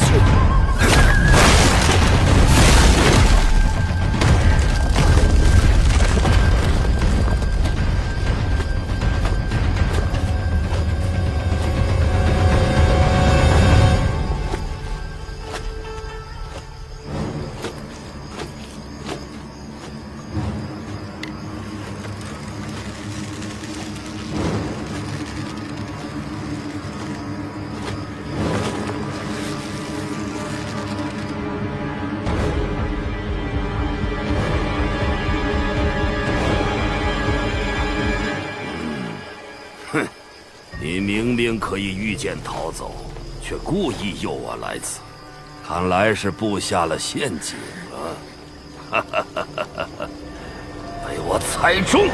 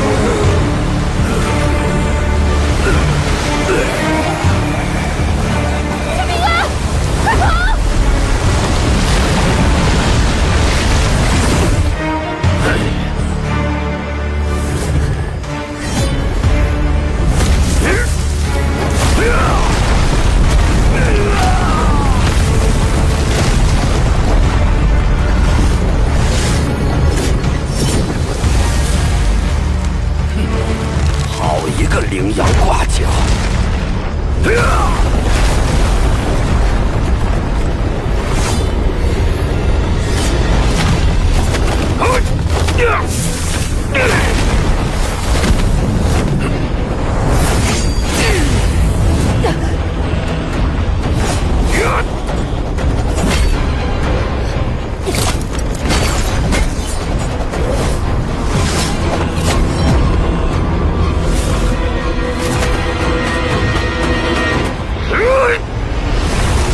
给我下来！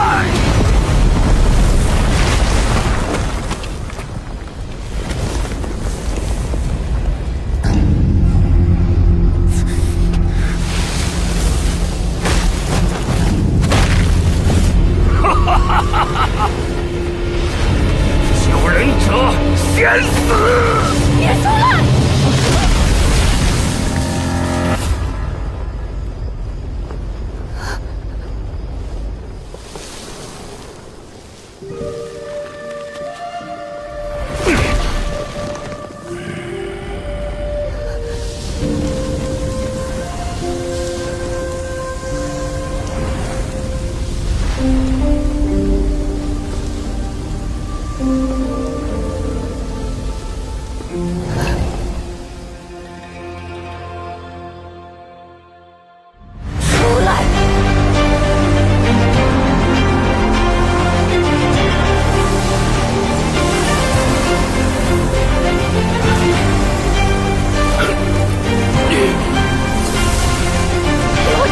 释放天地！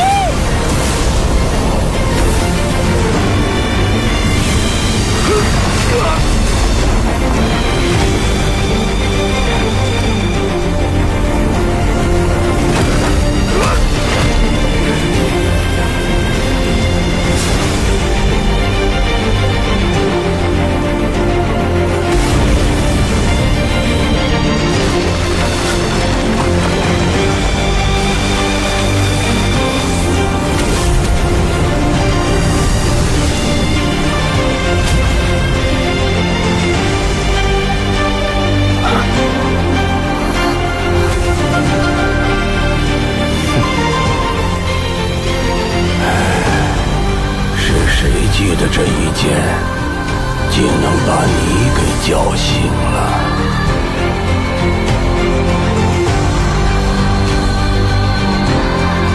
没想到，此脉剑术，万年之后，竟是由你继承。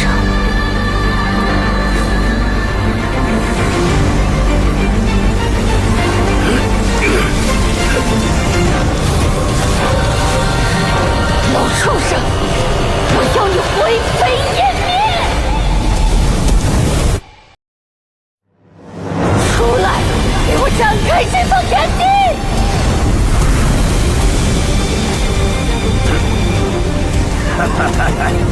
老夫来帮你解脱剑气反噬的痛苦吧！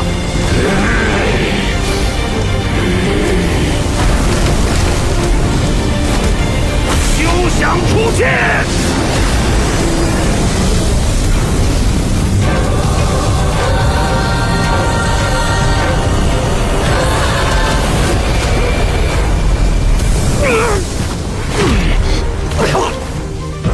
竟有此等威力！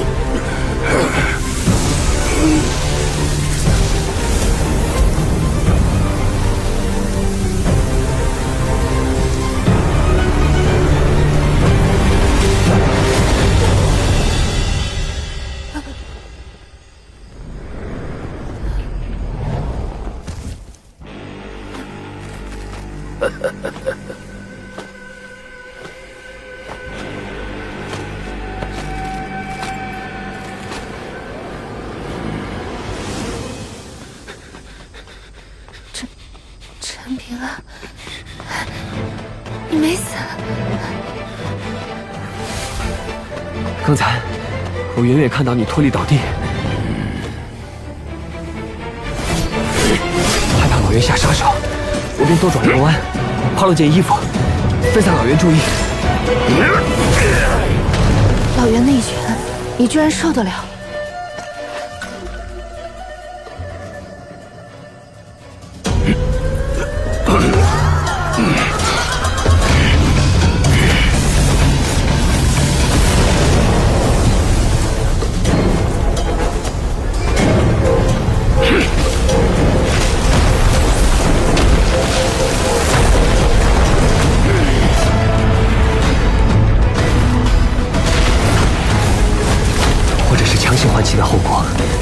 又或者是刚刚被宁姑娘的剑气所伤，老袁的力量明显大不如前了。我就趁着这个间隙把你救了出来。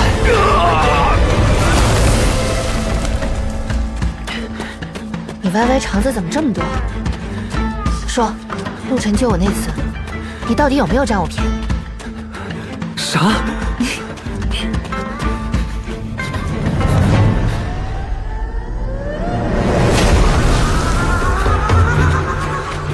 快，能跑多远是多远。我用飞剑尽量拖住他。痛快痛快！那老畜生这次跟头栽大了，被一个小镇少年牵着鼻子跑了半宿。这天大的笑话，够我在风雷园说10年了。要不是小镇禁绝术法，否则我死也要把这一幕原本踏印在印容镜当中。幸亏你没出手，刚才宋大人和搬山员互换那3拳，动静可不小。嗨，我看那宋长静就是个绣花枕头，才和老畜生打了个平手。不都说他摸着5到10斤的门槛了吗？巴乔，怎么不说都不行了？他什么事这么好笑啊？不如也让本王乐呵乐呵。啊！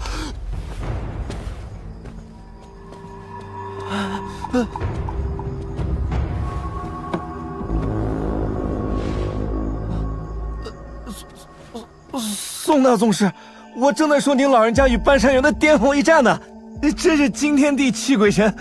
若非您老人家泉下留情，那半山园定会在福禄街上当场死无全尸。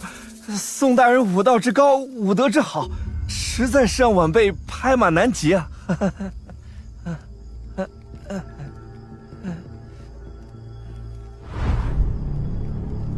你是龙尾郡陈氏子弟？不是。哦。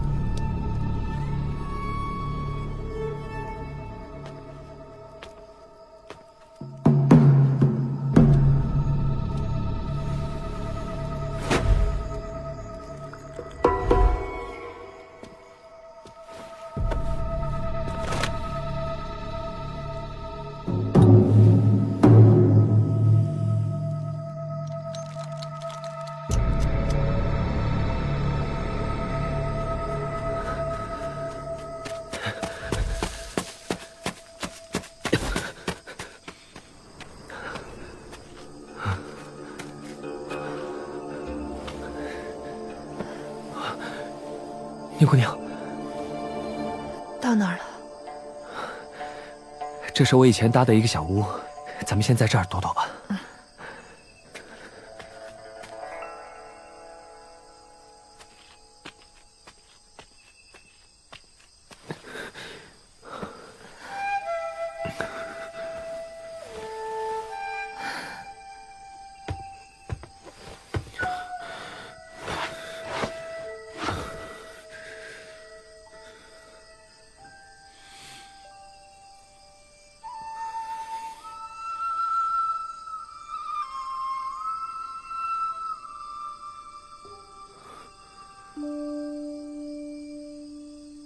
你就没有什么想问的？有，宁姑娘，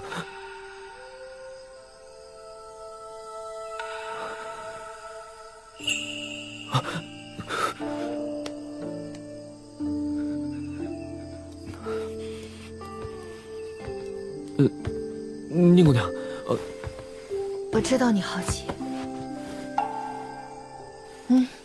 这是我宁瑶的杀手锏，是我娘给我的生日礼物。只要她一出现，别说是老袁，就是这洞天也可以展开。我其实想问你，我就是想问你，那个老袁是不是用掉了3口气？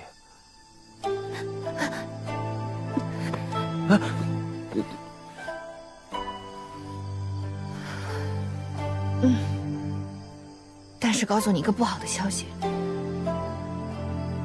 老袁最少还能再坏1次规矩，对付咱们2个伤患，多半是绰绰有余。宁姑娘，你觉得老袁为此付出多大的代价了？少说，也折寿了180年。赚到了！老袁一想到这个，气也得气死，折损的阳寿都够换我3、4辈子了。啊！这辈子还没到头呢，想什么下辈子？陈平安，你想过没有？那头老袁原本能活多久？这类天地异象而生的凶兽异种，终究是曾经的一方霸主，寿命依旧长达2000岁左右。而且这头护山猿显然已经修成了道法神通，一旦被他跻身上5境，加上他第9境的体魄，别说2000年寿命，就是3000年、4000年，也不是没有可能。我们舍命一搏，对他来说只是9牛1毛，所以你别觉得自己活够了。哎，算了，当我没说。你真够厉害的，能和那老袁拼那么久，以后可以吹一辈子了。喂，你听到没？其实那少年能活下来，你是恩人之一。啊哈哈，这种恩人我可不想当。流俗朽色，怎办王钱？你找死！啊？我吗？那你得先问过他才行。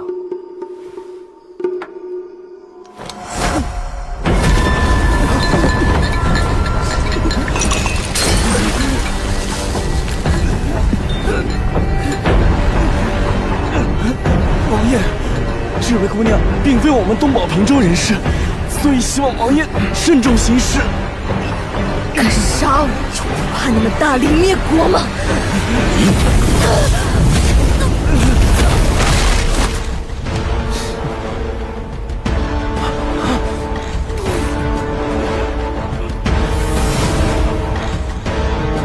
是不是觉得你家老子厉害，就敢在本王面前大放？怎么说来着？大放厥词。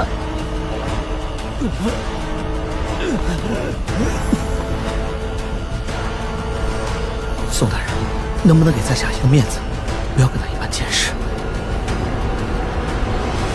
下辈子投胎，别再让本王碰到。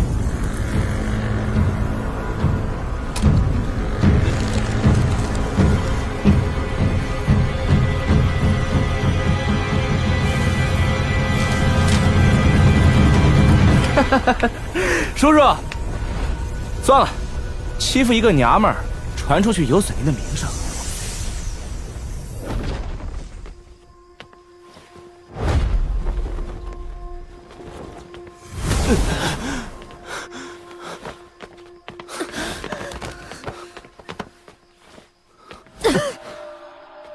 今日此教，臣对铭记吾内。小子，不错。本王看好你，离开小镇后去大离京城找本王，有样东西送给你，搬不搬得走，就看你的本事了。福晋，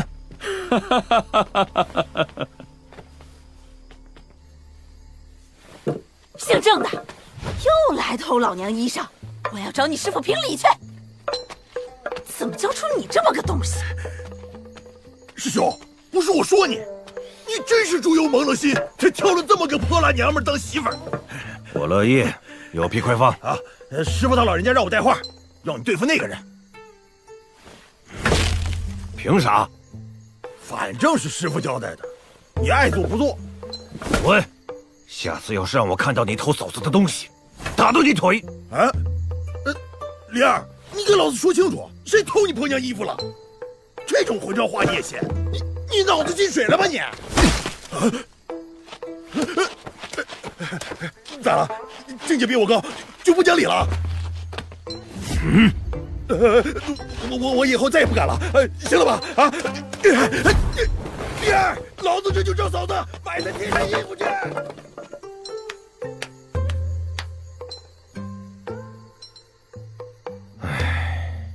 No。你故意惹恼那女子使我难堪，就因为她也姓陈？哼，哼，这脾气，像你爹。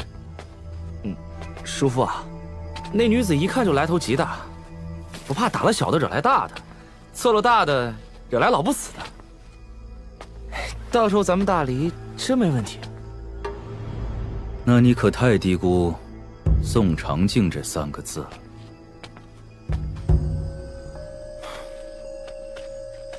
说来也怪，我曾无数个日夜在这里逗留，却从来没有把注意力放在这石像上一星半点。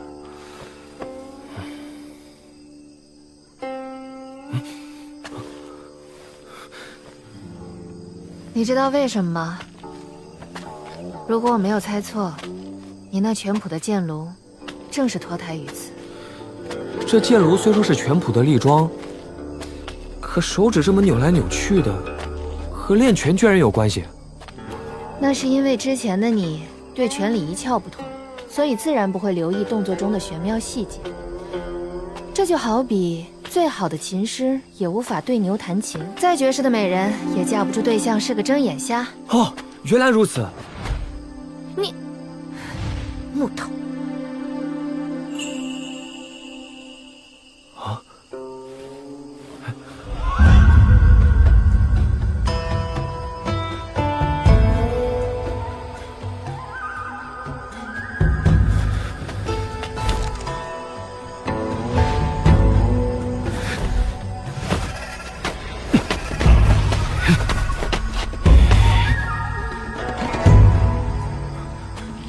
这怎么没了？可惜了，消失的那只手，本应掐诀而出的。你知道这个雕像的手遗失在哪儿吗？恐怕早已损坏了吧。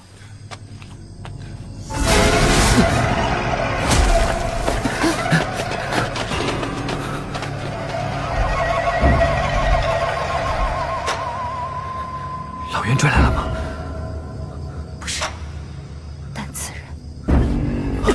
宁姑娘，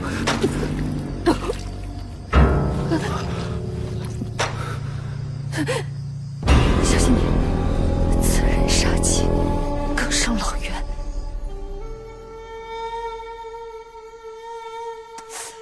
哎呀，你快下来！又大半夜的跑到屋顶上去做甚啊？春捂秋冻的，真要冻出个病根子来，你让奶奶可怎么活呀？哎呦，你快下来！奶奶，你真的不和我一起去真武山吗？唉，奶奶这辈子呀，是一定要葬在你爷爷旁边的。你去了外面一定要出息。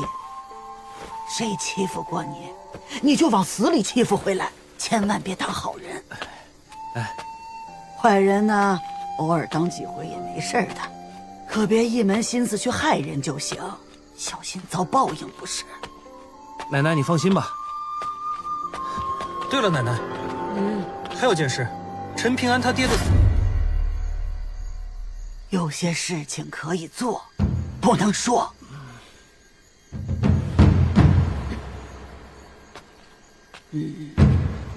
过去了，都过去了。奶奶别怕，人鬼殊途，斩草除根，只有死人才不会找我们的麻烦。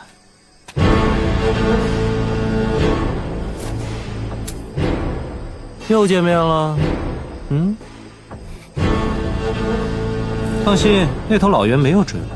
你认识他？他是杏花巷的马苦玄，别人都说他是傻子，但我从不觉得。刚才那一战我都看到了，很精彩。不过你为了救他强行祭剑，结果受到剑气反噬，现在已经是重伤在身了吧？要你管！宁姑娘，我没事。如果我去福禄街李宅，跟正阳山老袁说找到你们两个，我想怎么都可以拿到1袋子钱。如果我愿意给钱，你能不说出去吗？切，我已经在李家拿到报酬了，但我可不是为了钱。你要怪就怪你身边这家伙太惹人厌了，坏了很多人的大事。而我呢，最喜欢趁人之危，所以向你讨的东西，你知道，对不对？小心有命难。没命用。你又不是我媳妇儿，担心这个干嘛？我来对付他，你先调戏。你小心，他不是普通人。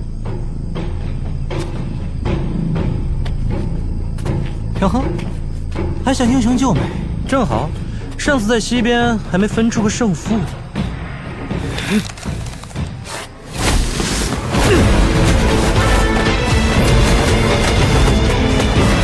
要用全力哦，不然真的会死的。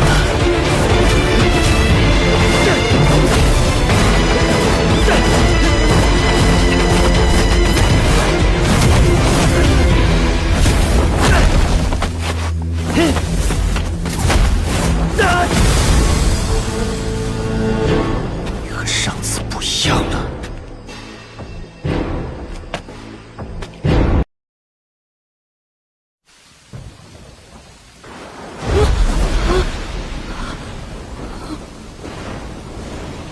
奶奶，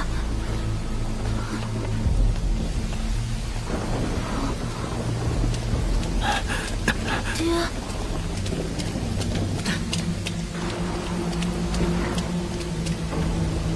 你以为把那孩子爹害死了，就能娶他娘当小妾？倪萍巷的陈家，好几辈都是独苗，你就不怕遭报应？退一万步说，那女子的性情你当真不清楚？她愿意嫁给你？做都做了，再说，给钱的那位可是人上人，你敢不要？是你出的主意，对不对？你这个臭婆娘，为了几个臭钱，害我们全家都背上了孽债呀！荷叶处生的啊，可说不是。这小子，尸首还找不着，活儿不对，估计活不久。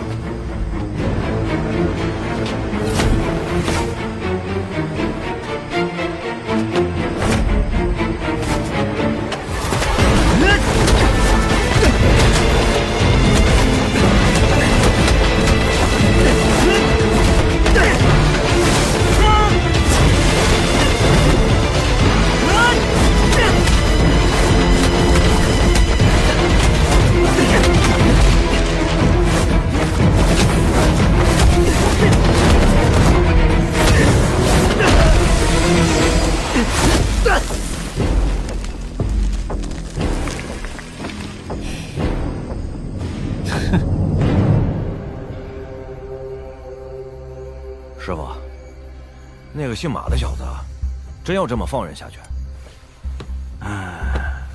神仙坟那头，你觉得哪边会赢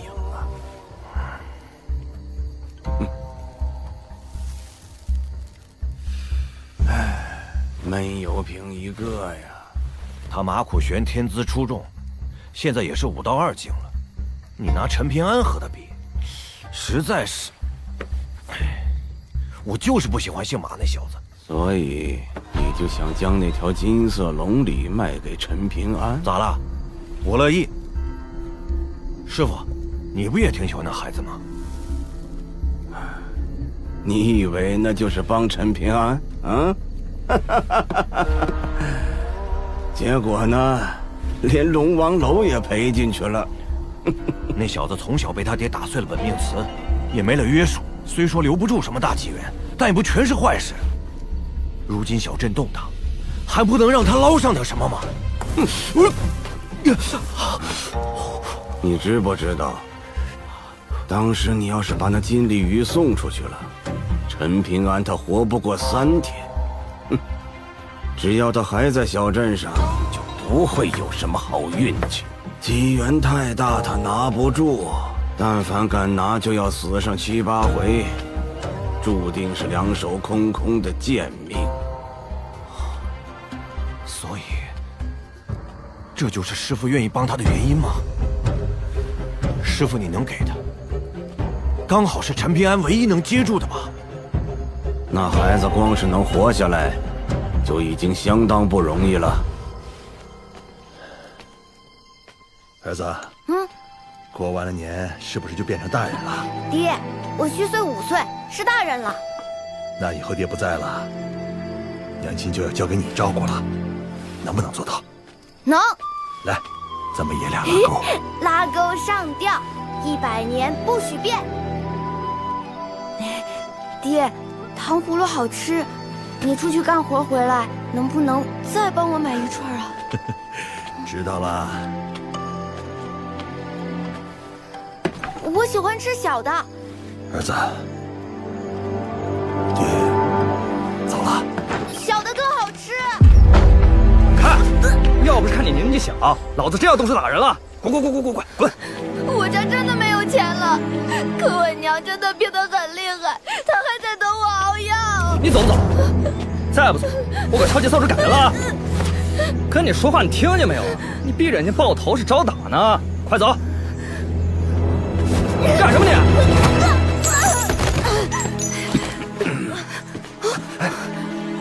您走。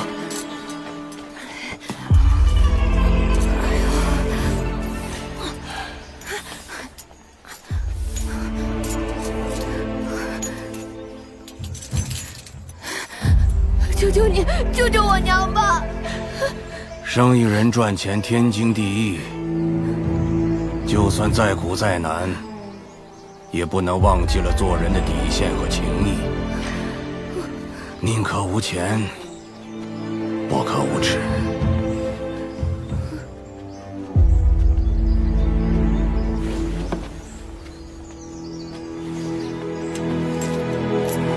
药我先赊给你，但从今往后，你的采药还钱，1分1厘也不许欠。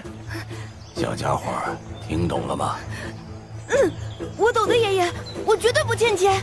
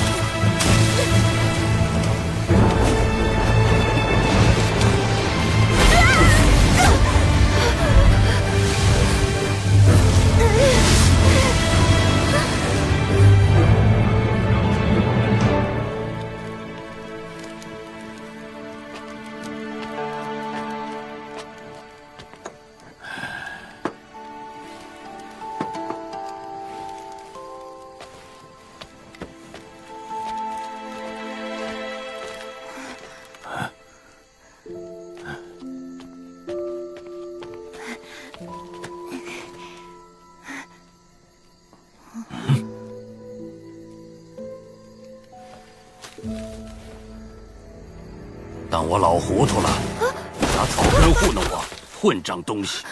是不是光顾着玩去了？还想不想给你娘治病了？不是的，我家只有我娘亲一个人，我把娘亲饿了，所以是午时做了饭过后才进山的。对不起，爷爷。听好了，人活一口气，稳住了气，也就定住了神。进来。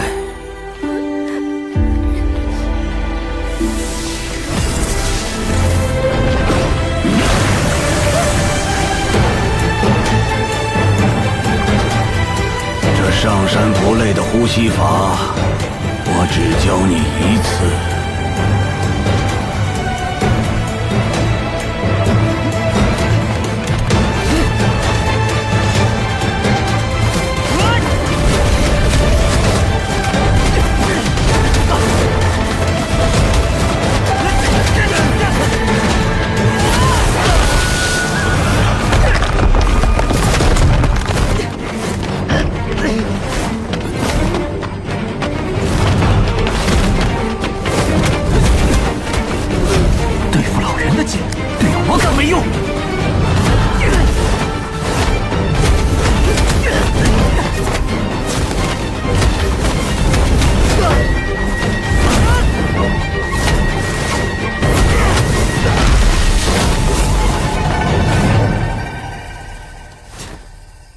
陈平安。本以为我出了小镇才会遇到第一位大道之敌，没想到这么快就碰上了，运气来了挡都挡不住我。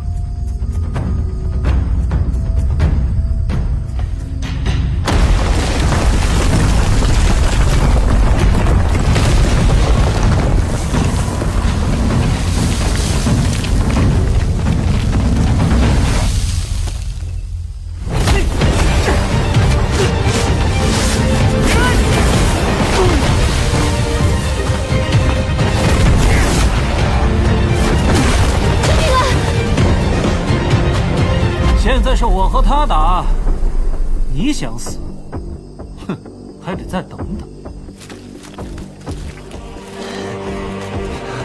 再来！太慢了！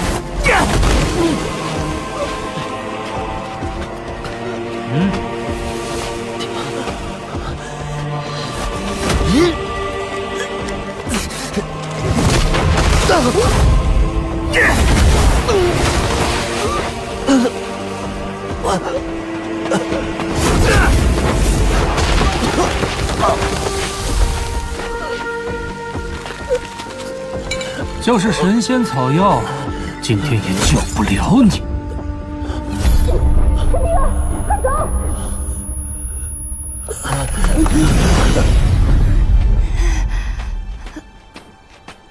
肚子好疼啊！糟了，是不是在身上吃错东西了？不行，我不能让娘担心。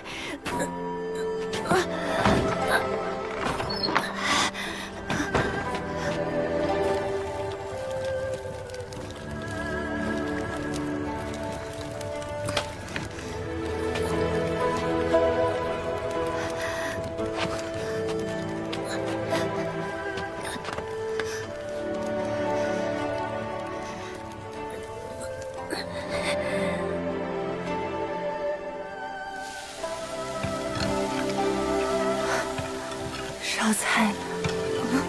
娘醒了，烧给你自己吃就好了。娘没胃口。娘，多少吃一点，我一定能烧得好吃。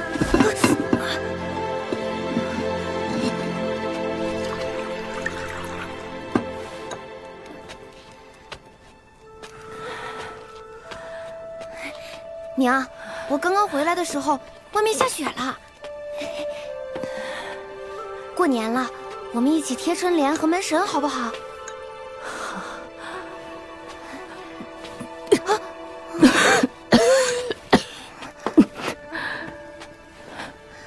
娘，好些没？好多了，一点儿也不疼了。娘亲，看来求菩萨是有用的。娘，你没事吧？赶紧把药喝了。娘没事。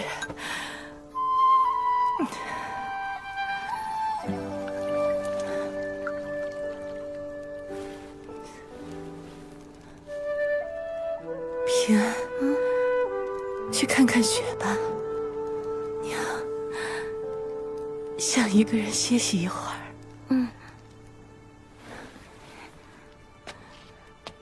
娘亲好好歇息。天底下怎么会有这么好的孩子？又怎么刚好是我的儿子？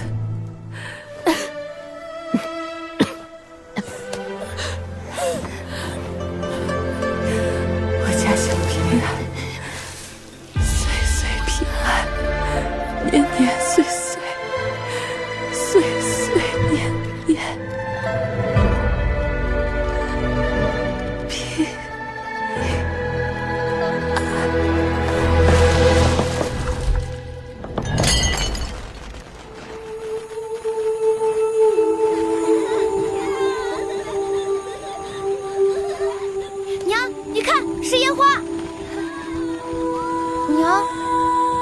娘亲，你怎么了？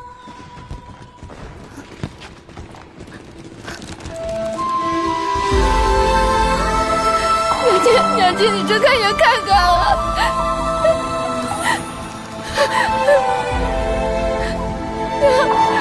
娘，你不要走，娘，你不要再剩我一个人，娘。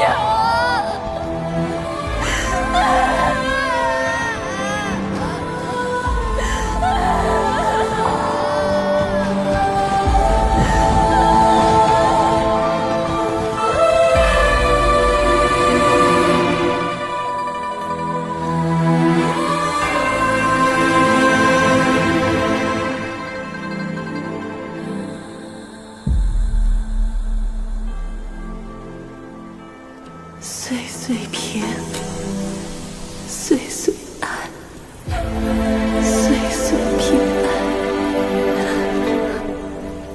我家小平安，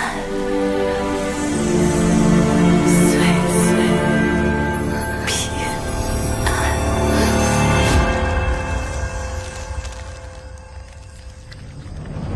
事到如今，我也不在乎多杀一人。这玩意儿你不肯交，那我就自己动手拿了。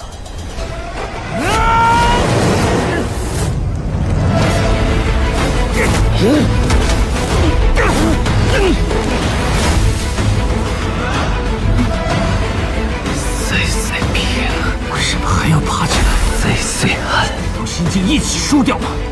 难不成你还想打赢我？岁岁平安，那就送你一家团聚。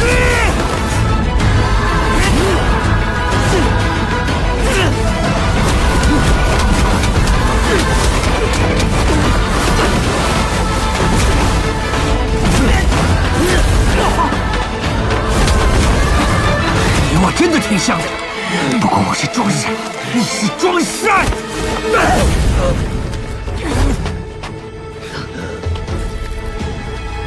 头比命硬是吧？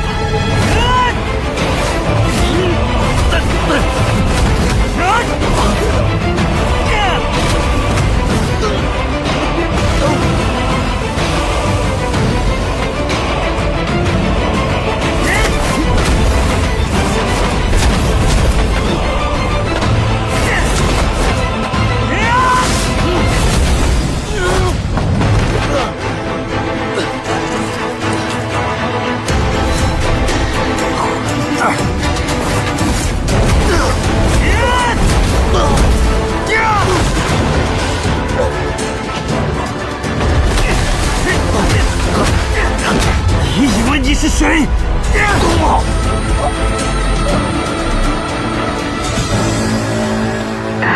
你娘的泥腿子！不管你们对我怎么样，只配当我的垫脚石。你怎么可能是我的对手？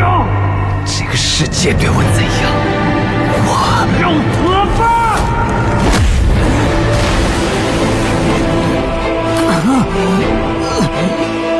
陈平安，你到底是什么人？我都一定回答我！陈平安，一定！这上山不累的呼吸法，我只教你一次。怎么会？自身如一尊泥菩萨，气沉丹田，不动如山。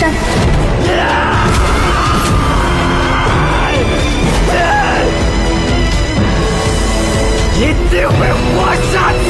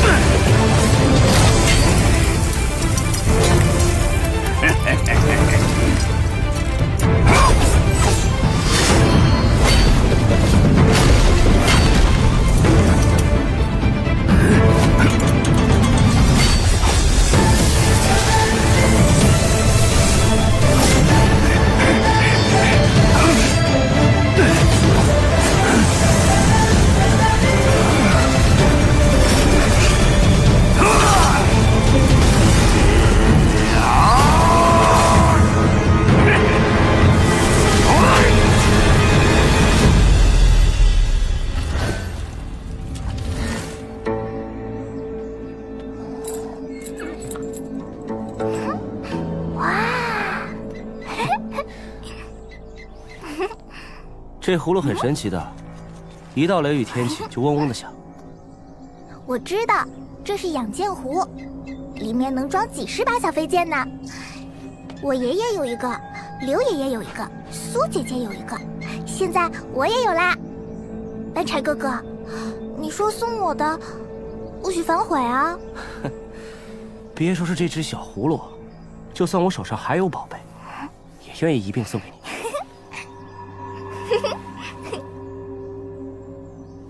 也不知道袁爷爷完事了没有。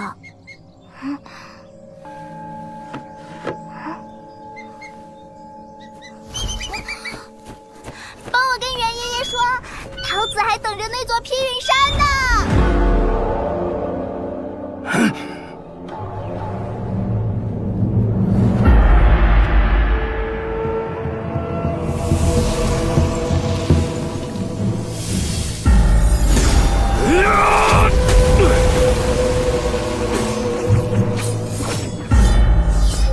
去吧，你家主人已无事了。若齐先生早就对刘氏减轻心动，大可与我明言。只要不落入风雷园之手，随你，何必藏着掖着？到头来，好处你齐景春占了，恶名却要我正阳山来背。我若真舍得脸皮坚守自盗，外人岂能察觉到丝毫？一部梦中杀人的剑经罢了，需要我齐景春谋划将近一甲子，才动手谋夺吗？至于那少女，我与她并无瓜葛。齐先生，非常时刻，请行个方便。那两位少年分出胜负即可，莫分生死。齐先生放心。齐景春，你欺人太甚！凭什么放真武山的人过去，偏偏拦着我去教训那两个小杂种？真武山有2个真，真君子和真小人，而你重伤刘宪阳，坏其大道，却故意留他性命，以防被我驱逐。你这种人，啊，差点忘了，你不是人。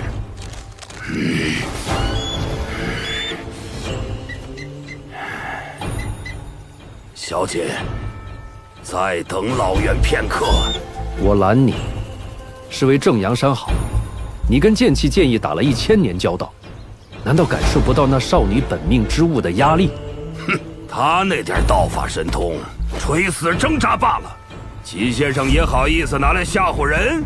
哦，之前有人说你那位恩师晚节不保，我当时还不信。堂堂文庙第4圣，便是在道祖佛陀前也是能说几句话的大人物。现在看，根本就是个1000年未有的大骗子。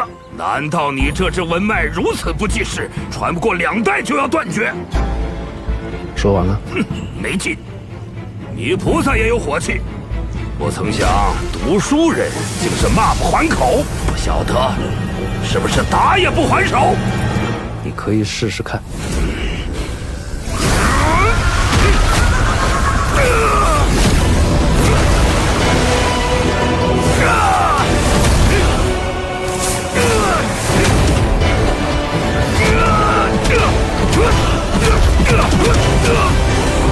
景春，一定要阻拦我进去吗？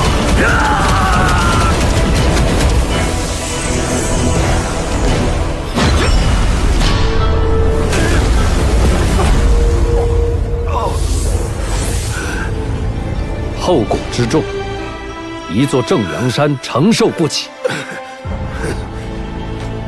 算那2个小杂种运气好。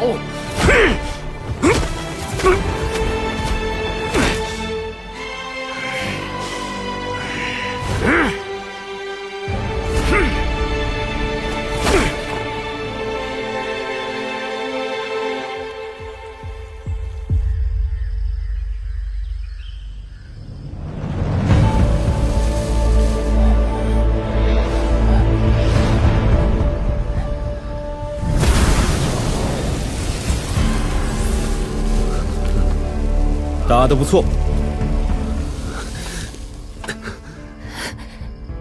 齐先生说莫分生死，原来是怕马苦玄丢了性命。陈平安，我出手救下马苦玄，算我欠你一个人情。所以我出去之后，会说服正阳山搬山员放弃对你们两个的追杀，如何？你没有讨价还价的资格，答应就点头，不答应继续沉默便是。如果觉得不公平、不甘心，那等你从老袁手底下逃出升天，便可去真武山找我，讨要你以为的公道。如果有机会，我会的。我可不会给你机会。死人没资格跟活人撂狠话。跟我走。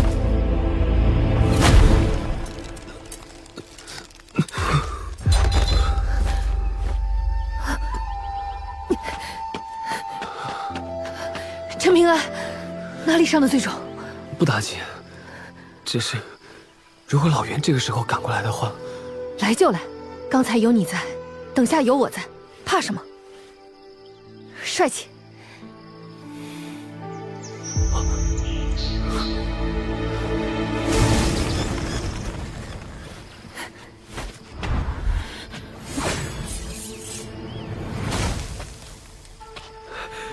齐先生，接连几场架打得惊天地泣鬼神了。齐先生，跟你说2件事情。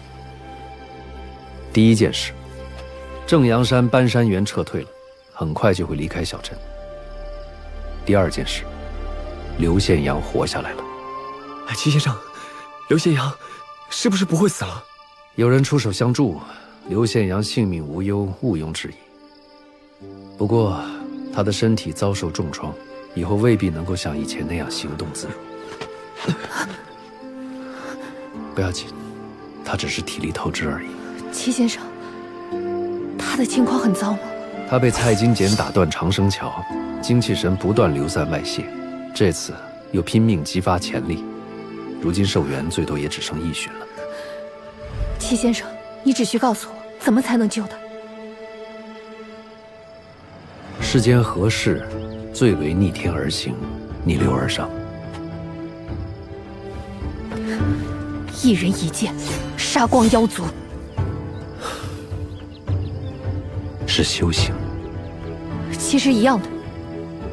对你来说，修炼体内剑炉可滋养体魄，但对他来说，练拳比练剑更能养体护身。先生，练拳真的有用？虽不敢保证长命百岁，但若在练拳上下了苦功夫，还是有可能的。齐先生放心，别的不说，下苦功夫，他最拿手了。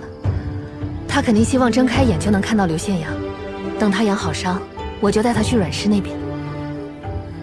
我陪你们走一段路程。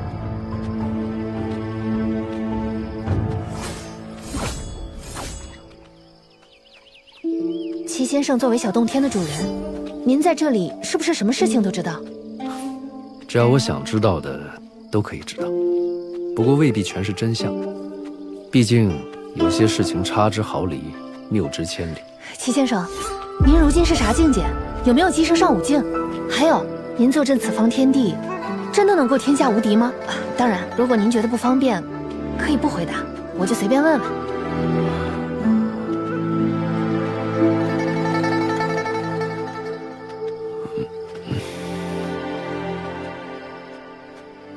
治伤要紧，我就不送了。多谢齐先生。哎，不行，这样会颠得他伤口疼。不行，治伤要紧，万一伤口又裂开了怎么办？不快点治，伤口怎么能快点好呢？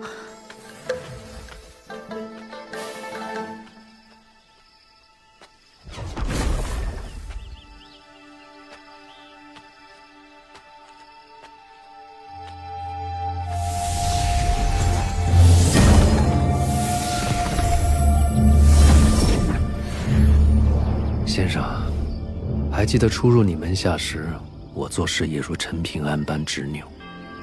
如今风雨催人去，先生啊，学生真的有些想你了。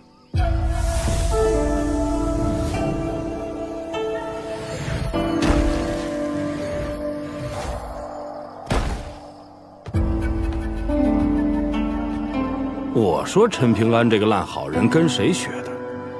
原来是受你齐敬春的熏陶。哎，刘宪阳这命是真好啊！你老爹我都没享过这福。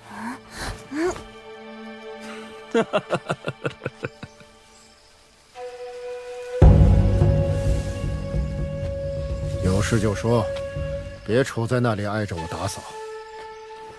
先生，那山岳玉牌，儒家的压胜之物，还轮不到你惦记。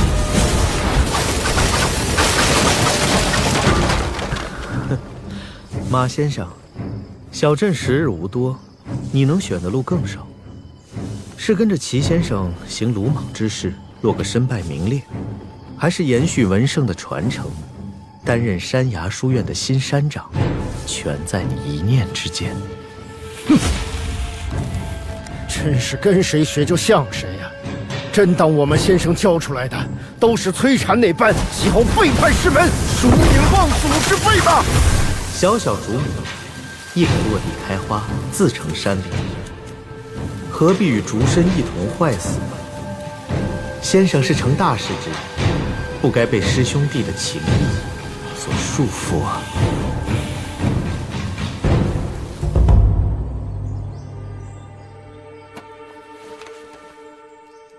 查的怎么样了？哦，小镇两支元祖不同的城市，一支很早就举族迁出小镇，祖坟的位置也已经不可考了。另一支如今除了陈平安这支独苗，都已经依附四姓氏族，当了奴仆丫鬟，没有自立门户了。实在不行，就从最下面的书找起，一本族谱从头翻到尾，那些个名字不是奴婢就是丫鬟，好玩吗？哎，陈队，我没眼瞎的话，陈松风可是在给你帮忙啊！哎呀，帮你还提我，有没有良心啊？连皇帝也有几个穷亲戚，怎么有人例外？找到了。陈平安平白无奇的，反倒令人琢磨不透。这是今日的药，拿给刘宪阳。哎，陈队，我跟你求了那么多次秘制药丸，你都不给，凭啥给刘宪阳，还送我一整瓶？你要也为我陈家守墓千年，我也会给你。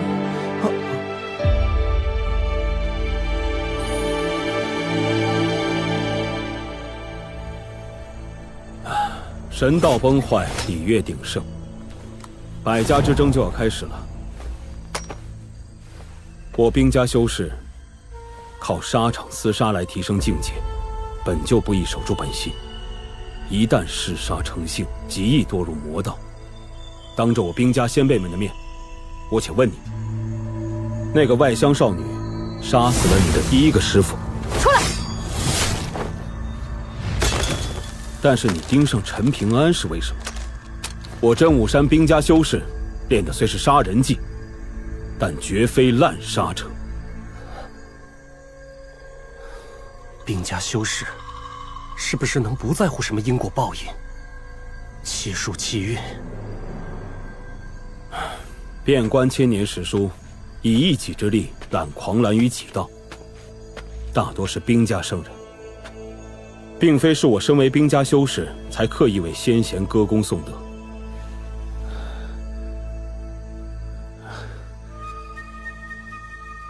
陈平安他爹是我爹害死的，这笔恩怨我一定要在离开小镇前亲手了结，绝不能牵连到我奶奶。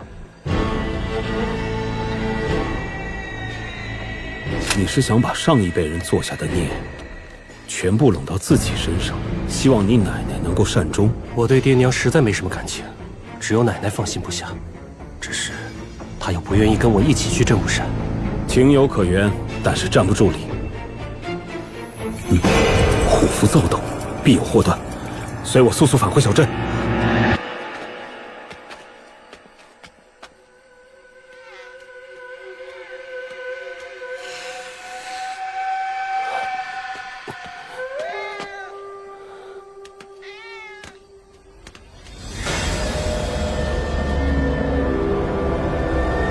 奶奶。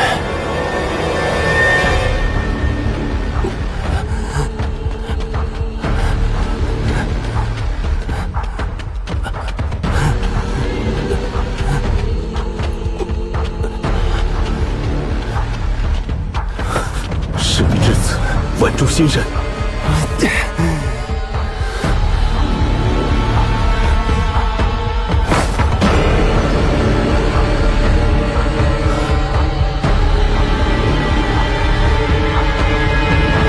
奶奶！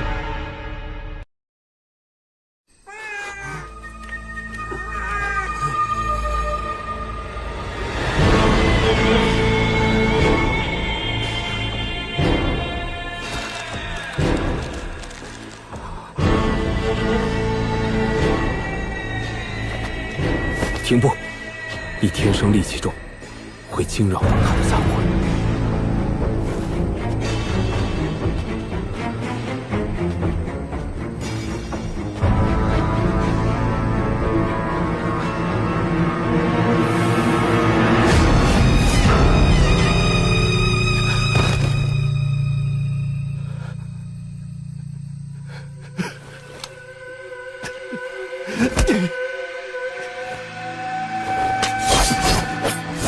齐先生，此事关乎马苦玄的修道心境，希望先生莫要插手。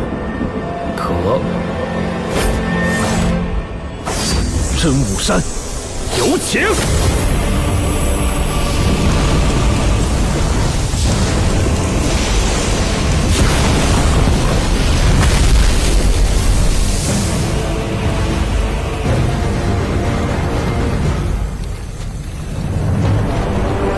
后裔有何吩咐？此地法术禁绝，因此请你帮忙收拢这老妇的游魂散魄，切莫伤及根本。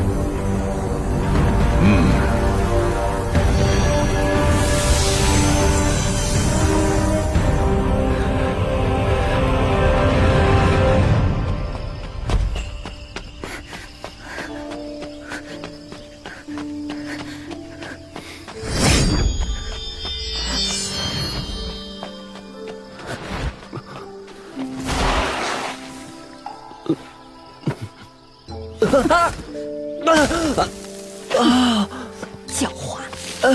宁姑娘，我是真的刚醒啊，我。说你是石头，哪有半点石头的样子？你就是个……陈平安，你可别给我死了！你给我开路！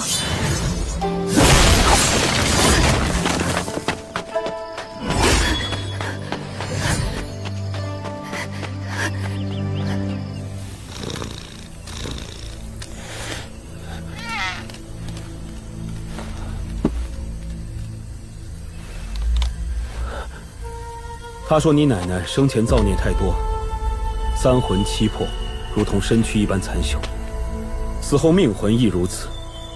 这小镇天生抗拒鬼魅阴物，所以我不管你用什么法子，快去给我找回来！不得无礼。非不为也，实不能也。为何神人对他如此容忍？啊，后有所求，再当奉请。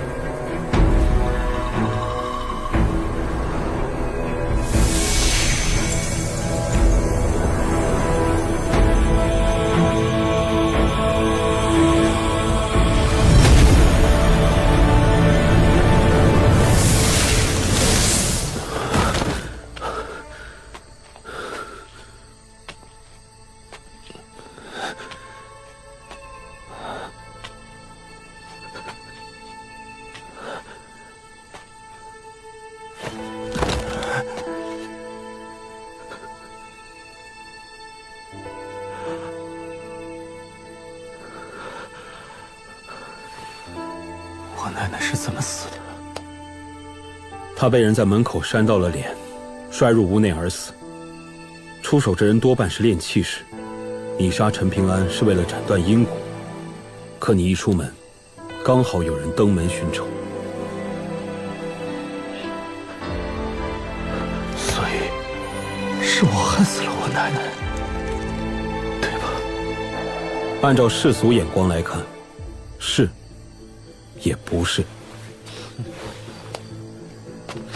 屠城灭国做不得，滥杀无辜做不得，这些事情做不得，那些事情做不得，那么报仇杀人到底做不做得？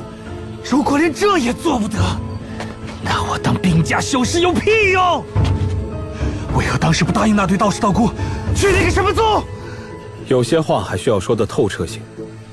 杀人，杀多少，能杀谁绝不一样，心性最为重要。我杀了100人，全是该杀之人，而你只杀了2、3个，便有不该杀之人。所以杀人，只要能够承受所有后果就行。杀不杀人，如何杀人？我问你做甚？我现在还不是正式的真武山弟子。滚去带路！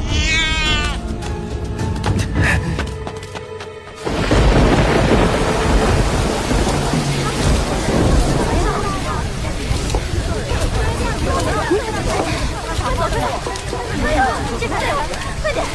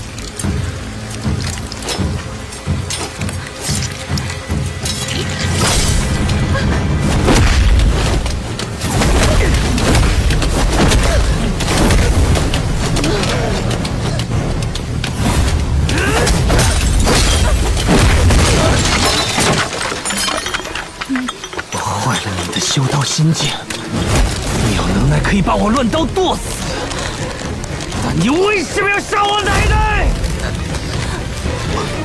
不是我杀的，我要是真杀了人，早就被赶出小镇了。知道我最恨你们什么？造孽之后还能这么不当回事？我也是派朝天劫屠杀，我可以赔偿你，你想要什么我都可以答应你。这么巧，我还是我奶奶马兰花的嗣子呢。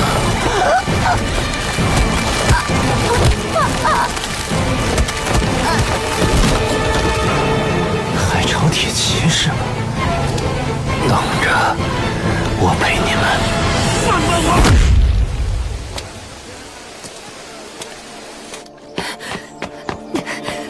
哎，怎么了？杨老先生在哪儿？在后院吗？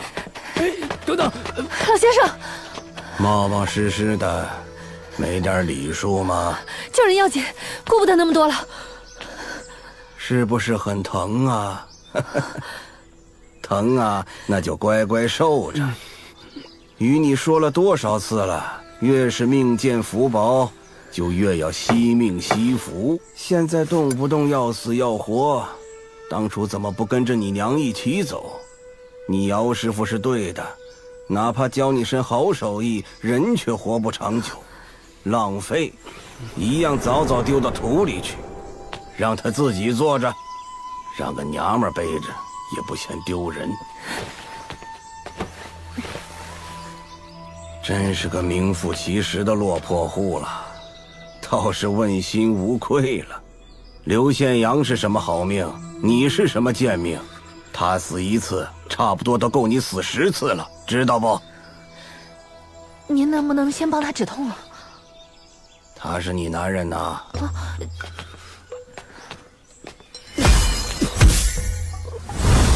睡去。教你的呼吸法用上。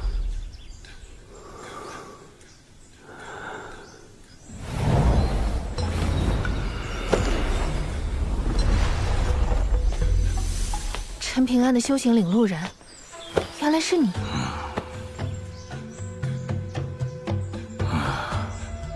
那道城墙上，如今刻下多少个字了？总计18字了。都已经18个字了。道法浩然，西天6字之后，还多了哪些啊？雷池种地，剑气长存，然后是齐、陈、董。还剩下个字被你吃了。忘了。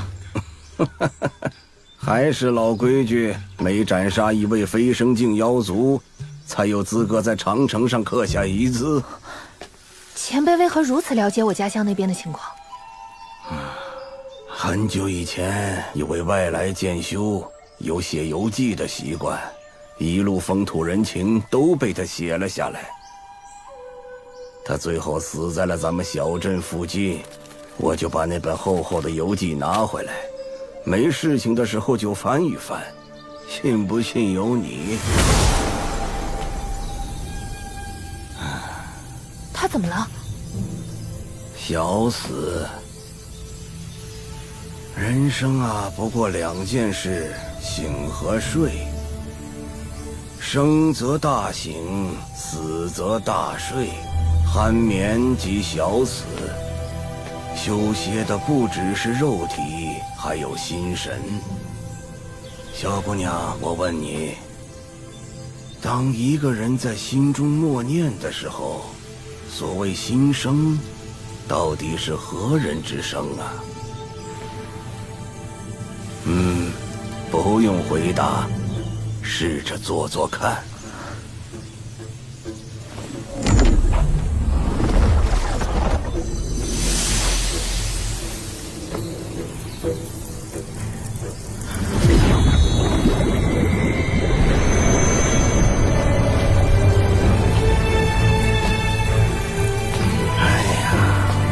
瞧瞧人家，一个点拨就能破境，你小子屁本事没有，就喜欢犟。可是这么多年过去了，挑来选去找了那么多人，不曾想反倒是最不抱希望的一个，命最硬啊！做事可真绝啊！那是大黎寄来的文书。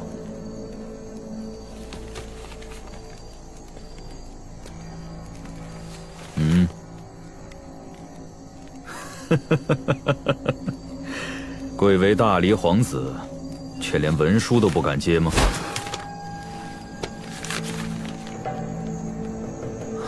大限将至，3日内撤离，怎么回事？我得提前带你离开了。如今这离珠洞天，就像错综复杂的棋局，结局究竟会走向何方，就连本王也看不清了。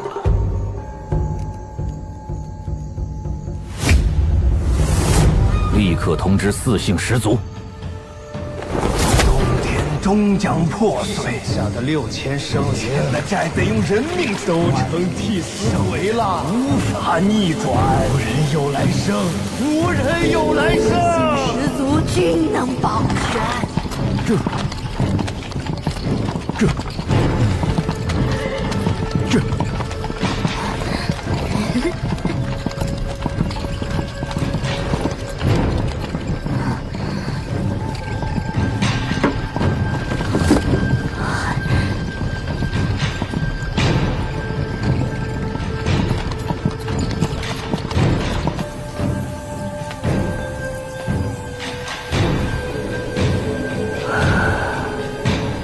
树倒猢狲散呐！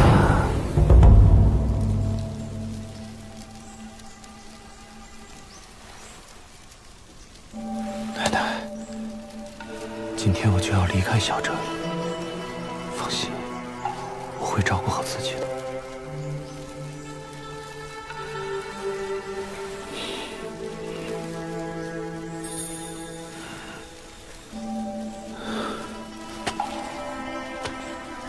我们这座小镇对你们外乡人来说算什么？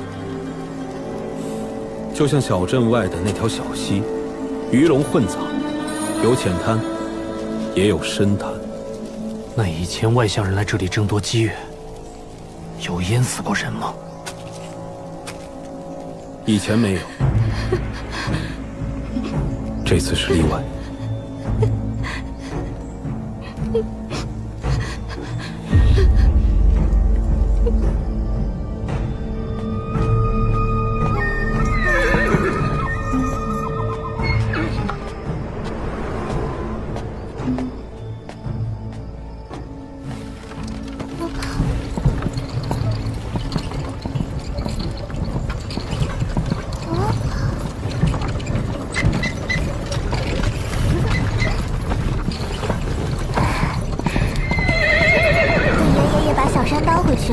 我的花圃就是正阳山最漂亮的啦。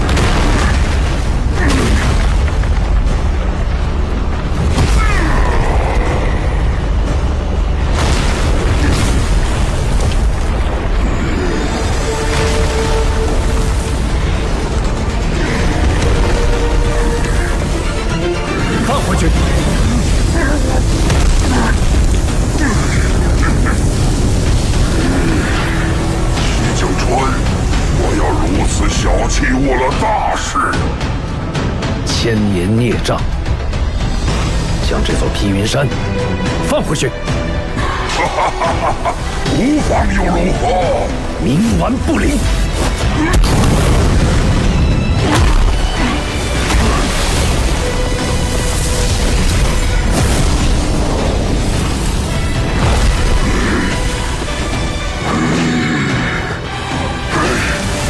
齐景春，你的大道可管不到我！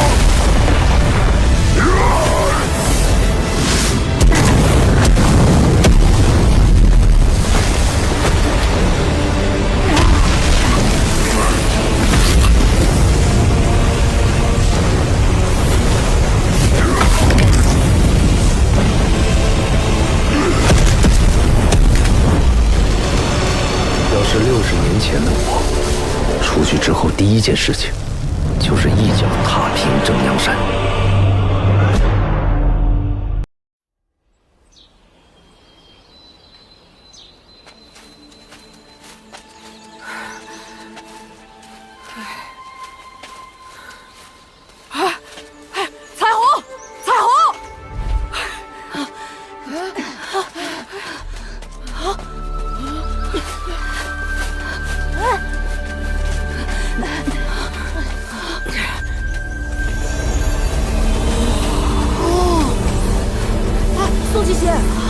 小镇到底是个啥地方？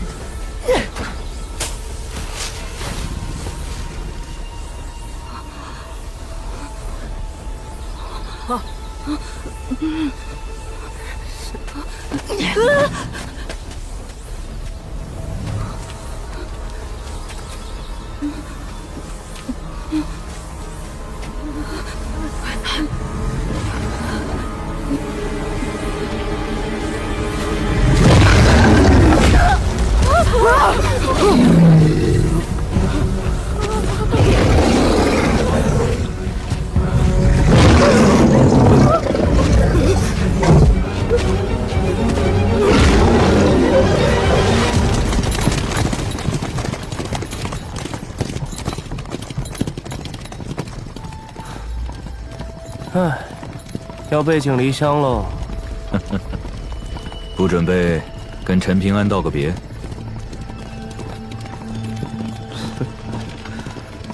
那家伙能不能活下来，还不好说。万一只等到一具尸体，多恶心！他没爹没娘的，还不得有我这个邻居来给他处理后事？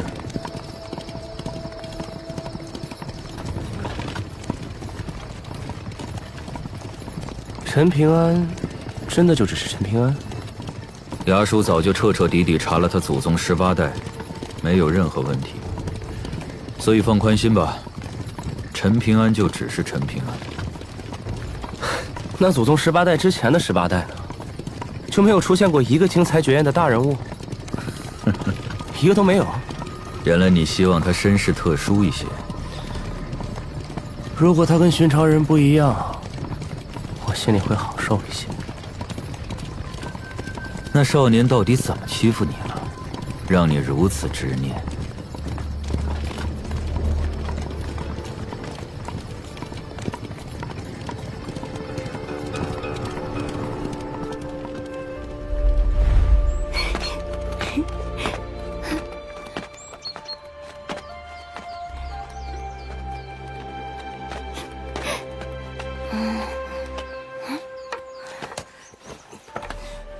喂，姓陈的，又上山下水刨食了，以后能带我一起不？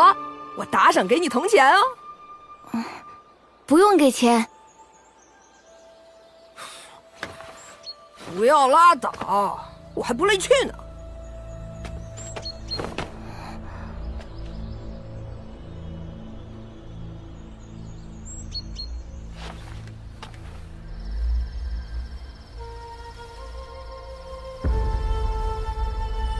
穷的叮当响，睡的破房八面漏风，一年到头连串糖葫芦也吃不着，你还乐呵个啥？明白。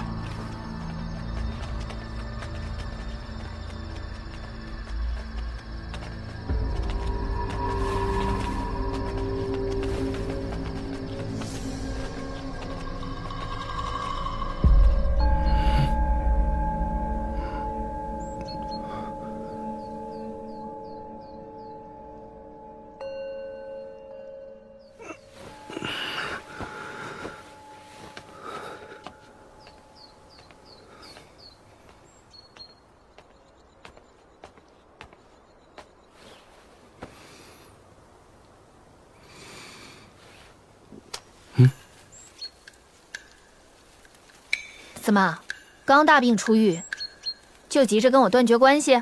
哦，这是宁姑娘最珍贵的东西，所以一定要还。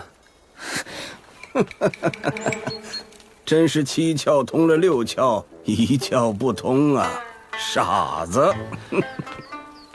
杨爷爷，这么多年，谢谢你。谢我？我可从没白帮过你，哪次缺了报酬啊？哎，一会儿留下1袋子供养钱，这次就结了啊！你抢劫啊你！杨爷爷就这样，不爱讲人情，但是做什么事情都很公道。凭什么说他公道啊？就凭年纪大呀？病也治好了，你俩就别在我这眉来眼去的，也不害臊。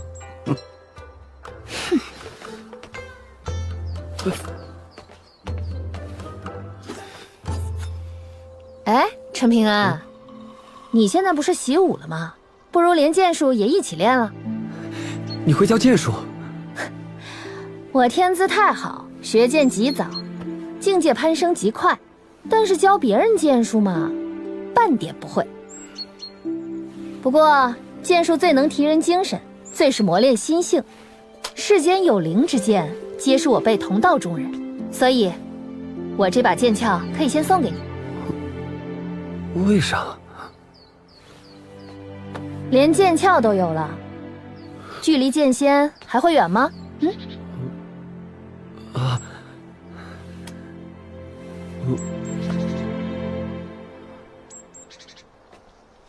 我该说啥？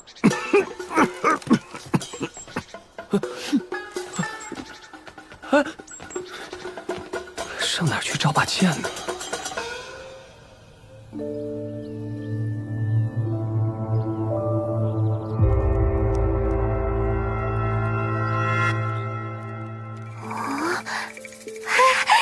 爹，刘贤阳醒了。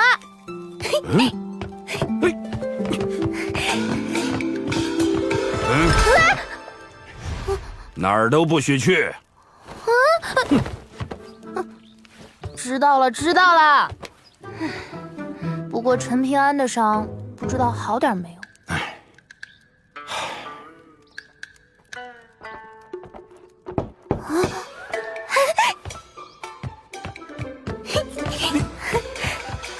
哎，陈平，陈平安，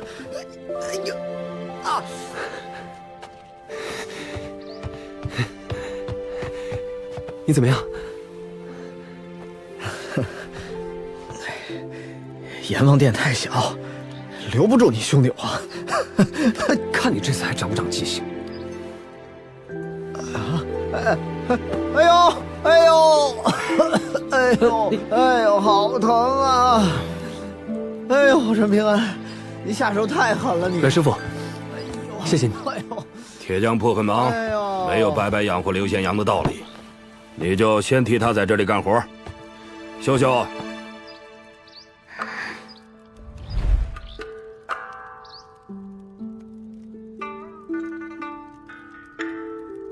丁姑娘，你所托之事已办妥，随我来吧。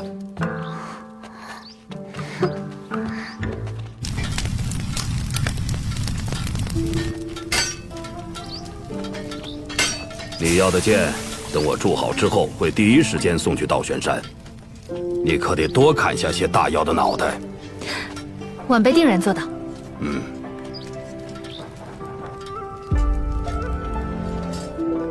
我叫陈松风，这位姐姐是刘宪阳的救命恩人，叫陈队。举手之劳而已。我跟你这支陈氏算是几百年前的远房亲戚吧。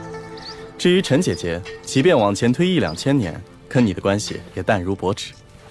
啊，这次陈姐姐是来祭祖的，可小镇已经没谁知道他们家祖坟在哪儿了。刘宪阳说你是小镇最熟悉四周山水的人，所以我们想请你帮个忙。啊，当然了，报酬的话，1袋子金金铜钱，我觉得你可以答应。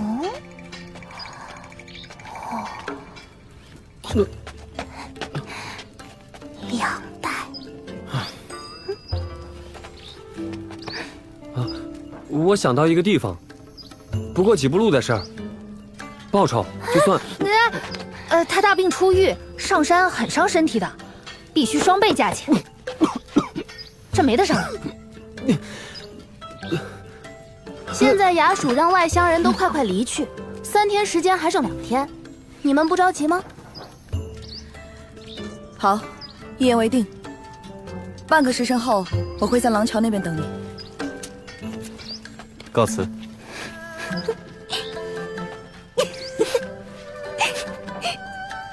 哎，你真知道陈氏祖坟在哪儿？有人曾经告诉过我。动作都快些，要下雨了，快点！公子，我们这么快就走啊？带你去大黎京城长见识去。四脚蛇也带上，别忘了。那个蠢货昨天就溜进箱子里，弄脏了我的胭脂，害怕被我杀了，现在不知藏哪儿去了。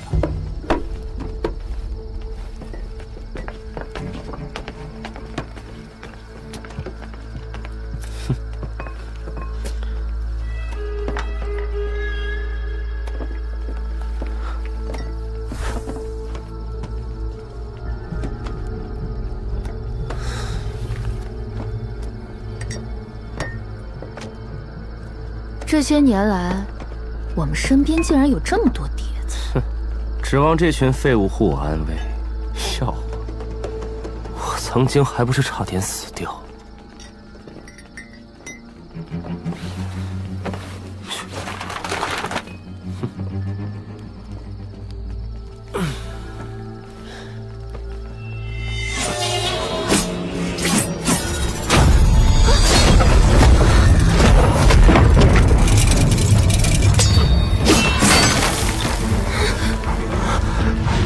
真养了一群废物碟子。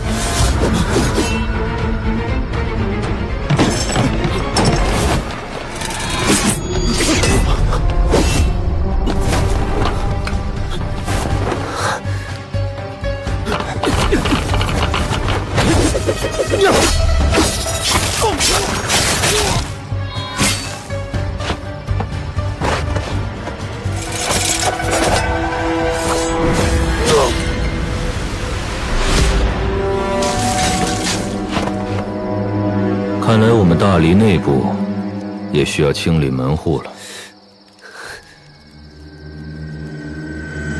大黎谍报机构有7个，本王掌控的3个主要是用来渗透敌国的，国师绣虎掌握的3个主要是监视朝堂内部。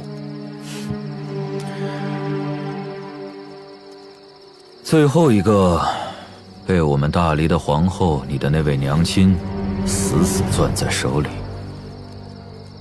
你猜猜看，这具尸体出自哪里？你到底想说什么？记住这次教训，否则下次躺在这里的就是你了。这竟是我的起居所施摘录。你本名叫宋牧，最后劝你一句，不要带着心结离开这里。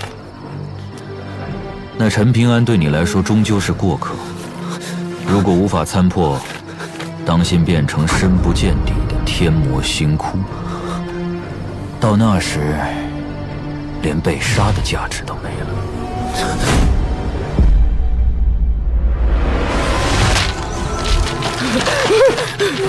老大！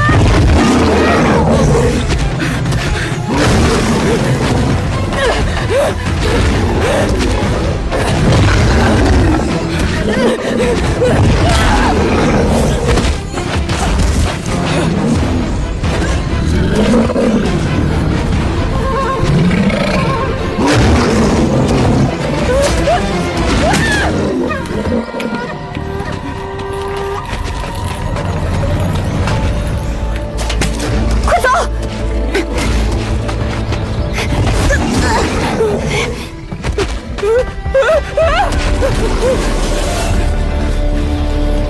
没义气的家伙！就丢下我们！陈平安都不如！人家虽然死了爹娘，好歹知道自己爹娘是谁。陈平安，你知道自己爹娘是谁吗？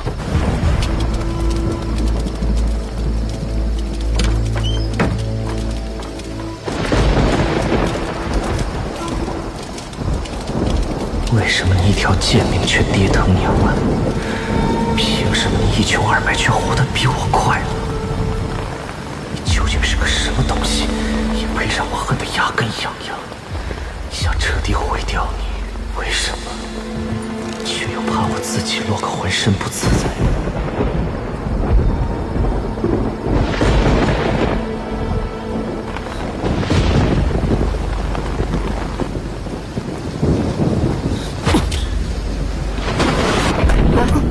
这风水书上讲，5月初5生的男婴是不祥之兆，会带来灾殃，你阳气极重。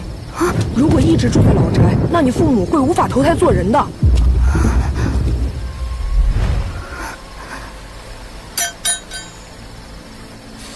所以，你最好赶紧搬出去。哎，我看去龙窑就是个不错的选择。龙窑，可是娘要我发过誓。我不过借几句风水衬阳来骗骗你，你自己到了这里，活该。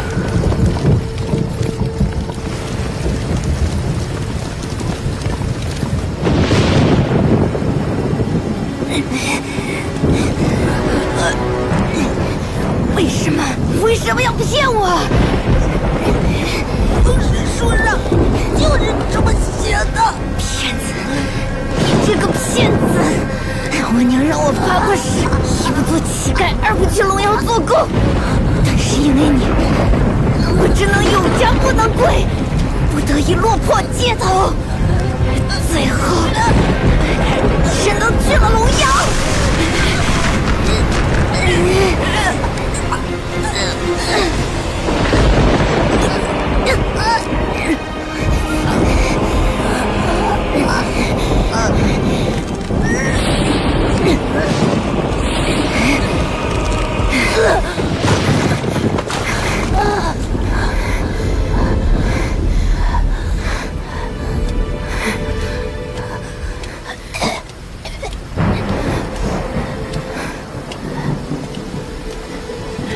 你当初为什么不杀我？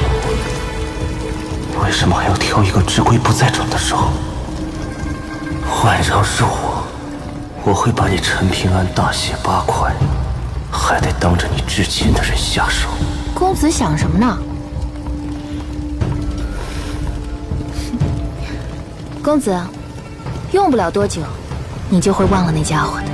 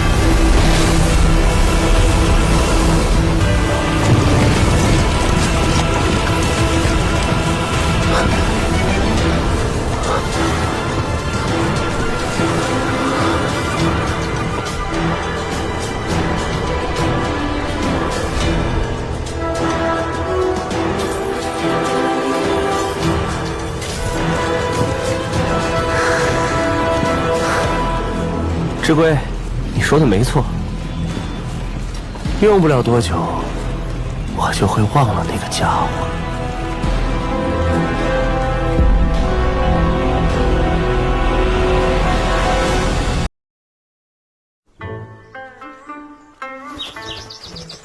嗨，少侠好体力啊，难怪敢叫板正阳山那头老畜生。啊，我从小就来这边采药，习惯了。以后来我们风雷园吧，我罩你。成了剑修，御剑灵锋，到时候咱们兄弟俩飞到那正阳山上，丢下一座雷池剑阵，正阳山他娘的就玩完了。正阳山没你说的那么不堪，风雷园也没你说的那么强大。我这不是怕我兄弟投错了山门，耽误终生吗？这么快就成兄弟了？那你兄弟没个几万，也有几千了吧？哼，姑娘你这性子，将来不好嫁呀。哎，兄弟，你说是吧？不用你瞎操心。那清风城许氏主动提出要归还那具宝甲赔罪，你为何不收？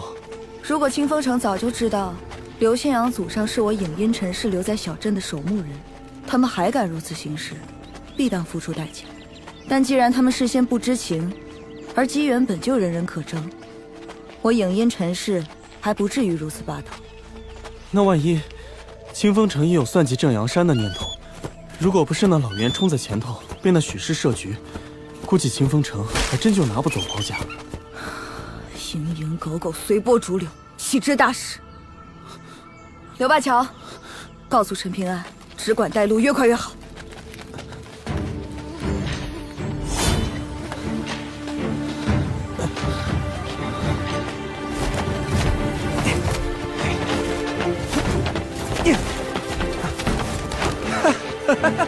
真笨啊！继续走，小心点儿。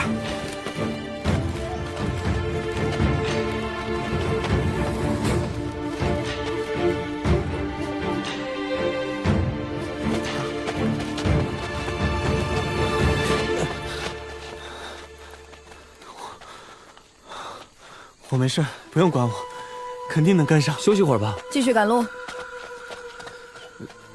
他只是气息乱了，等等他吧。不必等了，让他先回小镇便是。那接下来有劳了。是，老子也不伺候了。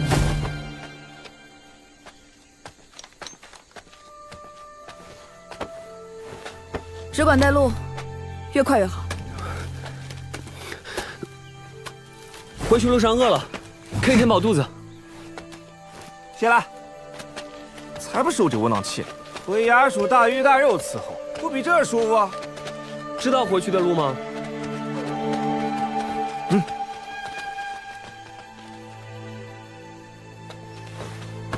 哎，你这是何苦啊？跟影音陈氏结下香火情，对你、对风雷园都不是坏事啊。只是我厚道的平安兄弟没要陈队那2袋钱，那也不是坏事。百无一用是书生啊。不全对，齐先生不也是读书人？还有齐先生的先生，可厉害了。你说齐先生到底想做什么？天晓得啊。好一个天晓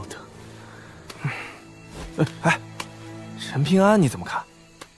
我个人对他没有任何意见，但如果就事论事，他的存在其实让我们整个家族都很尴尬。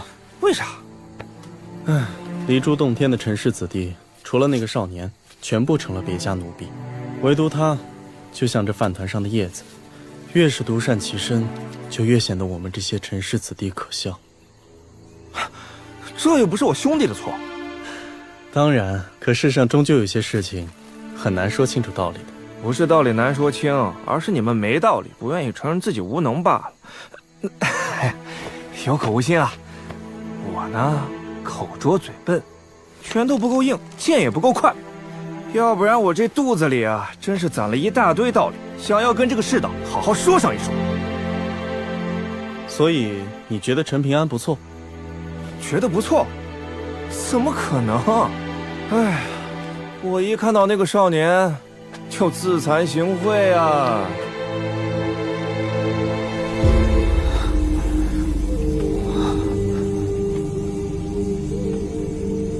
爷爷，你放心，剑经我没买。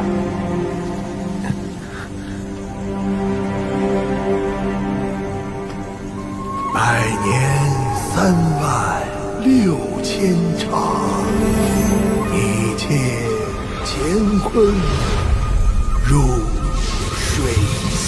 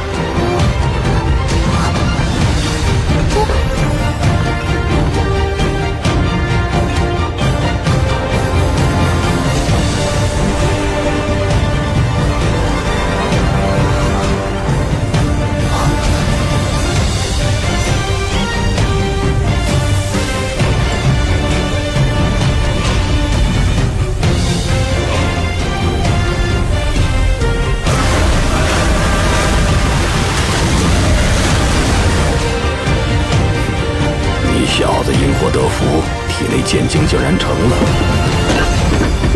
原来走的是破而后立的极端路子。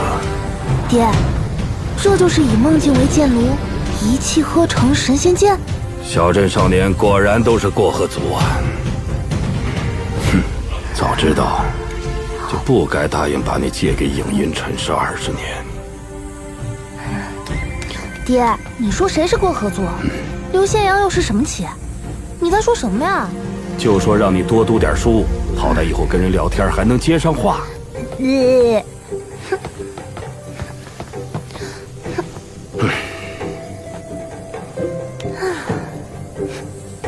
卒字过河，能抵居呢。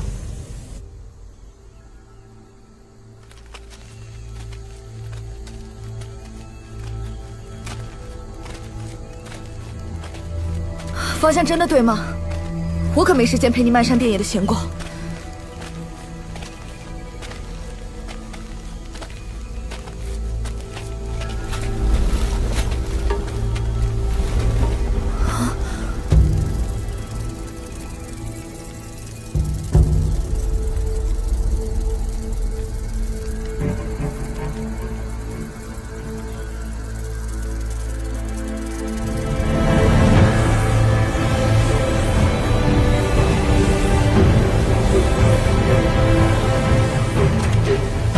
就是那里。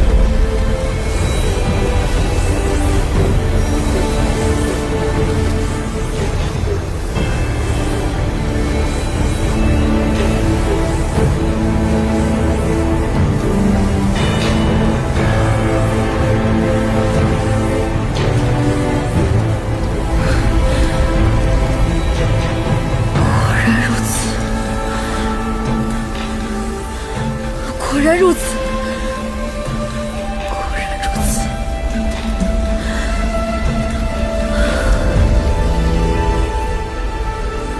你们下山等我吧。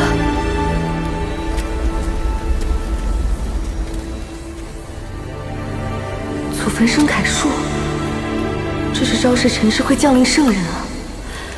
小镇陈家皆已凋敝，这机缘定当落在我影音一脉了。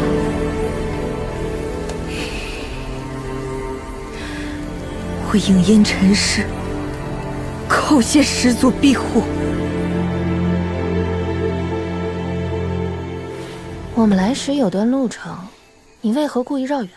啊，宁姑娘，连你都看出来了。哎，把帘子去掉。那边有一片山崖，全是你说的那种叫斩龙台的黑石头，我怕他看到，万一起歹心怎么办？守财奴。宁姑娘，你这么耿直，朋友一定不多吧？哎，小心！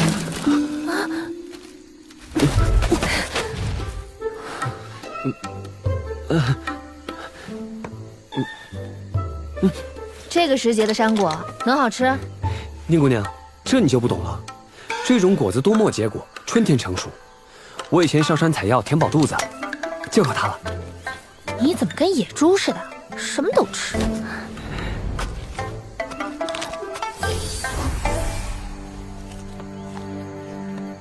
这果子不是俗物，正好可以给陈平安调养伤患。不好吃，还给你。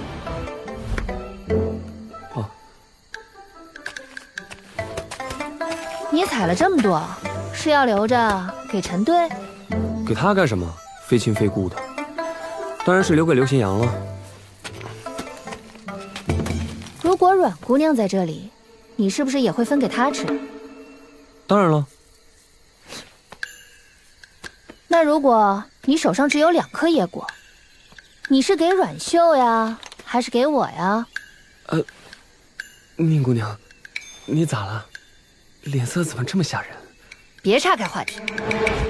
当然是1颗给你，1颗给阮姑娘了。我看你们吃就行。那如果只有1颗呢？给你。为啥？阮姑娘又不在这儿，可宁姑娘你在啊。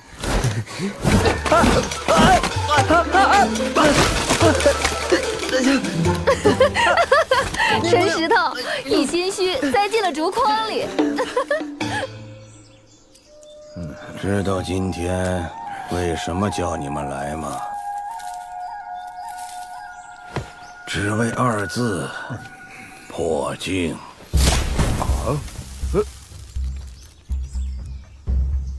你李二是个明白人，知道7境之后，每次破镜都是生死大关。之前吩咐你的事，为什么没去做呀？我家媳妇儿看得紧。只是这样？怕一出手，就坏了您的买卖。这么好的磨刀石，小镇里能碰上几个？听我的，去会会他。行了，你去吧。哎，师兄！哎呀，师傅，师兄还不得打死那家伙！师傅，师兄的路子您给指了，那我呢？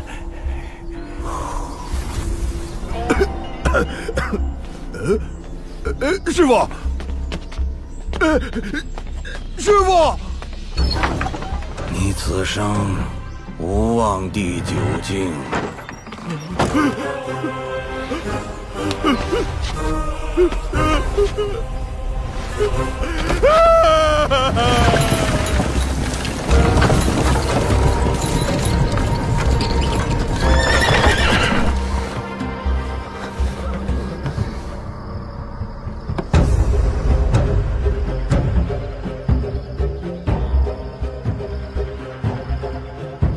马车先行，只管往前。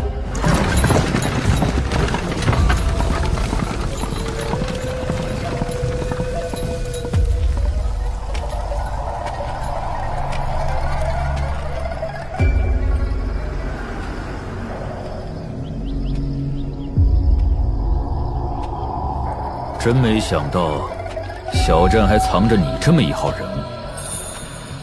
看来我们大理的碟子真是废物啊！既然没有一见面就开打，不妨说说看，你到底想要什么？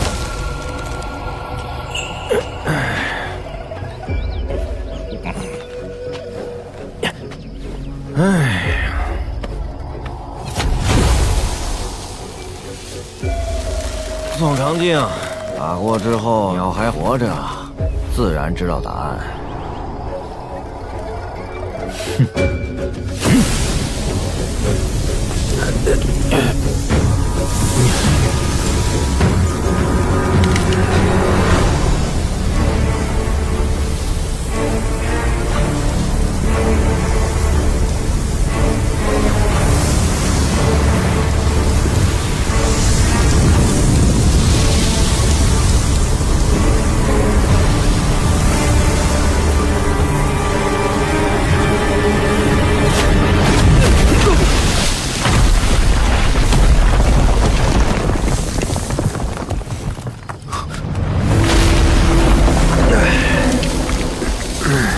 还成，力道上差点意思。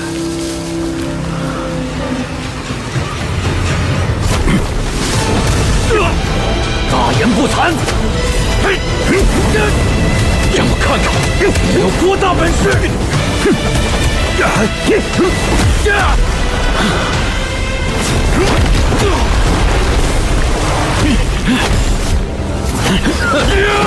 现在的力道够了吗？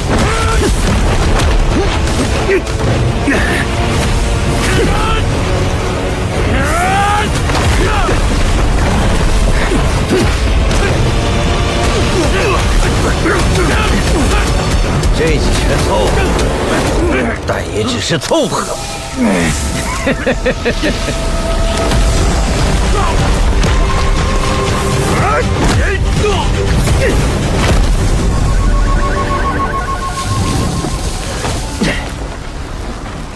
哎，收工了。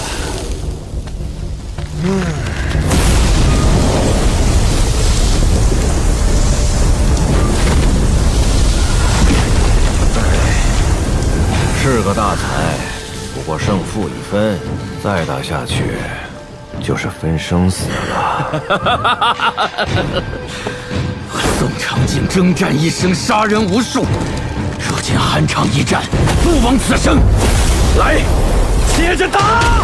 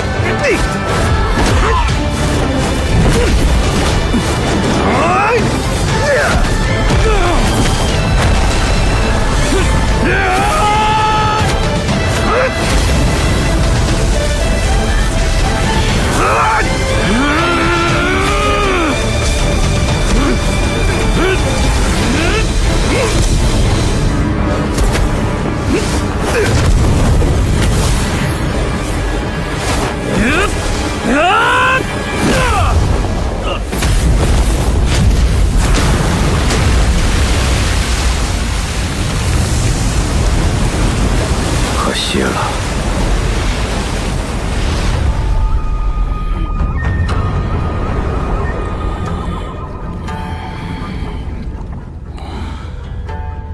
斩神仙，杀天才，筑清观。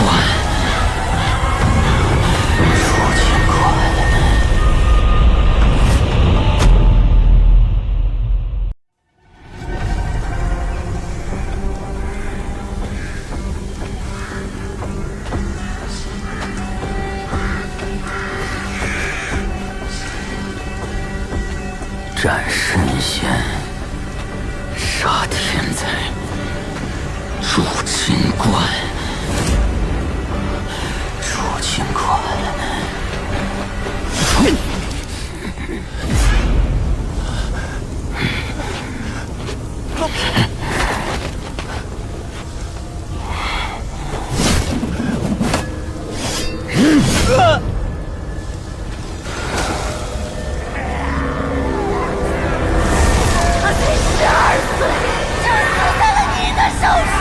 心狠手辣，无父毒父。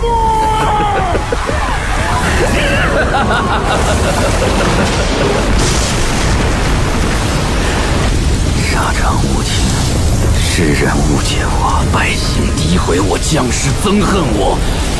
但大道就是如此，不是杀人，就是被杀。千年之前如此，千年的千年之前还是如此。是大理武道第一人，这不是生者的气息。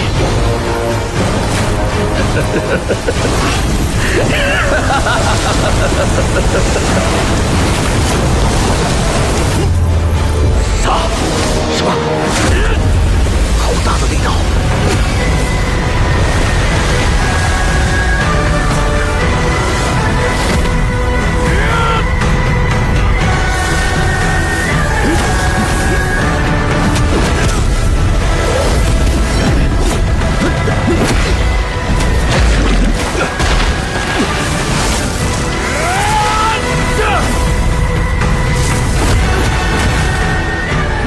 就凭蛮力你是赢不了的。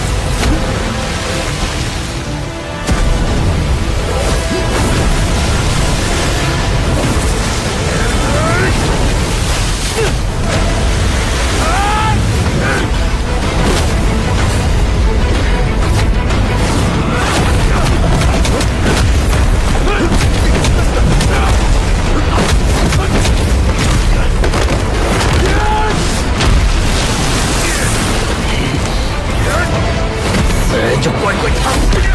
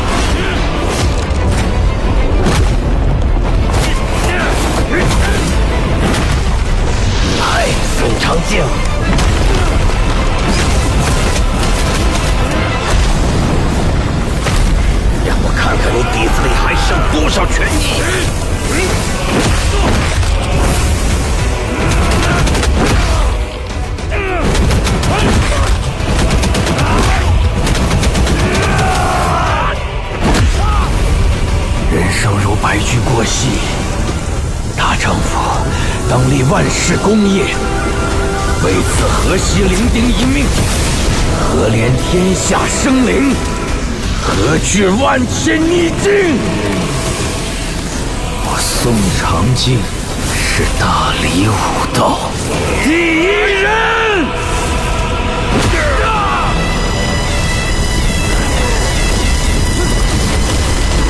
我是钢骨，挺折不屈。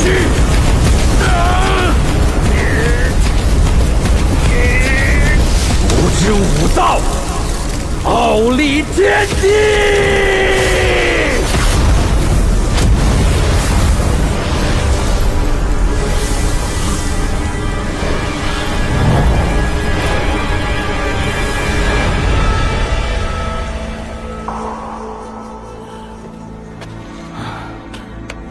看来这便是我的机缘了。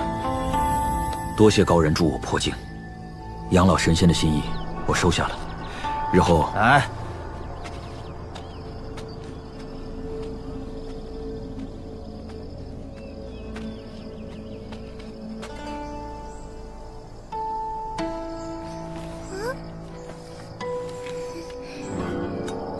每人选1张，回去仔细临摹，3天后检查。我要1张，给我一个。瞧，给我！我要这个。我要这个。就是画个小树嘛。你给我，抢不着吧？我要这张。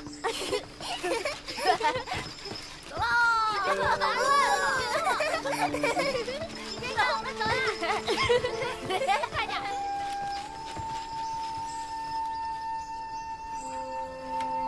师兄，还记得我们来山崖书院之前，先生送我们的临别赠言吗？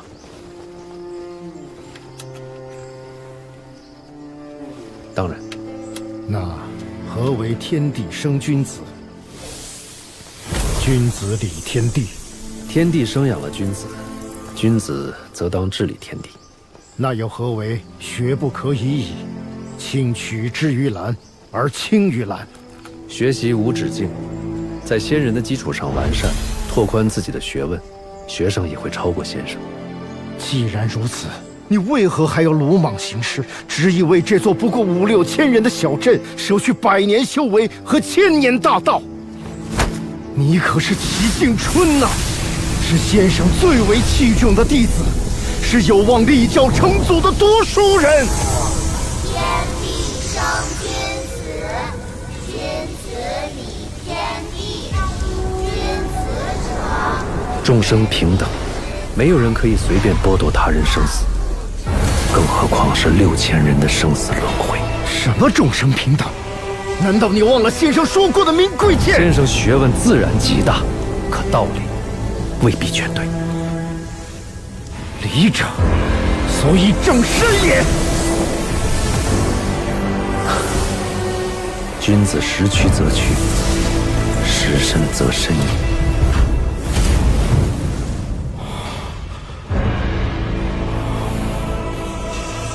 师弟，事已至此，书院那几个孩子就托付给你了。山崖书院要迁至大隋王朝，大隋与大黎虽是邻国，仍是千里迢迢，战事更是一触即发。此行凶多吉少，千万保重。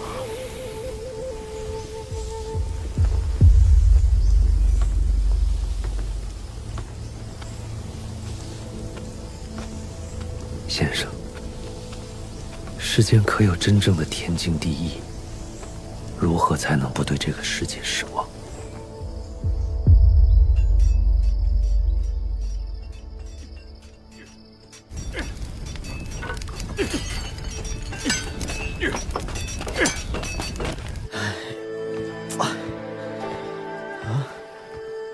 你带陈队进过山了？嗯。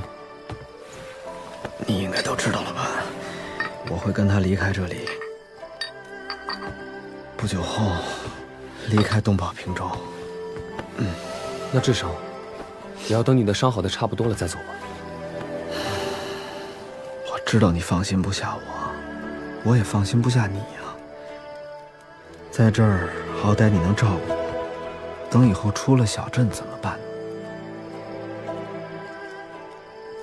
哼，只是诱一下，连死都死过了，还怕什么呀？哎，算了算了，不说这些了。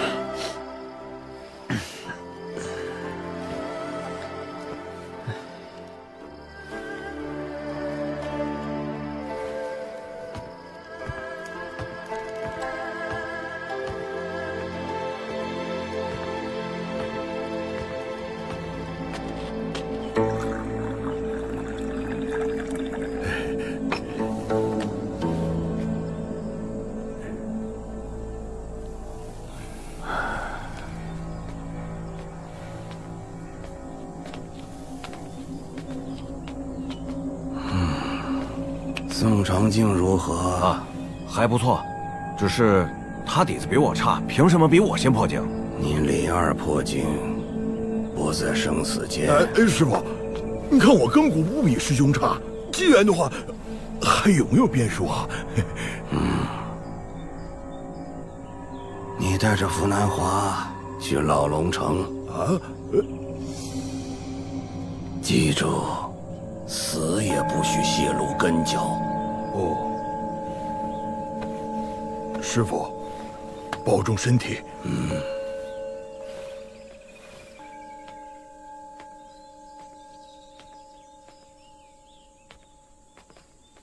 师傅，你对师弟也太不近人情。师弟虽然成天没个正形，可是对师傅您是打心眼里好啊。反正都是无根浮萍，死在哪里不是死啊？你也带上你家那个泼妇走吧，在东宝平州，你这辈子都没希望破境。儿子女儿，你可以带走一个，另一个送去山崖书院。那师傅，你以后还能如何？等死而已。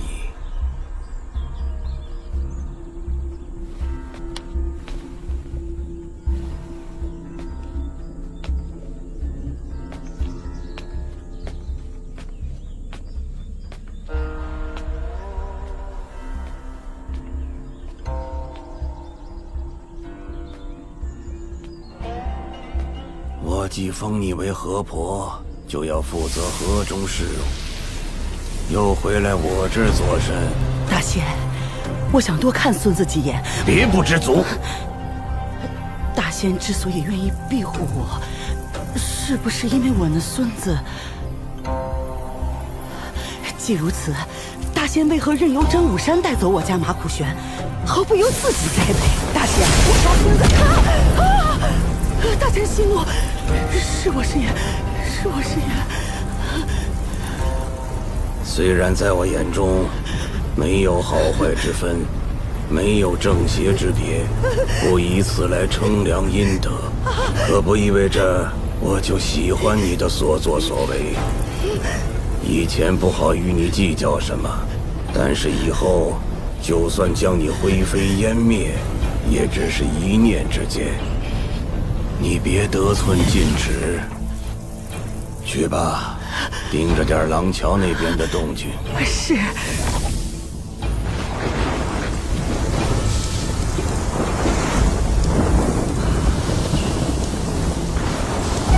要变天了。神仙大驾，凡人遭殃。山脉的人不都很聪明吗？为何要做这等蠢事？谁知道？他们那些破道士，我就没懂过。破道啊！你们这些只知道藏在乌龟壳里的老东西们，要是能懂，不个个都成圣人了。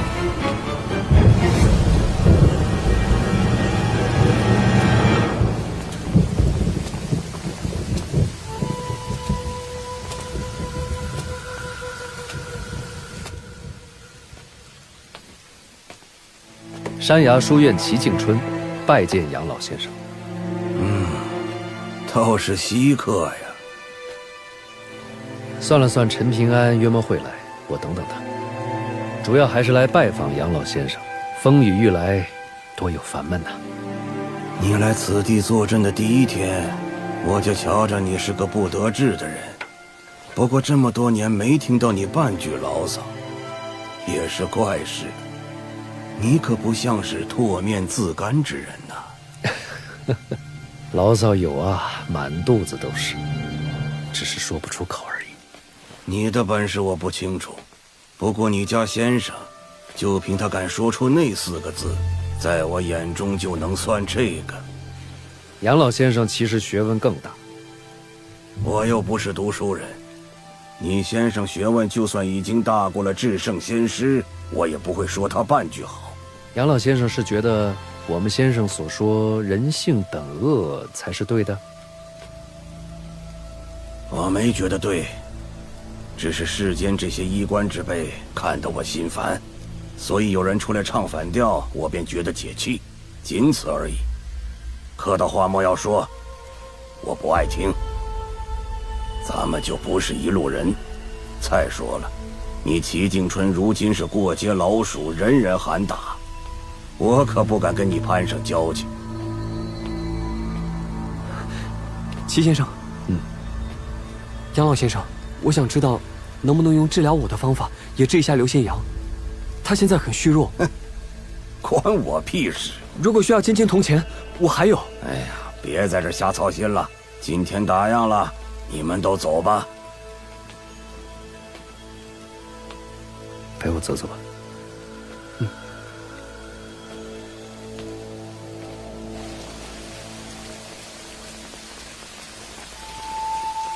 实在是闲来无事，便用你送去的蛇胆石刻了2方私章，一个用隶书，一个用小篆，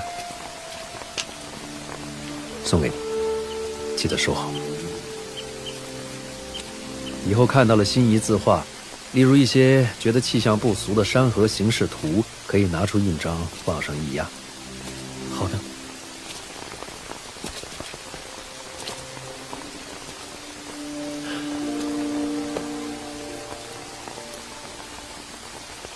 你记住，君子可欺意其方。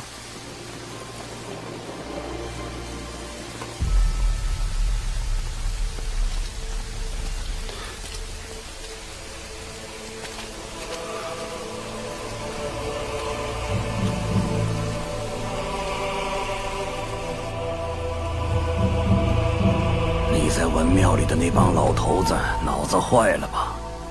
明摆着有人在针对山崖书院和齐静春，还一直袖手旁观，真当自己是泥塑木雕的死东西了。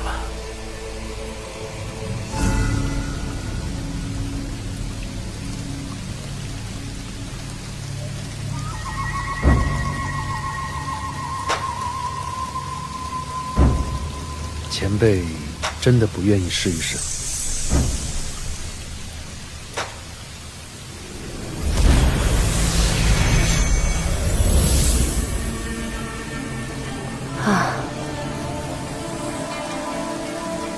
我知道前辈的答案了。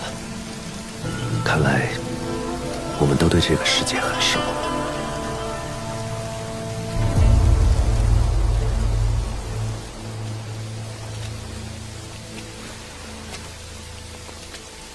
刘宪阳走了。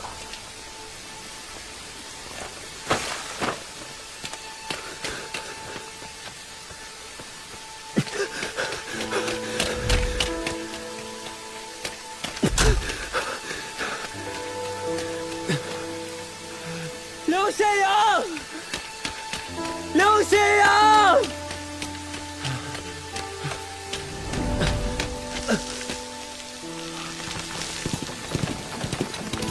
刘宪阳！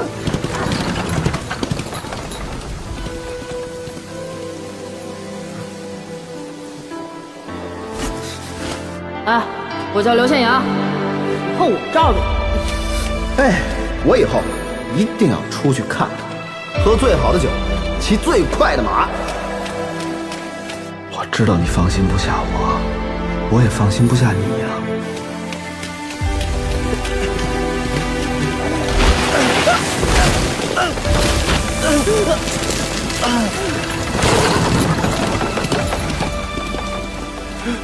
刘宪阳。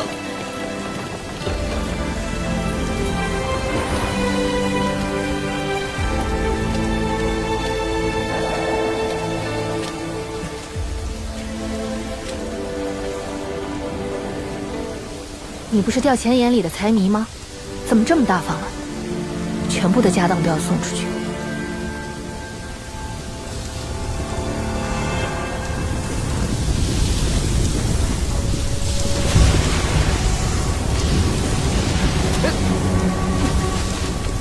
哎，齐先生，稀客呀，您楼上坐。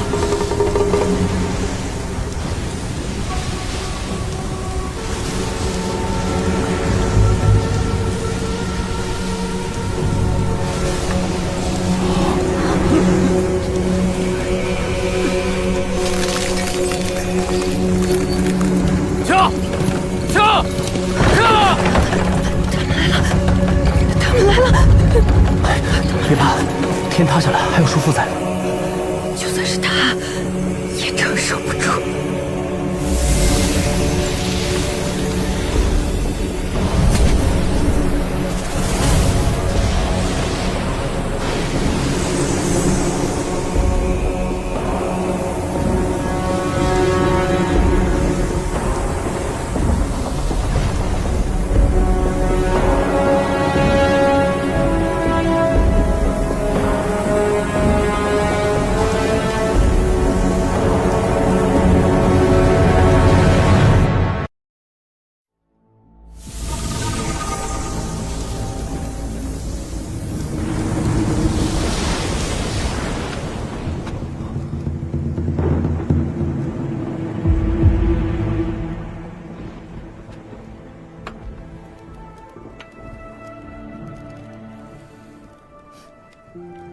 怎么不把簪子别上？宁姑娘，你怎么来了？人家既然愿意送你，自然是希望你物尽其用。我仔细看过了，的确是普通簪子，没有暗藏玄机。起初我还以为是座小洞天呢。啥？别有洞天听过吧？天下洞天分2种，一种就是我们身处的这座离珠洞天，洞天福地的洞天，疆域广袤，不知几千万里。传说道祖有一座莲花洞天，单就里面的一片荷叶，就比你们大理还要大。不可能吧？我也不信，所以我要去亲眼看过之后，再回来告诉你真假。你以后做什么？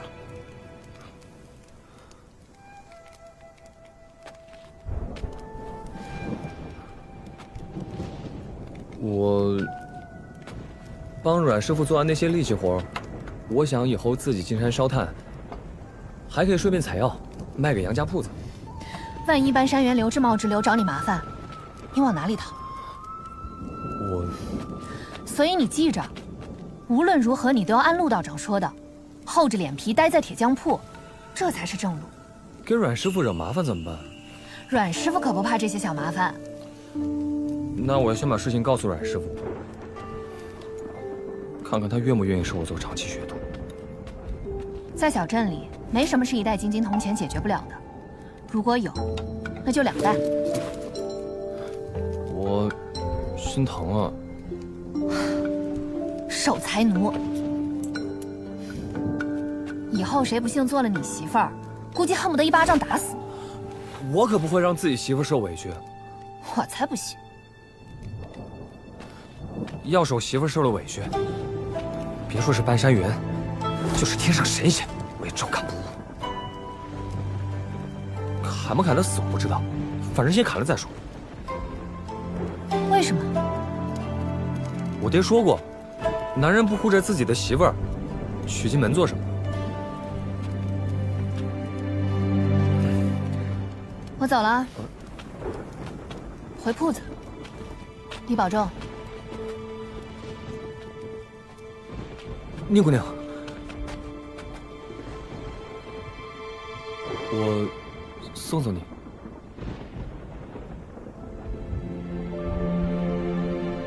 不用。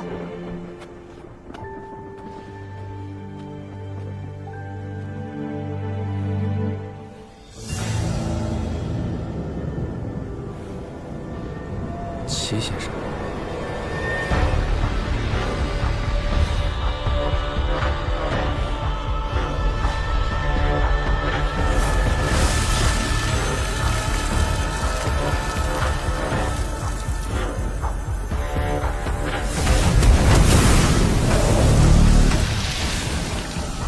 齐景春，你放肆！天道本无私，念你身为儒生，对离珠洞天生出恻隐之心，情有可原。若此时回心转意，犹有余地。哼，与这书呆子废什么话？他想做出顶天立地的壮举，得先问过我的拳头。自斩龙仪一起，小镇独享3000年大契约，后世子孙英才辈出，无非是寅吃卯粮的手段。既然订立规矩的是4位圣人，我自然没有资格在此事上指手画脚。如今天道要镇压此方天地，来便是。我齐敬春一人替小镇百姓承受这场劫难，天道和规矩皆可成全。姓齐的，你是真不知道缘由，还是装疯卖傻？三教根底，岂是你小小儒士可以动摇的？齐施主，一念静心，顿超佛地。你们经唱的不错，可当真容得下他齐敬春？善哉，善哉。小镇3000年的天道反扑，我齐敬春一肩挑之。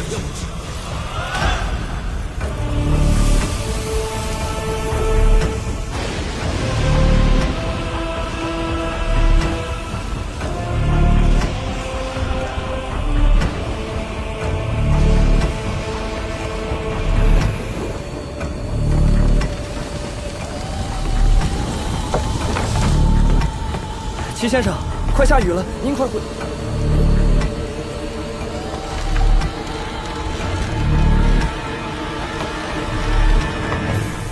你悖逆大道，不自量力，就由本座先陪你玩玩。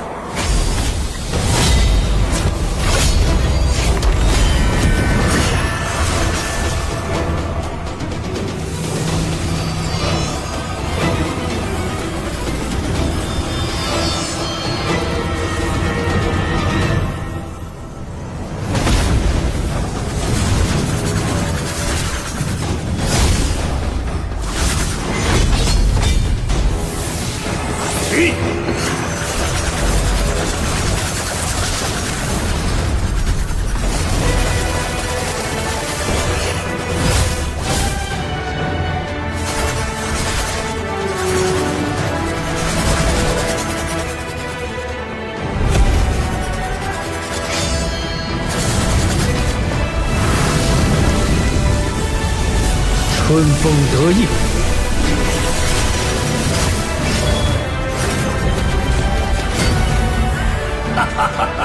想以春风破我剑阵？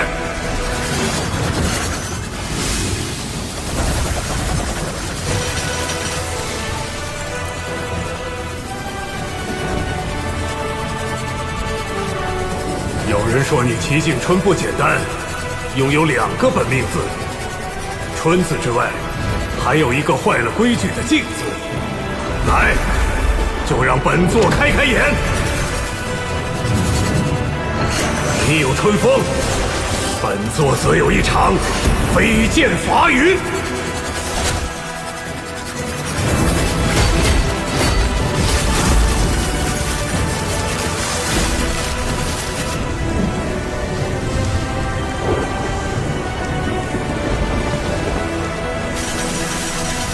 好雨知时节，当春乃发生。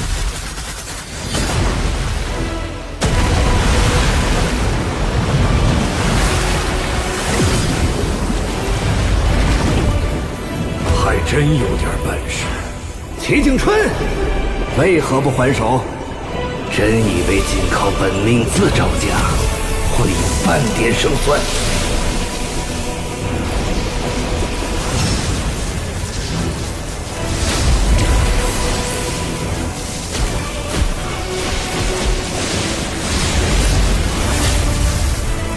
风平浪静，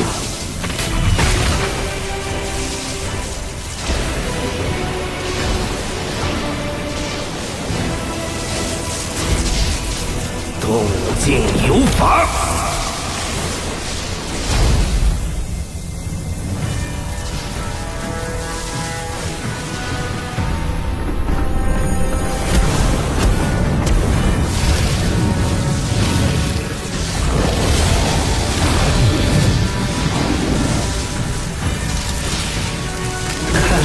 拼死护着的地方是怎么对待你的？小打小闹也差不多了。齐敬春，本座最后问你一句：确定要执意下去吗？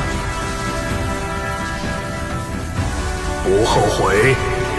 不悔。好，看拳。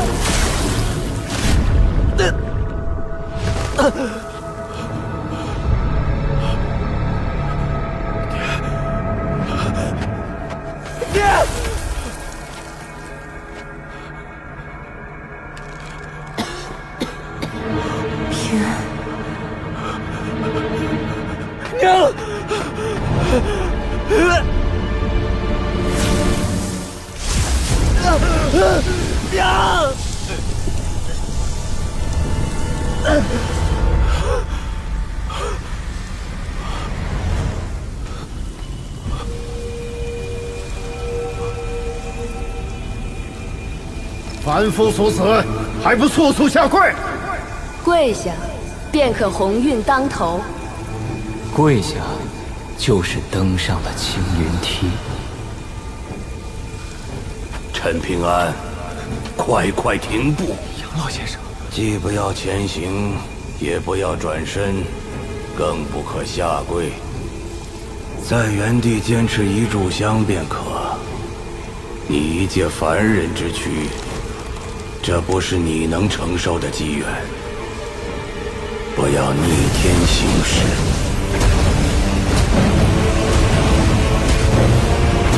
不要冥顽不化。齐景春，你若是愿意，可以追随贫道修行。清净无，你大胆！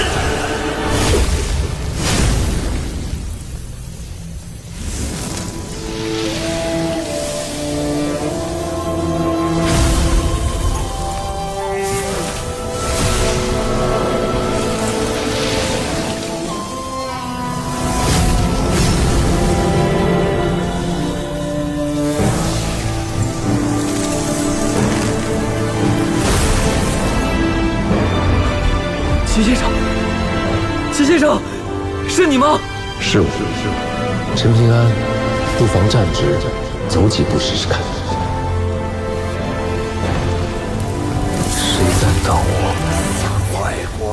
拿正，该是马普森的机缘。你把滚出去！厚颜无耻的小杂种！马普森拿不到，你轮不到你！谁先神武？就该相信感觉！都给我闭嘴！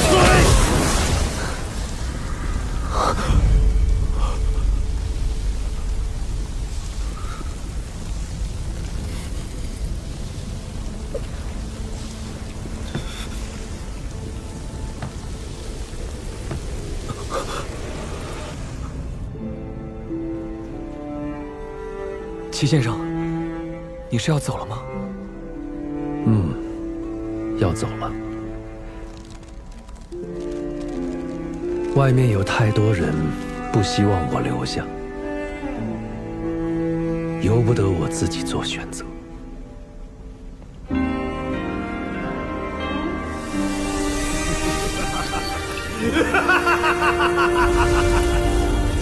都说你齐敬春有望立教称祖，看来不过是浪得虚名。接着走吧。我们去哪儿？不是我们，是你。你要见的是一位老前辈。老前辈。陈平安，大道就在脚下，走。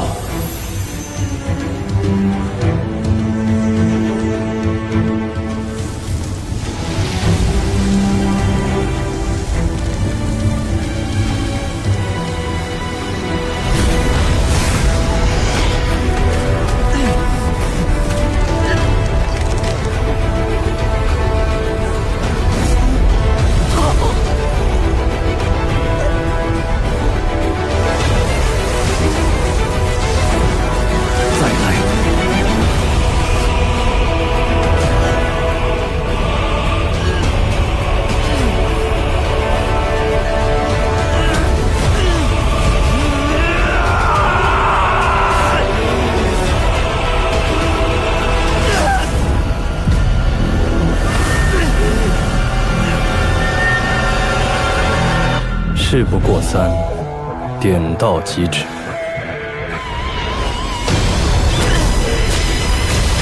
再来！再来！再来！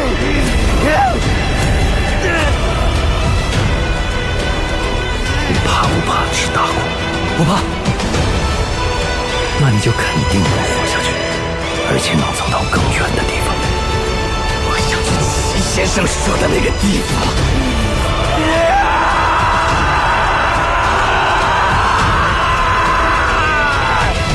前辈，你看见这位少年了吗？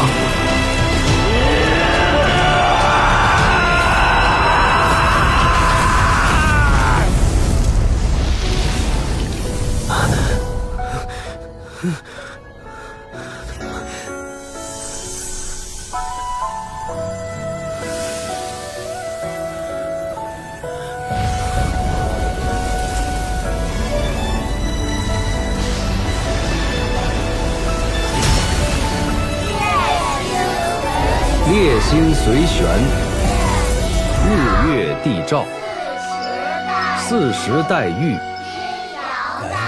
阴阳大化，风雨博施，行必有正。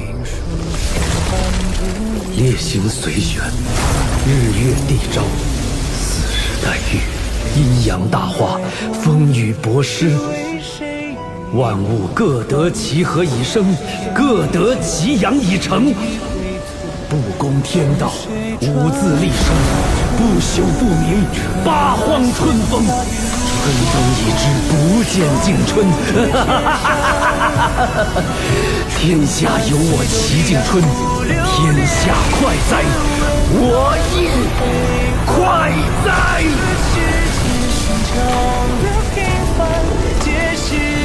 所念所盼也无憾，春会在我心流转。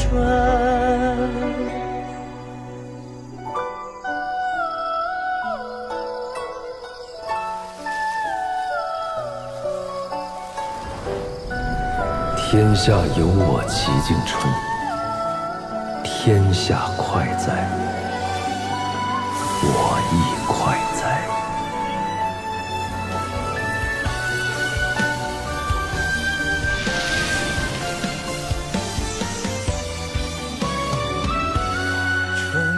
随风化雨如光，公母守护着千山。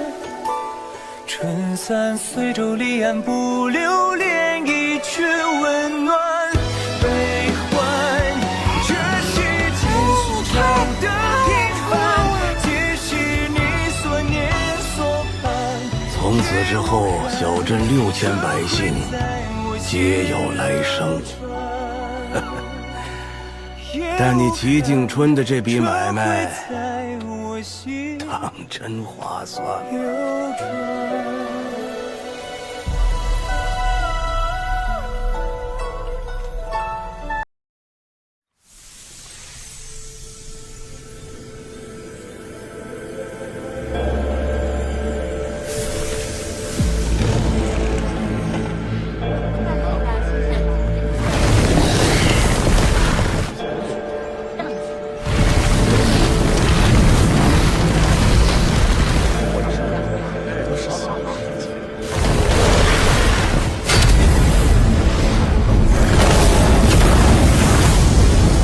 我阮琼作为这里的新任圣人，管制的甲子之内，越界者杀无赦。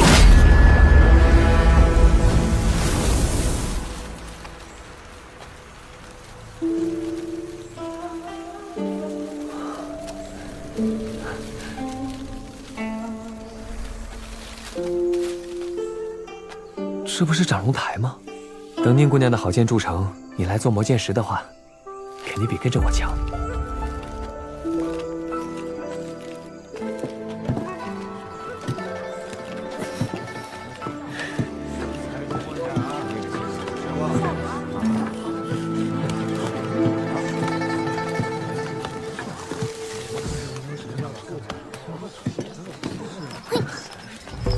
李宝平，叫我干嘛？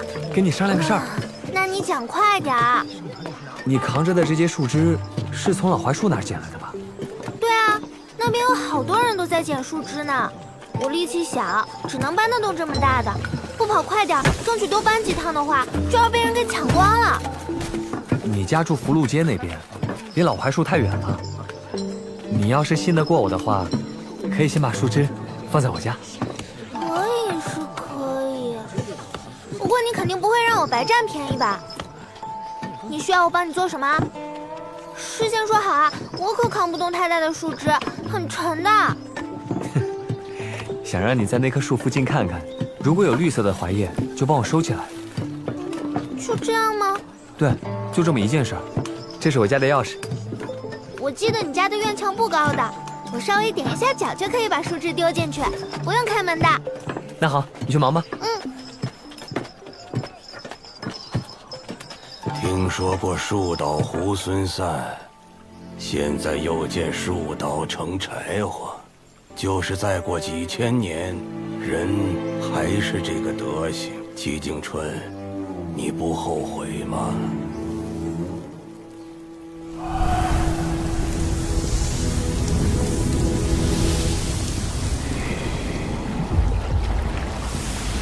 大仙，有何吩咐？现在有个千载难逢的机会，就看你敢不敢争取了。你的供奉香火被这座廊桥拦腰斩断了，但只要你从桥下游过去，就能从河婆变成河神。昨晚桥上木廊崩塌，我想离近瞧瞧出了什么事，可我一靠近，就像钻进了油锅，疼得受不了。是继续在烂泥里躺着，还是成为河神，全在此一举。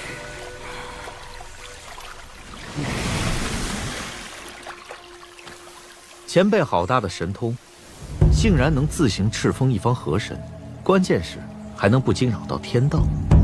河婆河神一字之差，云泥之别，你会不懂？已经很骇人听闻了，在注定的断头路上硬生生岔出小路，这等手笔，由不得晚辈不佩服。小子，你知道我的身份？山主事先并未告知，但是我勉强猜得出一点端倪。哼，去，话不投机半句多。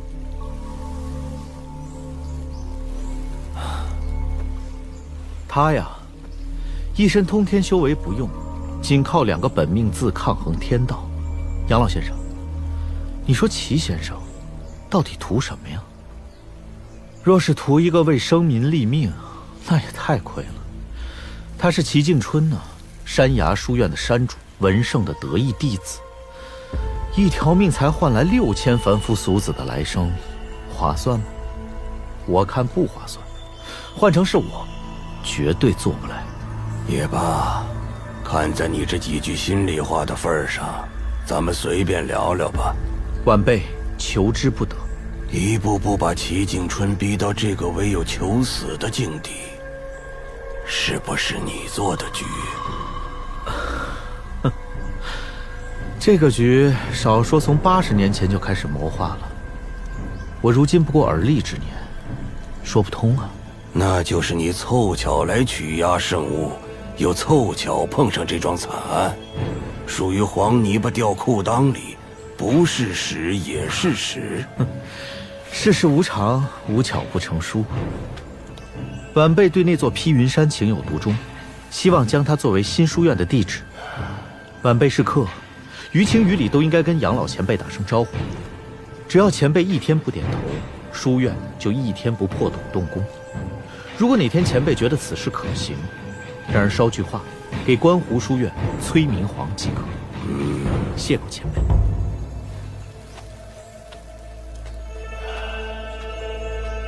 季景春，那晚你在廊桥坐了一夜，到底说了什么，做了什么呢？你们读书人呐，没一个让人省心的。只要大理让我看得顺眼，60年之期一结束，我自然会再次开宗立派。阮氏这是在祝大理国运昌隆啊！阮氏放心，除去披云山，境内61座山，阮氏可任选3座作为开宗立派的根基。本官可以先送阮氏离珠洞天的新旧2幅山峦形势图，再陪着阮氏亲自去勘探巡视，到时候阮氏再做定夺，如何？图先放着，占山一时，不着急。不过除了披云山，也没哪座山入得了我的眼。那下官便静待阮氏的决定了。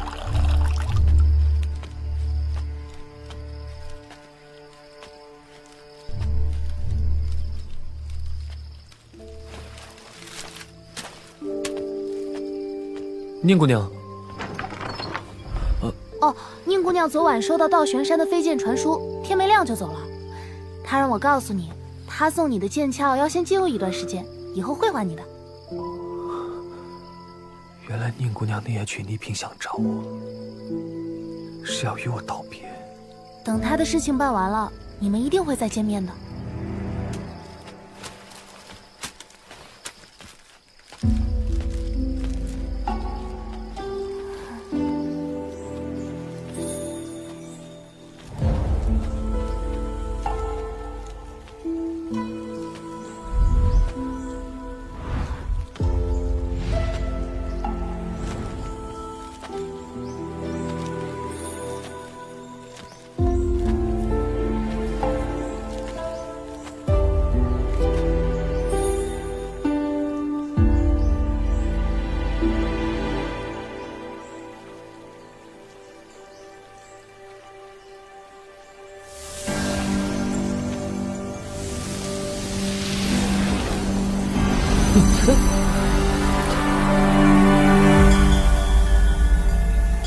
那个叫齐静春的读书人说他对这个世界很失望，那么你呢？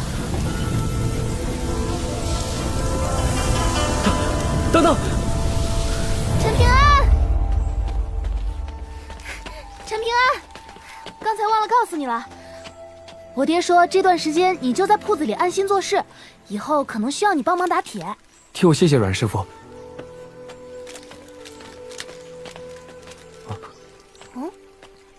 怎么了？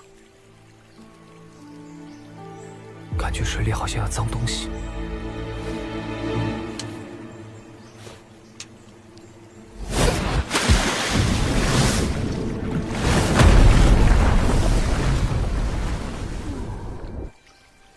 你看，什么都没有。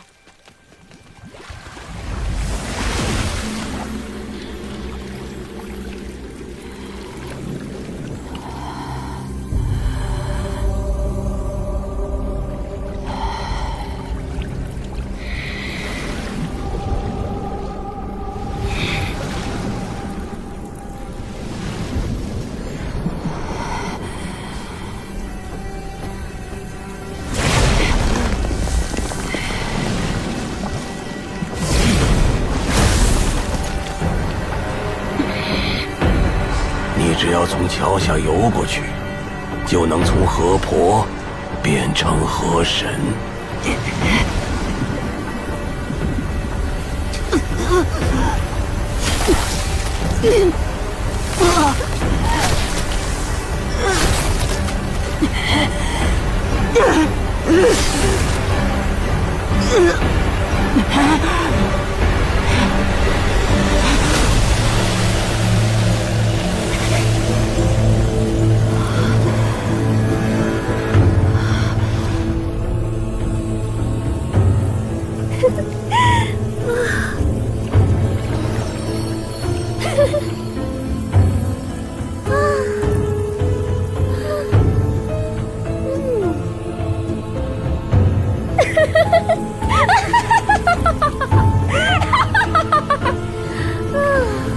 不过如此嘛。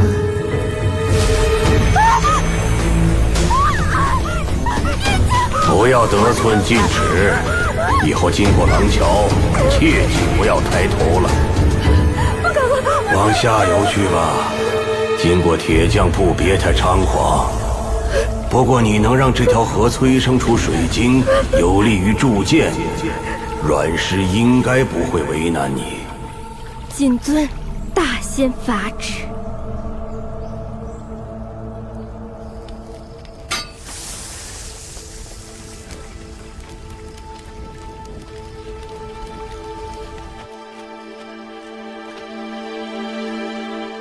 对了，阮姑娘，能请教2个字吗？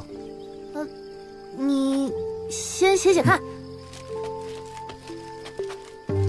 早知道就好好读书了，现在要丢人了，完了完了。哦，原来是武学的事啊，我最懂了。神庭合在一起就是穴位的称呼，神庭穴。我们体内有365座大小窍穴，都是金山银山式的宝藏。哦，哎，继续聊啊，我也学学嘛。我不是坏人，我是跟新县令无冤来小镇的。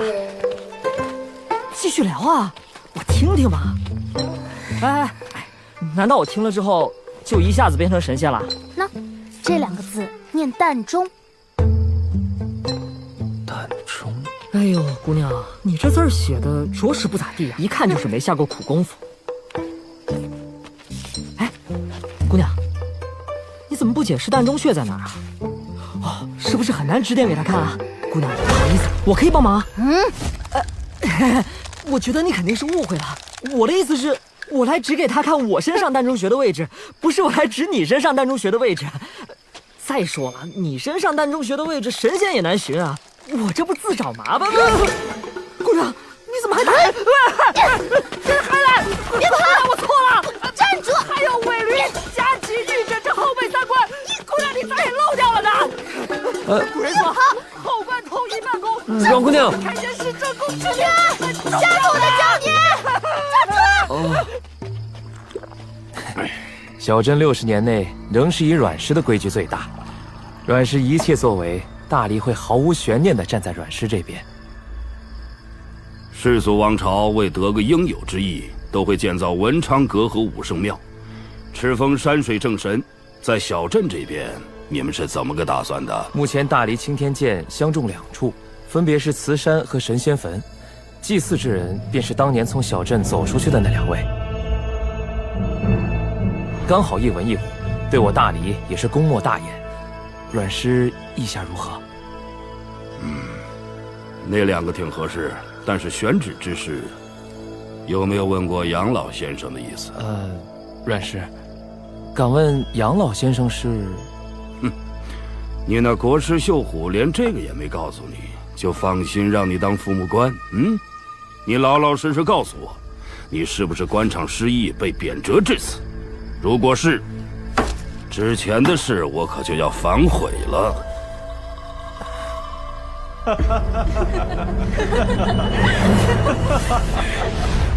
上仙所言极是。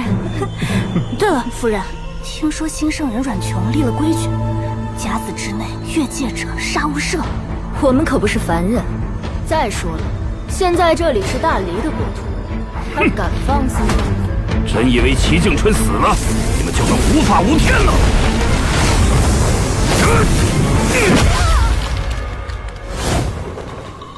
即使躲在边界线之外，眼馋离珠伏地者，只要我阮琼心情不好，一样打烂你们的脑袋。新圣人脾气倒不小，老夫便不过线，瞧上一瞧，看他又能拿我怎么样。阮氏，有话好好说。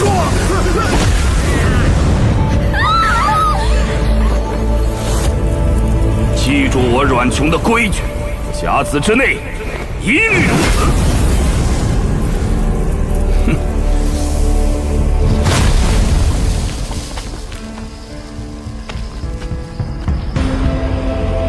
齐景春，你哪怕有我一半的不讲道理，至于死得如此憋屈吗？哼！我说风满姑娘脾气怎么这么泼辣？原来是随爹呀！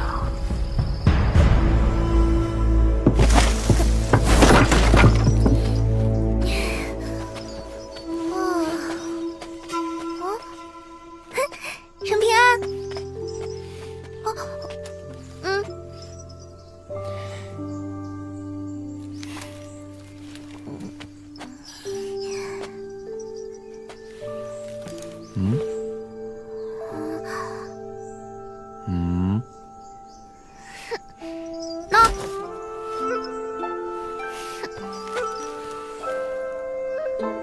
宋娘，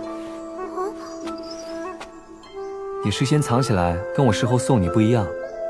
别忘了，答应别人的事情就一定要做到。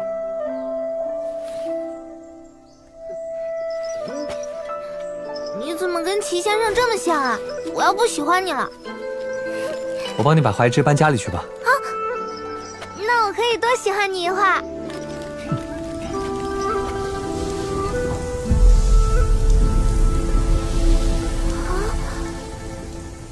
要下雨了吗？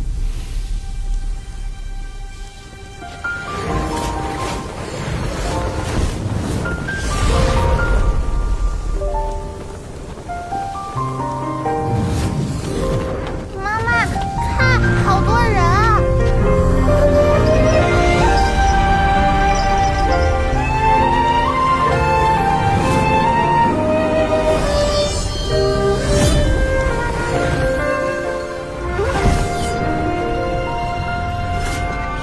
惊鸿不再已释然，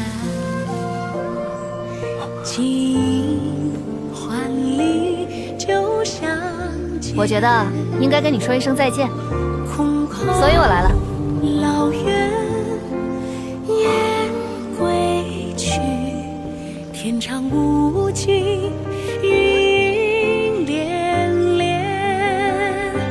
陋室看前，林姑娘，这东西你用最合适。眼中青色，眉间远山叮咛在梦前。千影寒山，白云游船，此心天人间。原来宁姑娘也是神仙。问缘何是缘？我待破茧上穷阴寒。问缘何是缘？这糖葫芦真贵，好像也没那么好吃。金元宝，银元宝，不如买座山头好。元师，听说你又在披云山开宗立派，求您点拨一二，让咱们做个依山傍水的邻居啊！阮师，听说阮姑娘特别喜欢吃糕点，我特意从压岁铺子买了。再说一次，山爱买哪座买哪座，少在这儿打听。一个个杵在这儿，当自己是剑条，找锤啊！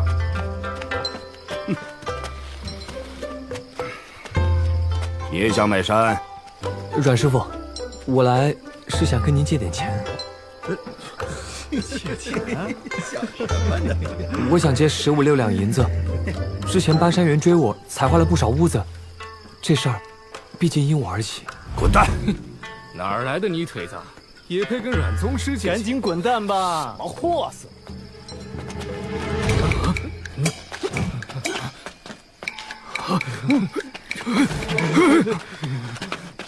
陈平安，你还想跟我请教哪些学位啊？那你去盯着炉子火候吧，1个时辰后结束。给爹买壶上好的桃花春烧，剩下的自己买些糕点。陈平安，你过来。哦。好，你看，这是小镇周围的山川形势图，你手里应该有3袋金晶铜钱吧？是的。当下金晶铜钱是最值钱的时候，所以如今说你富可敌国也不夸张。大黎皇帝打算要将披云山之外的61座封禁大山全部解禁，卖给与大黎交好的势力门派，并且许诺此地将来会敕封1尊山岳大神、3位山神和1位河神。将来这方圆千里注定风生水起，灵气充沛。这么说吧，现在买山头稳赚不赔。阮师傅，那这些山头大致什么价钱？比如最小的这座珍珠山，叫价是1枚迎春钱，只需要1枚。哎呀，屁大点的地方而已，大一点的山估计在10枚左右。至于最大的那几座山，你就别想了。说穿了，大黎要的不是钱，而是人脉，希望与买家背后真正的靠山交好。那如果我今天买下山，明天却死了，怎么办？哎呀，小年纪谨慎得很啊！放心，只要你本分做人，就不会出事。我可没齐敬春那么多道理和规矩。放心吧，300年之内，大黎绝不会擅自收回山头。我拿到的3座山，风水肯定最好。你可以与我接壤毗邻，哪怕你租借给我，你也能年年分红，坐享其成。阮师傅，我占了这么大的便宜，不会被人记恨在心吗？你也有靠山呐，远在天边，近在眼前。阮师傅，我想进山一趟。不错，没有得意忘形。那你争取尽快给我答复，久则生变。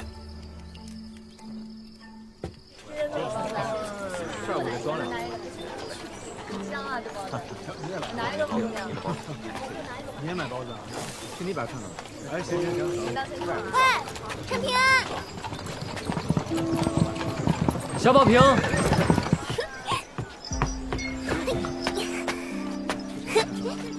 我们要去很远很远的地方读书了。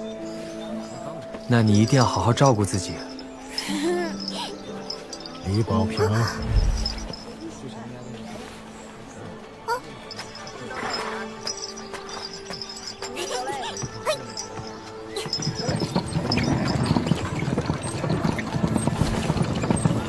我走啦。爹也真是的，陈平安给你当工匠，工钱都不要，出了事问你借点银子，怎么就过分了？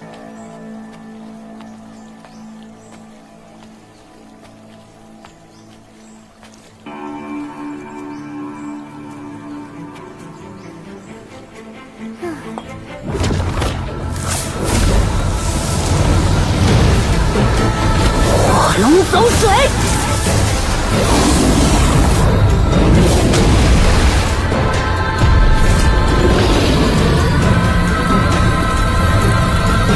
可以了。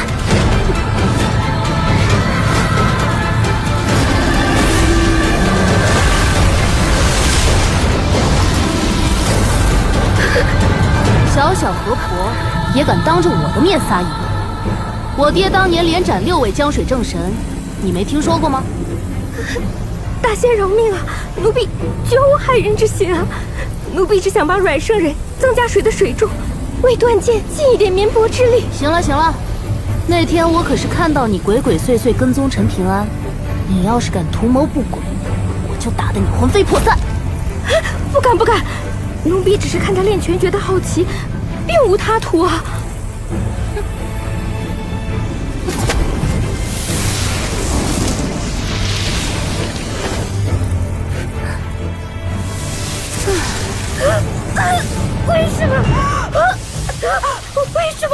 为什么我的道行在流失？不好意意思啊？忘了告诉你，我是天生火神之体，与水是天敌。记住了，下不为例。蠢货，你还敢对他心怀杀心？他将来第一个要杀的河神就是你。接下来给我好好想想如何补救。这桩灭顶祸事已是大机缘的种子。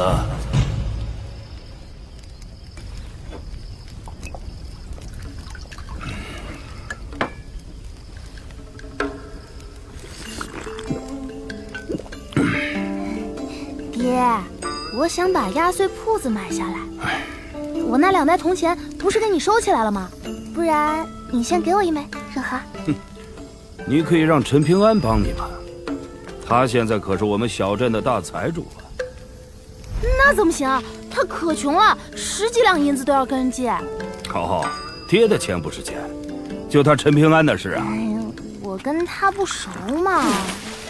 还不熟？不熟你能昧着良心让自己爹喝这种烂酒，然后中饱私囊，就为了借钱给那王八蛋？闺女，你觉得到底多熟才算熟啊？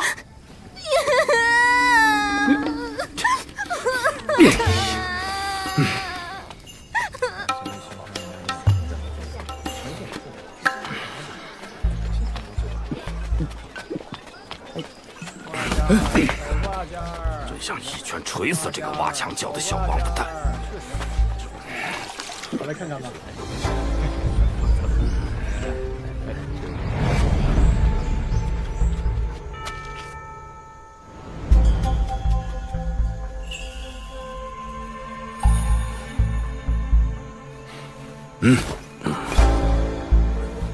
看来陈平安快成你的心病了。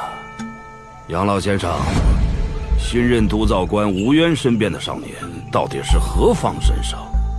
我看不出深浅。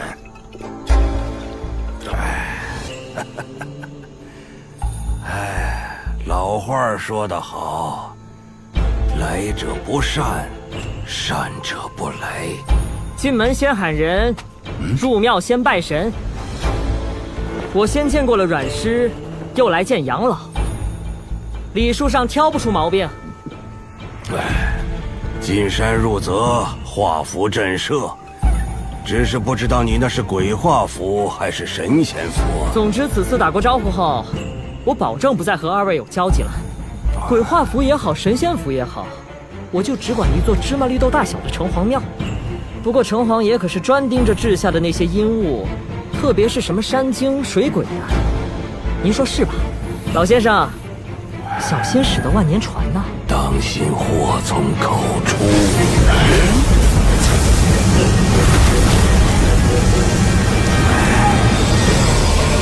杨老先生这是太久没活动过了，也罢，来而不往非礼也。晚辈就陪您撑撑筋，运运气。派头不小，也是花架子吧？哟。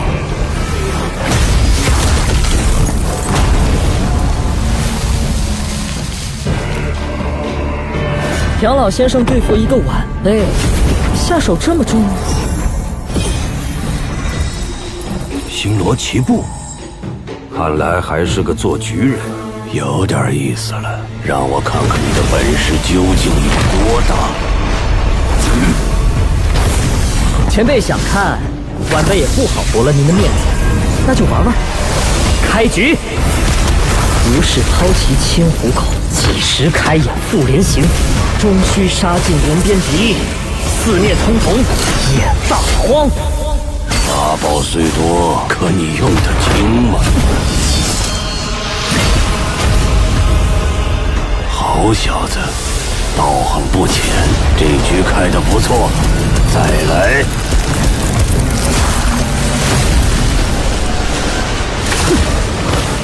看来不搬出家底，是不让我走了。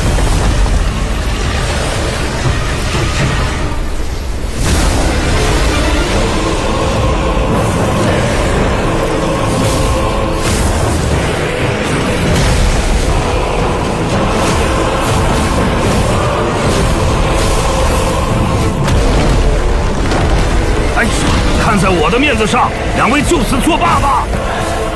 打坏了这福地，算他的。哎，主家欺客，我可不认这账啊！暂借此方天地灵气一用。吃。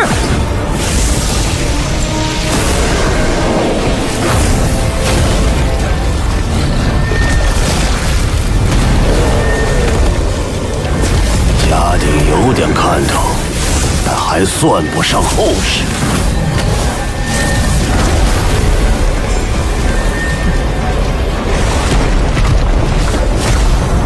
二位，别急，这小子憋的屁还没放完呢。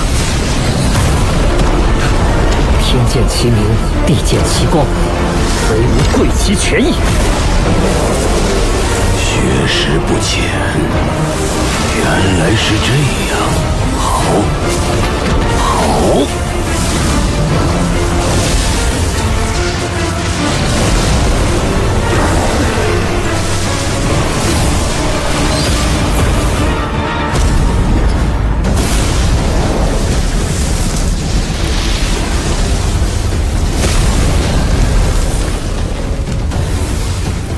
要不我们三人混战，打烂这方圆千里。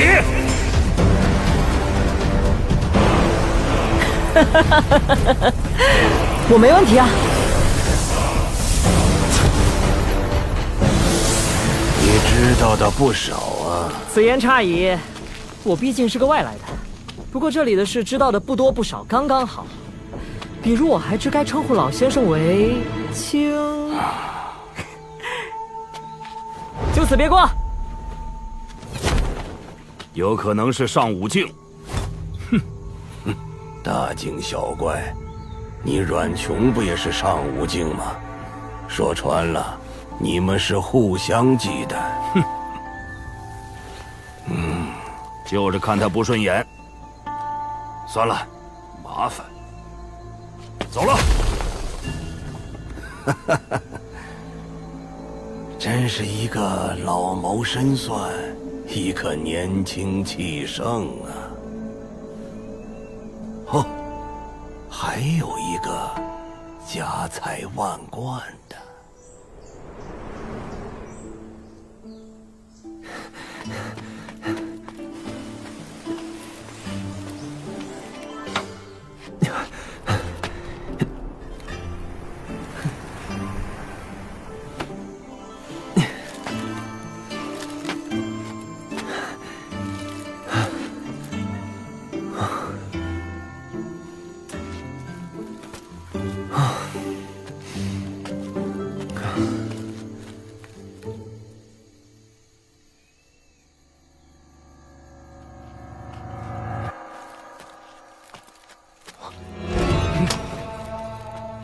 你是何人？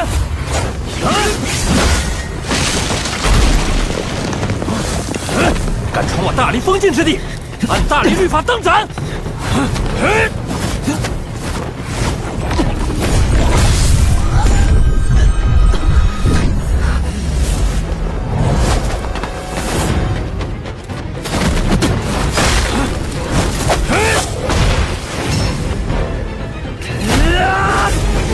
走。这位小兄弟，我在阮氏那里见过。我是新上任的督造官，吴渊。你继续按照原先的路线走就是了。多谢，请吧。我看这少年武道修为不高，却有破境之势。当然，这里人杰地灵。国师大人，他就是你的手笔吗？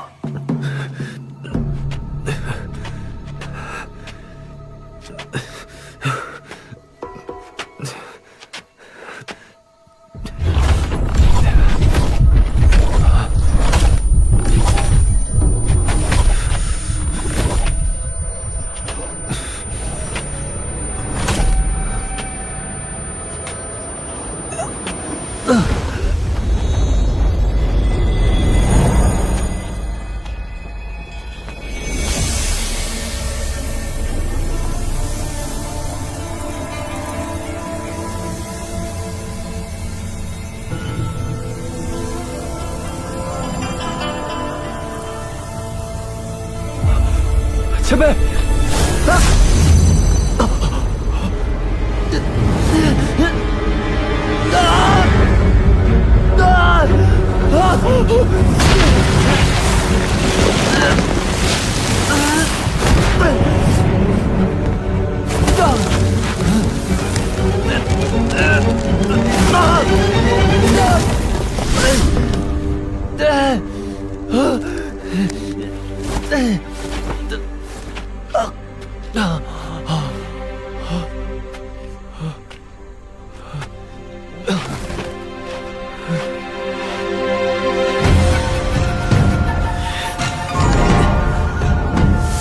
太渊穴，抚心经，胀血当地，炝脉搏息，尾闾、夹脊、玉枕，三穴既通，缩艮开前，破镜临门。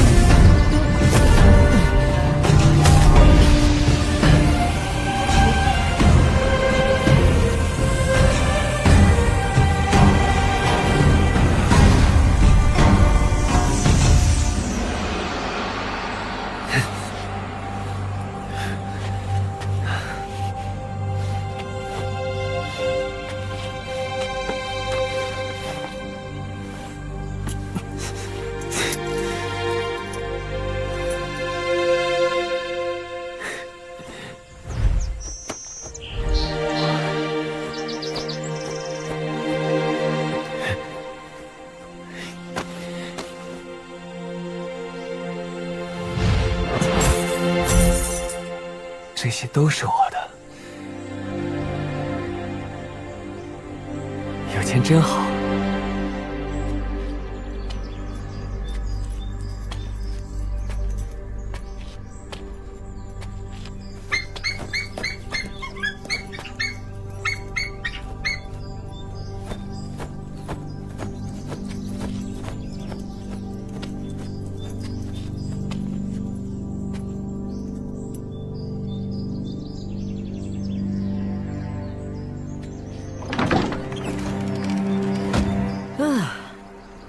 不错不错，是个修身养气的好地方。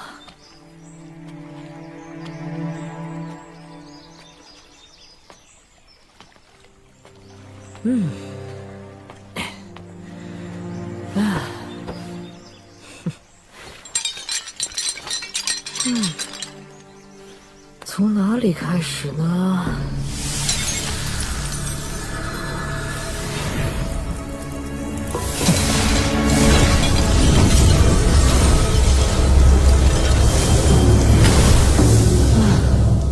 此等良辰美景，应有美酒作伴才对。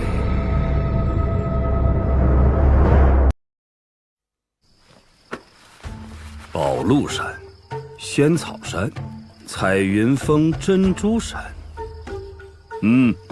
眼光还算不错。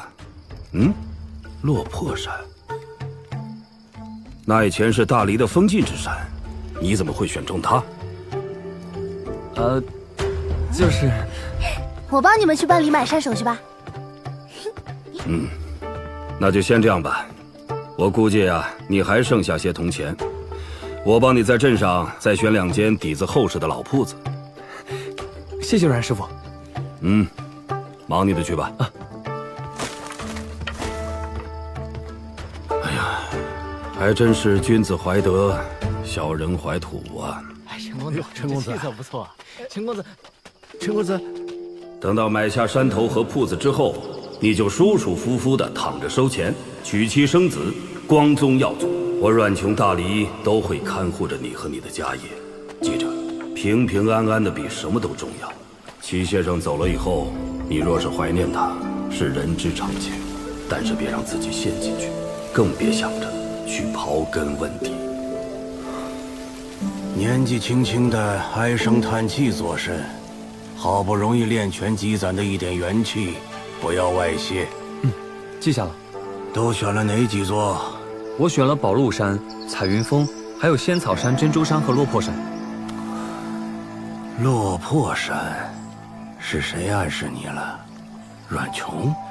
不应该啊，他明摆着不想跟你牵扯太深。落魄山是有什么蹊跷吗？除了披云山和香火山，就属这座落魄山最有交道。不过目前为止啊，怕连大离钦天剑也看不出来。你算是占到天大的便宜。怎么会选他呀？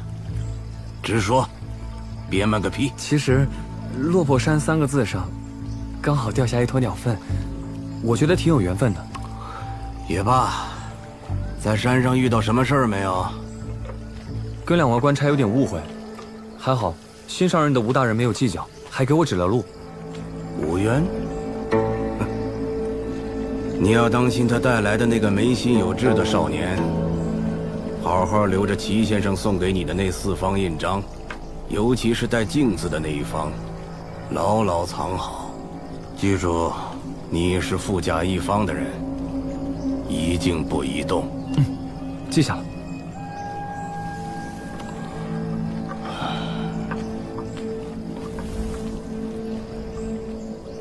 若我非要这牌匾呢？宋大人恕罪，小镇心腹大礼，诸如牌匾等老物件的存留，关乎民心所向，不可轻易摘取。哟，这不是陈平安吗？没和阮秀姑娘学字，在这看热闹呢。随便看看，我还有事先走了。哎，别呀，这热闹还没看完呢，可有意思了。一边呢是前任督造官宋大人要拿那匾额的事情跟别人拍胸脯邀功，另一边呢是把小镇所有宝贝视为自己禁鸾的小镇父母官吴渊大人，为的是4块匾额：兵家的气冲斗牛，儒家的当仁不让，佛家的莫向外求，道家的惜言自然。瞧见那位侍郎大人手里的物件没？是专门用来踏碑的，目的就是要把书写之人留在这16字中所蕴含的磅礴神意一层层剥下来。快踏写干净，不要让吴大人在这等了。不过兵家的气冲斗牛好像有2字不久前就死了。知道这么多，你到底是谁？我我姓崔名禅，禅字比较生僻难写，麻烦得很，所以你可以喊我崔师伯。我还有个绰号，喊起来比较顺口，叫绣狐。我可是自报家门啦。哎，陈平安，你能不能带我去趟宋吉新家？我要去阮师傅那里铸铁，去晚了阮师傅可是会来找我的。哎，知道你在担心我图谋不轨，实话告诉你好了，我跟宋吉新的弟弟很熟悉，他很好奇自己哥哥在小镇这10多年到底是如何生活的，就托付我，一定亲眼去看一看。回到京城后，好跟他说道说道。既然是亲兄弟，就不能自己去问吗？陈平安，你挺聪明啊，这么快就找出漏洞了。哎，富贵门庭里龌龊事，多如牛毛。他跟宋吉新还没见面，关系就很差了，所以你要体谅一下。如果我不答应，你是不是就会找我的麻烦？我像是那种穷凶极恶、一言不合就要杀人全家的人吗？看着不像，但不代表你不是。好吧，我去问别人去。你又没他家钥匙，你去干什么？翻墙进去绝对不行。那我带你去他家宅子门口看一眼吧。这就对了。早干嘛去了？走吧。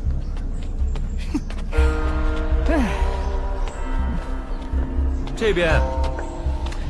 等等我呀！倪萍相气韵不俗，卧虎藏龙，必出人才呀！以后怕是把福禄街、新华巷加起来也比不过这里。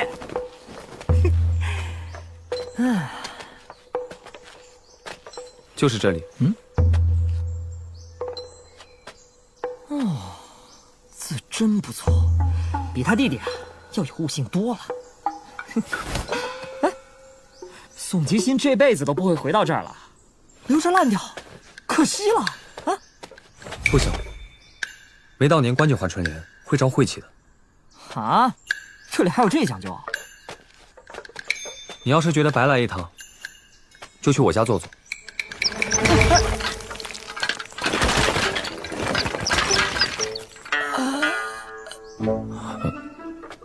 正好我也要收拾些东西烧给阮师傅。算了算了，估计连杯茶都喝不上。反正受托之事也算了吧，我走了。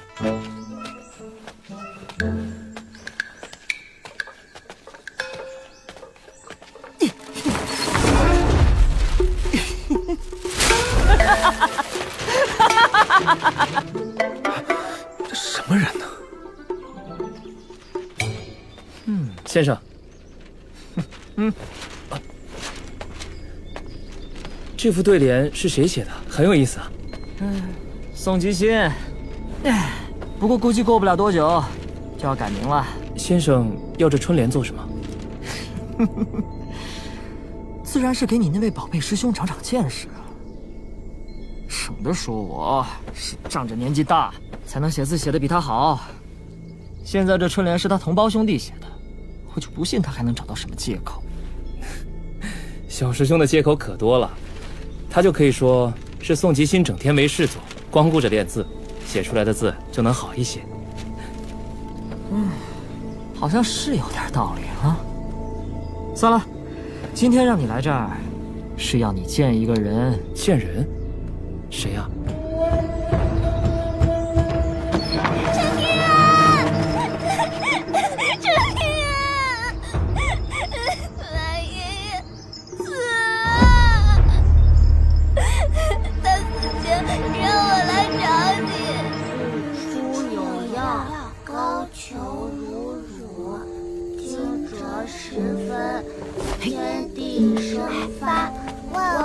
看看，我才是关虎小军定是老码头的私生子，天天黏着秦丽，形影不离，粗鄙不堪。崔先生是做大学问的君子，你这是嫉妒。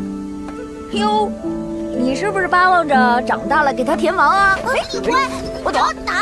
我总觉得孙明皇远不如齐先生待人亲和，伪君子罢了。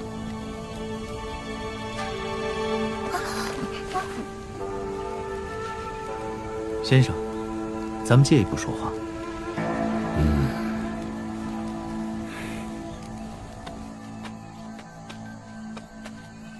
先生，你我之前约定之事有些变化。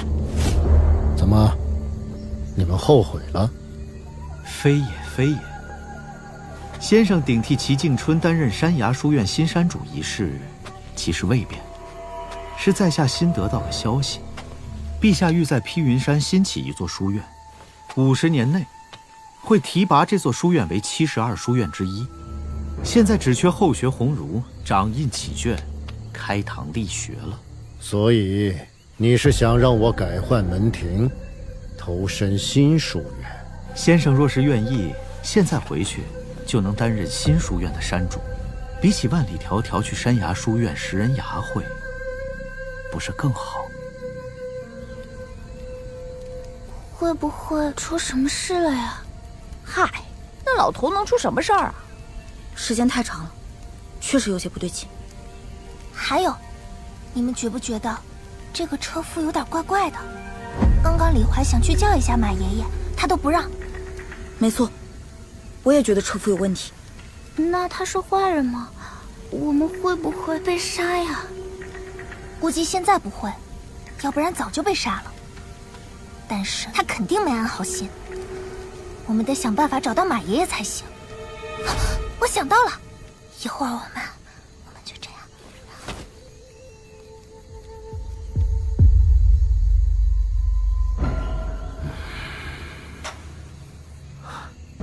先生明智。先生，这是何意？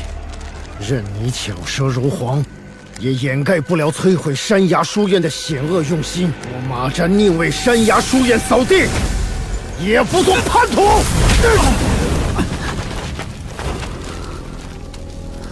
大隋此时接手山崖书院，等同于向大黎宣战。你确定仍要远赴敌国当山主？哼，读书人忠诚的是文脉传承，不是某国国姓。好，好，好，油盐不进是吧？就这样，行动吧。好，好。好什么呀？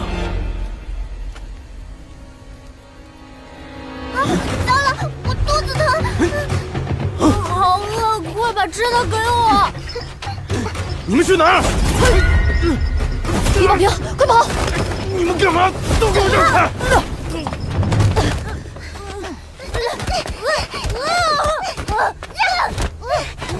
好了，快走吧。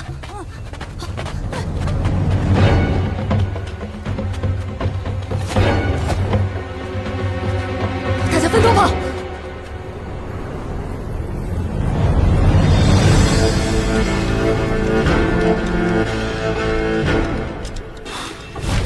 何为传承？不过东流水，歧路苦久长。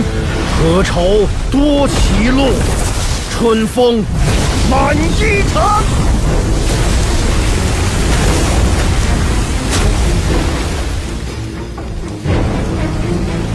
春风已逝，先生可不要把书读死。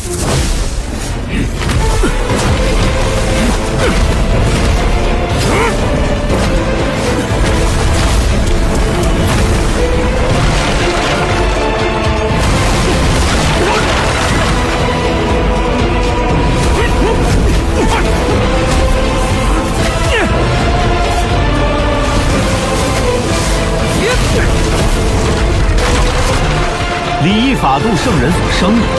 圣人可为，先生如何不可？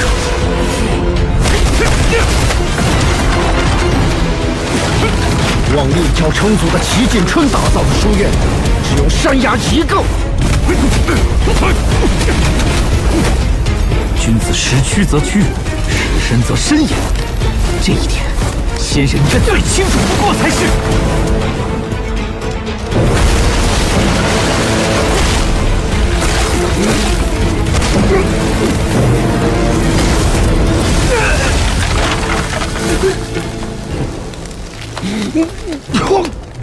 背后的人是谁？事已至此，你又怎会想不到是谁呢？不可能！先生不妨再考虑考虑，否则山崖的传承就真砸在先生手里了。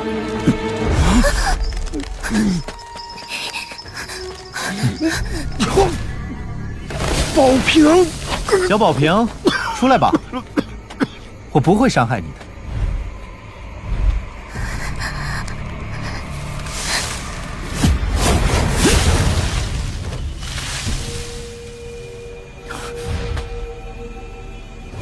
报，逃脱了一个女孩。兹事体大，不可大意，速速追来。是。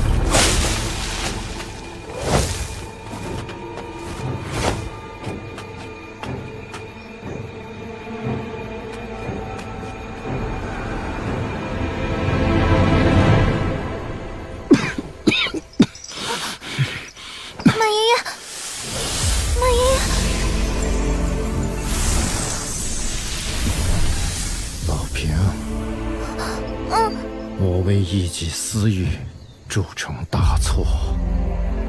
我愧对你们，愧对师兄的嘱托。马爷爷，现在怎么办啊？我将所有歹人引开，你逃回去，去找陈平安。我没多少时间了，山崖书院的存续就交给你们了。我中年洒扫，只求心境如皎月，到头来反而杂陈蒙心，弑臣归心，更待何时？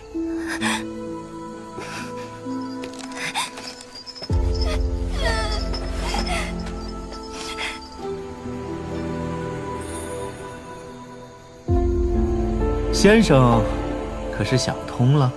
哼，这断头路可是先生自己寻来的。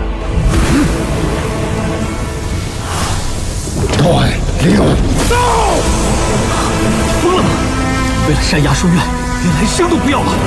齐师兄，我现在才懂，你屈身抉择为何因，现在才懂。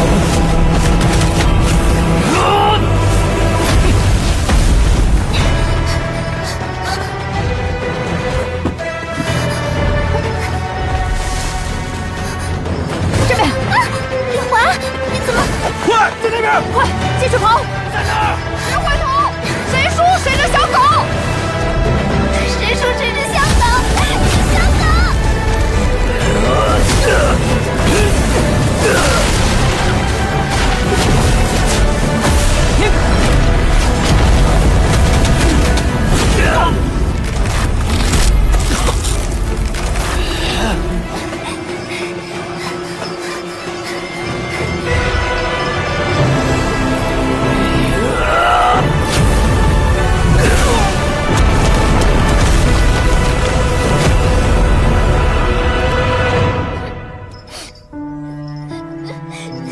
他果然是来找你的，想救人，带上齐静春送你的镜子印。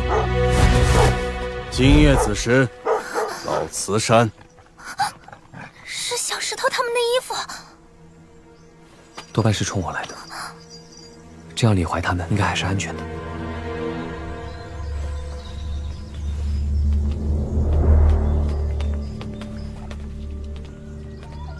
晚辈崔明皇拜见国师大人。嗯，你还能活着回来啊？虽有意外，但仍在大人的计划中。只是没想到，马瞻这么个废物，竟不惜以死护道，也不为我所用。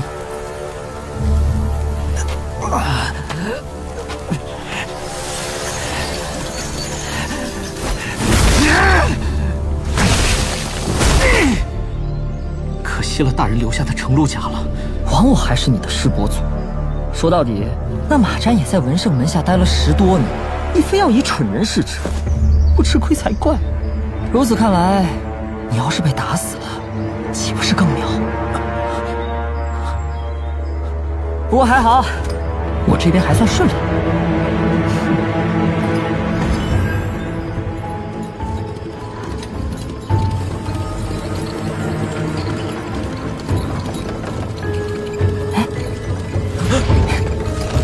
别害怕，不像是那种一言不合就要杀人全家的人吗？开赌喽！齐静春，这一把要是我赌赢了，你苦心孤诣留下的2柱文脉传承就彻底断了。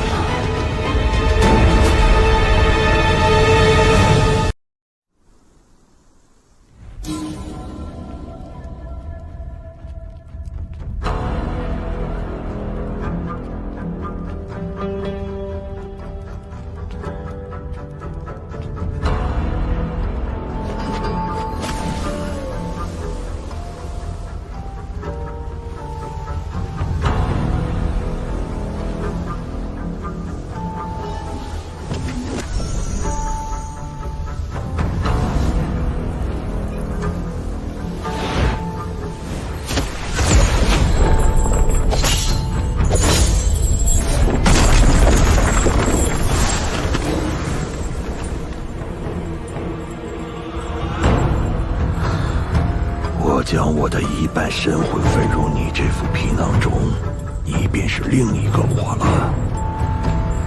这趟离柱洞天之行，稍有不慎便会道心失守，千万谨慎行事。自己嘱咐自己，啰不啰嗦？我会看着办的。啊，真是潇洒美少年，皎如玉树临风前呢。别紧张，有问题就问。莫非齐静春之死是先生的手笔？你觉得我是怎样的人？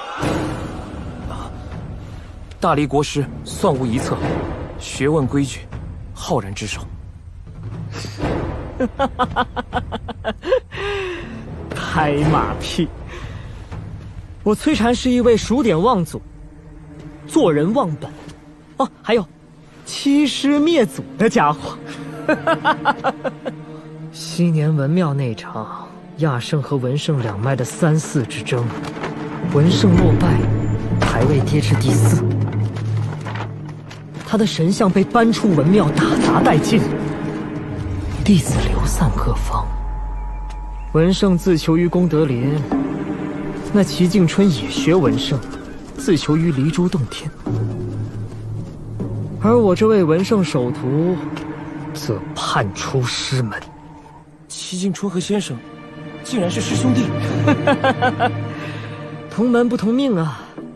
我问问题，先生都没听完就打断了我。但对齐敬春的问题，你猜先生想了多久才给出的答案？1个月。10年。更可气的是，即使我叛出师门，却仍受先生文脉牵连而跌境。而离珠洞天内修为压制的这么厉害，齐敬春反倒修出了静和春2个本命字，境界大涨。如此想来，他当真是世间奇才。所以，这便是齐敬春必死的原因。齐敬春曾经得到过一封密信，得知文胜死了，山崖书院即将被撤掉72书院的头衔。如何保住书院，便是个天大的难题。而且他心知肚明，只要出了离珠洞天，他境界不跌反升的真相，必会给文胜一脉及山崖书院惹来更大的祸端。所以，齐敬春的最佳选择，便是继续自求于此。可惜，下一位圣人阮琼提前进入小镇，断了他的后路。不仅如此，大黎允许三教一家来小镇提前取走压胜之物，加速离珠洞天的崩塌，也是齐敬春的一张催命符。可离珠洞天本就是违逆天道的存在，当天道反扑时，这里的人将无一幸免。这本就是既定的事实，为何会是催命符？这便是此局的妙处啊！齐敬春若苟且不管，便违逆了他的大道根本，修为大跌，最终落个生死道消。若他管了，天道反扑之祸便只能一肩扛之。这也给了那些幕后的大人物出手惩戒的理由，所以他必死无疑。不过那师弟并不傻，临死前将他的文脉开枝散叶，以求延续。可惜他低估了我这个师兄，他的文脉将由我来一一毁掉，而我也将以此正道，修为重回巅峰。所以我需要用事实证明我的想法，于是我就设计了一场大考，用来断掉齐敬春的文脉香火，更是我的正道契机。而那大考的考生只有一人，便是那倪萍巷的孤儿陈平安。那陈平安先生怎么判定他就是齐敬春真正的传人？马占身死，赵瑶也失去了春字印主人的身份。那么接下来就只有那个坏了大规矩的镜子了。学生还是不太明白。最主要的原因是我要设下一局大棋，考量那个陈平安。因为陈平安从一出生就已经在这盘棋内，是一招无离手。不要小看了这颗弦子，他的本命词被打碎之后，便不再是笼中之雀。父母双亡给他造成了孤苦无依的局面，但杨老头传授的呼吸法，顾灿娘的一饭之恩，都为陈平安营造出了生的希望。他也不负众望，在困境中成长，最终长成一颗被齐敬春认可，保有赤子之心，又不被人掌控的棋子，一颗能真正继承齐敬春文脉的棋子。先生打算杀了陈平安？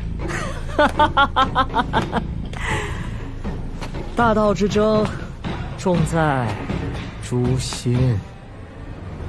啊，这是玉石光阴镜，能推演未来，反观人心。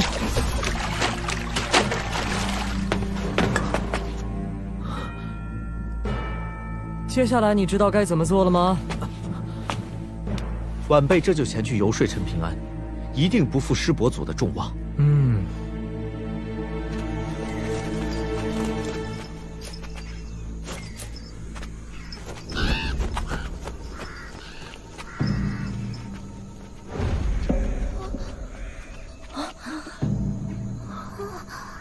是陈平安。贪字近乎贫，兰字近乎坟。那我就开门见山了。齐敬春送你的4枚印章，蕴含着他的文脉传承。得此物者，日后的修行之路会青云直上。你如今已是富甲一方，这枚印章便没有兼得的道理了。一个贫贱至极的陋巷孤儿，定然无比渴望生活安稳富足。所以在我的暗中操控之下，他如今已经是小镇的富家翁了。哎呀，一无所有时，失去是一件无所畏惧的事。富甲一方时，他陈平安还有勇气失去吗？如果他交出印章，齐敬春的文脉自然就断了。这就是我为他安排的一场问心大考。你就不带考虑的吗？没什么好考虑的。就算换作是齐先生，也一样会同意我的做法。快放人吧。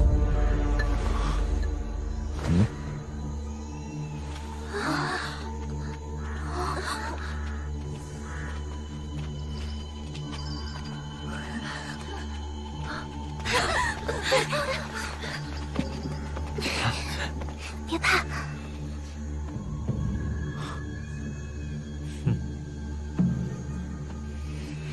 如今大理与大隋已是敌国，你们要去大隋的山崖书院，等同于叛国。你骗人！依我看，你们的父母都在京城，不如就跟我去京城寻亲，也可去观湖书院读书，一样可以做学问、修大道。就凭你们5个孩子，怎么千里迢迢去大隋啊？谁会愿意舍命护送你们？指望这个连印章都守不住的人。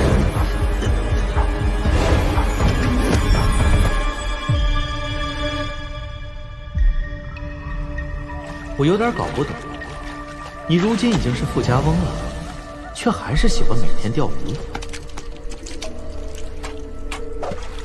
以前捕鱼是为了吃食，富足之后，却才懂得了垂钓的快乐。你还有什么想要的吗？3餐不愁足矣，何况朋友们也都在呢，每天都高朋满座。夫复何求呢？好惬意啊！看来你当初的选择是对的。选择？什么选择？走了。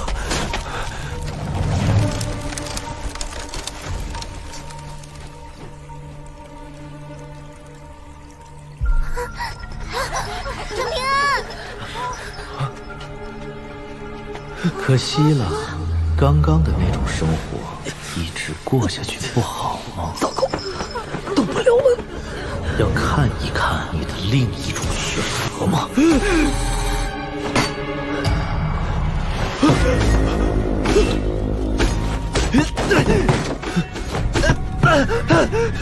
喂，醒醒，醒醒！啊！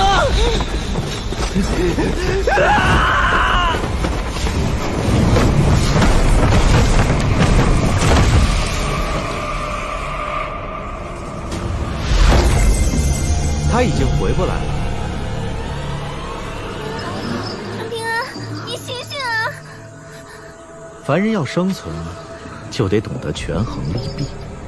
说到底，他陈平安也只是个普通人罢了。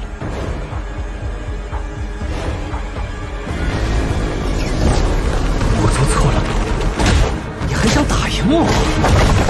你侥幸的一路走来，真的靠的是你自己吗？我只是……你真的觉得自己会一直这么幸运下去吗？原来我也是怕死的，想大家都能平平安安。你的朋友希望你这么做，就你那点功夫，还敢找搬山员报仇？是我错了吗？反正我没有。笑话，结果不会改变。到底该怎么做？小家伙，天宇虽宽不润无根之草，蝼蚁见面。怎么做才能不被别人随意见到？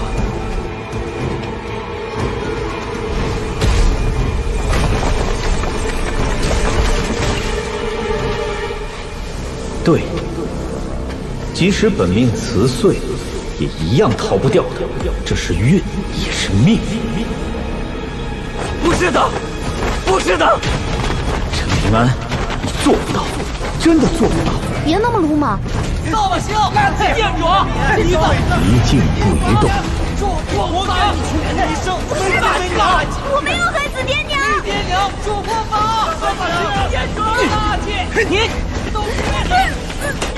陈平安，这便是你要的结果吗？这便是你要的结果吗？这便是你要的结果吗？这便是你要的，这便是你要的，这便是你要的。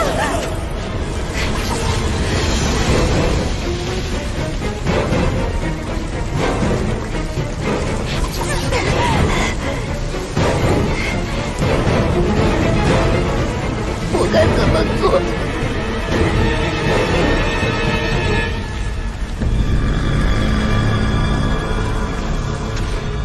你们只有跟我走，才是最好的选择。哼！不管怎么样，我相信陈平安。若遇事不决，可问春风。这句话你留在心头就好，以后说不定用得着。春风，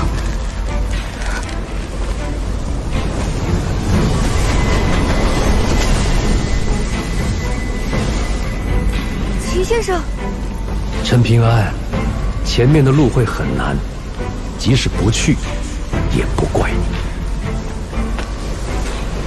若是将来有陌生人掉进水井，救人则死，你救不救？当然救，而且还要把这破水井一键毁之。只是又一下，连死都死过，怕什么？帅气！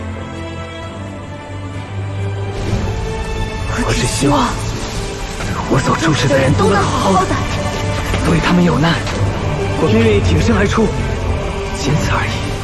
你可想好了？平安，平安，陈平安，陈平安，陈平安，想好了，不管未来会发生什么，我都要去试一试。因为我跟先生一样，不相信这世间有所谓的命运。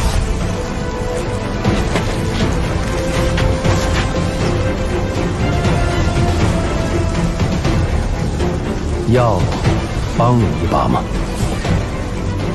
我自己可以。没关系，慢慢来。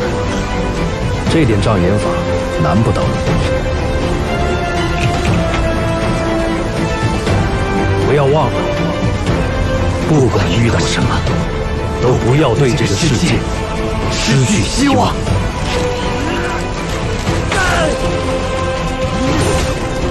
先生的夙愿一定能守住的。谢谢你，陈平安。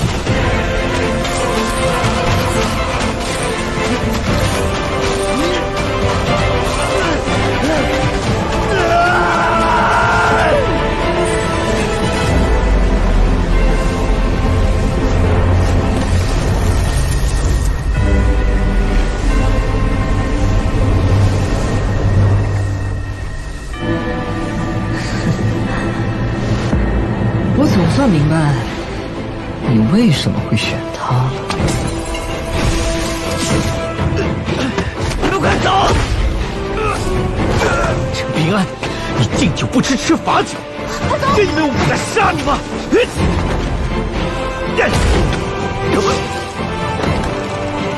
如果那些当真会应验，陈平安也不足为惧。有些事情死了也要做。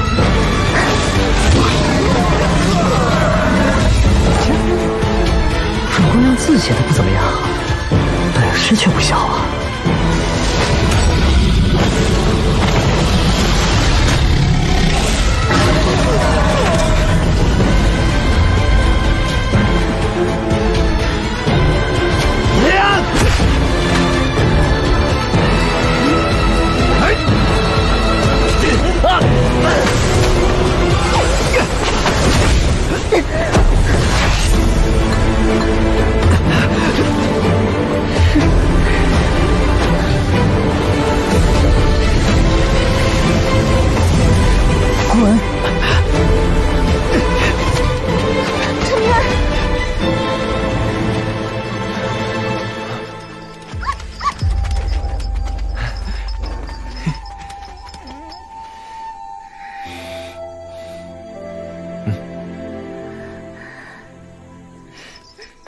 大考的结果我很满意。陈平安，你果然是齐静春的文脉传人。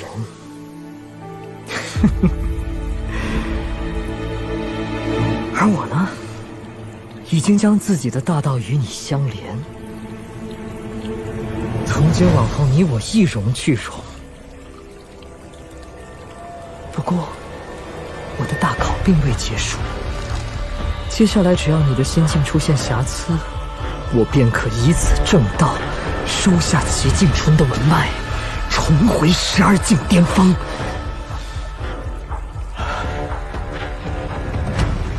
齐静春，这一盘棋，终究是你输了。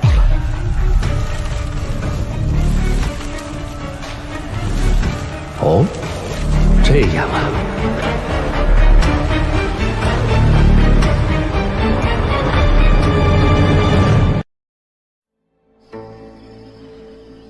哎呀，以某人付出生死道消的代价，换来了一个不错的结局。也不知道这些家伙将来会不会念这份情啊？稍等稍等，这些名字我一人记下就好了。好小子，胆子够肥！这是第几次无视小镇规矩了？我这不是还没做吗？你们只管放开手脚来打，我负责收拾烂摊子便是。我看行。哎，杨老前辈杀人不见血，还能坐收渔翁之利，真是好手腕啊！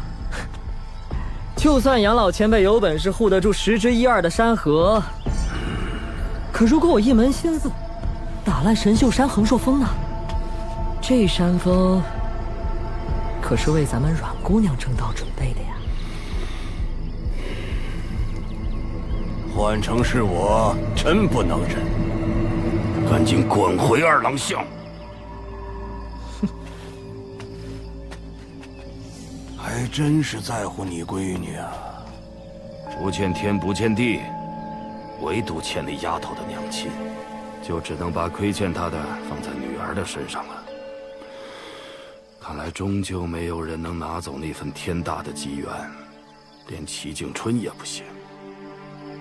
不过也好，免得又是天翻地覆的局面。可以的话，这座庙我要搬走。只要不是搬到外面，我没意见。看在你这么爽快的份上，我可以告诉你一个小秘密。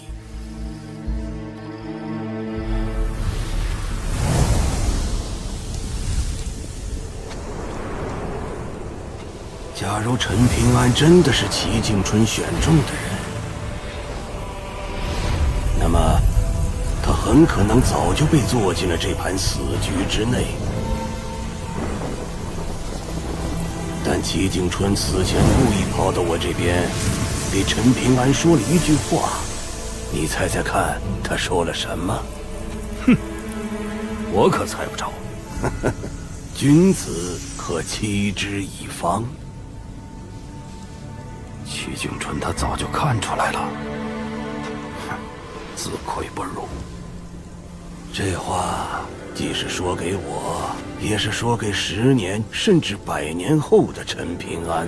哪怕他以后知道了自己才是导致齐静春必死的那枚棋子，也无需自责，因为他齐静春早已看透。真他娘没劲！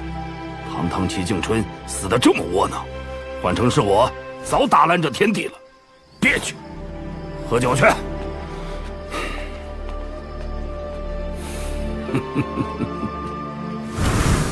陈平安，我也很想看看你到底能走多远。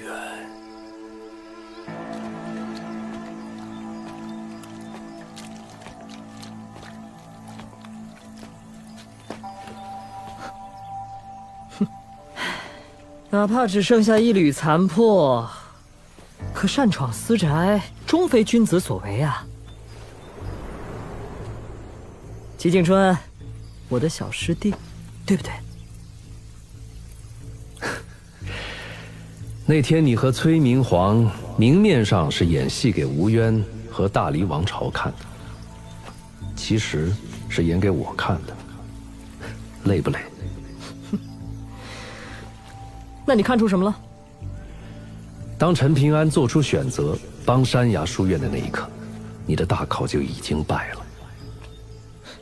可你依旧有恃无恐，是因为你已将陈平安当做了你的影子。然后，你以真身入定做观想。陈平安若是能够坚守本心，就等于你也坚守住了本心，最终成为你重返境界巅峰的大道契机。不错，哪怕陈平安不能坚守本心，我依然安排了后手，去不断损耗他的心境，最终使其支离破碎。到时候你齐静春的文脉气韵就是我的囊中之物了，这可远比真身入定做观想的结果好处要大得多啊！唉，崔禅，可惜你还是棋差一招，终将满盘皆输。我可是找到了你的文脉传人，怎么可能输？你如果现在放手，对你来说就是最好的结果了。齐静春，你一个即将魂飞魄散的东西，半人半鬼，也配跟我讲道理？最后给你一次机会。你想坏我心境？崔师兄，哼，我就不信你能赢我。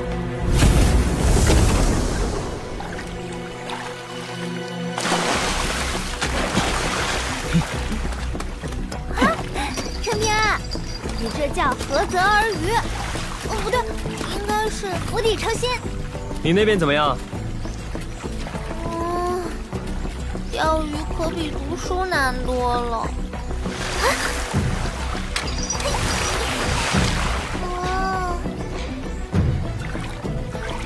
鱼可不笨，要是太早收竿，肯定钓不到的。还有，季节不同，晴雨天气，鱼钩和鱼饵都有讲究。不过我们有那么多吃的，为什么还要抓鱼啊？你想啊，有一种说法叫坐吃山空，所以要多备点。去山崖书院的路还长着呢。齐先生教过我，这叫授人以鱼不如授人以渔。授人以鱼不如授人以渔，这是先生教给我的第一个道理，我受用至今。怎么可能？齐静春，你竟然选了一个女人当自己唯一的嫡传弟子，有何不可？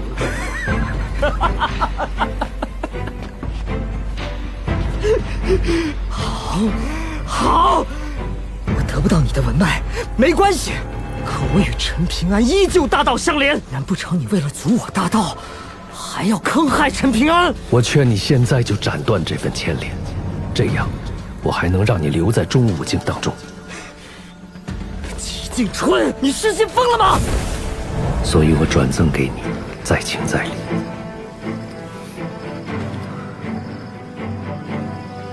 那玉簪子是师傅的，你居然带师收徒！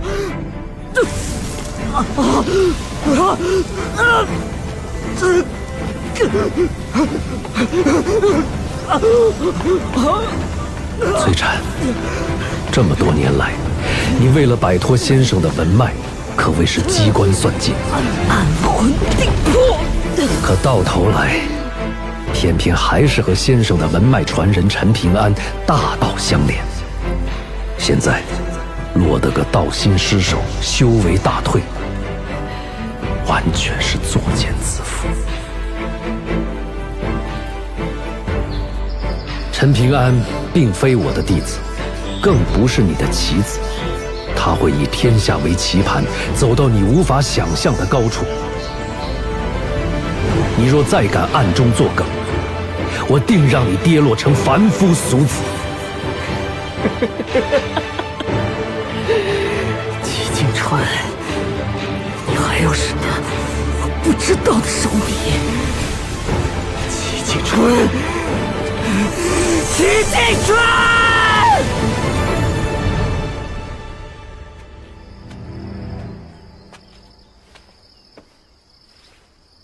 爹，娘，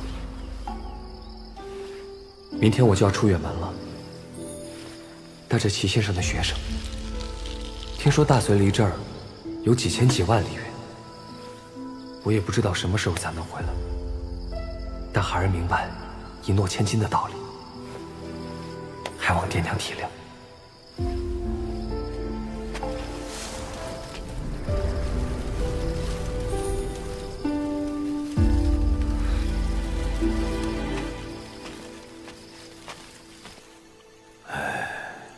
8000年了，那么多英雄豪杰都入不了你的眼吗？就连凤运而生的马苦玄也没资格见你。你到底中意了谁呢？罢了罢了，如此一来也是好事，小赌怡情，不用担心满盘皆输。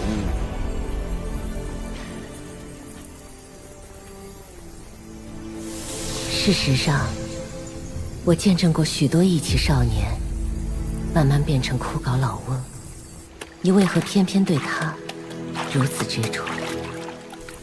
他就是那位少年。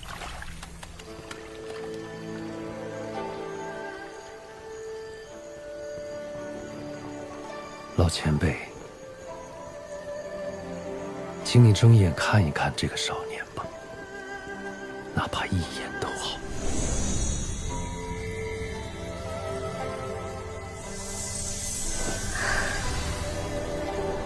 起初只是闲来无事，便随意看看。他虽贫乏，却活得饶有生趣，比一群孩子舞刀耍剑，围杀一条条小龙有意思多了。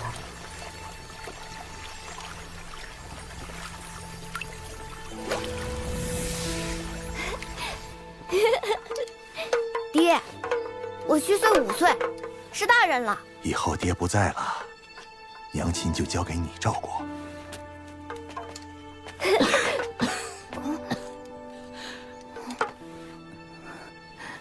拿走。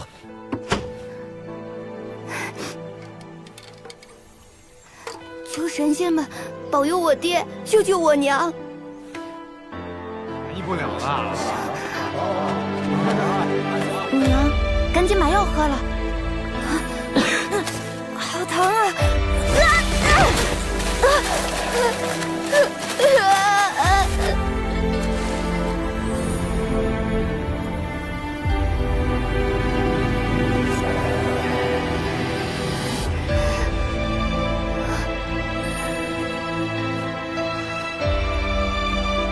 林婶婶，我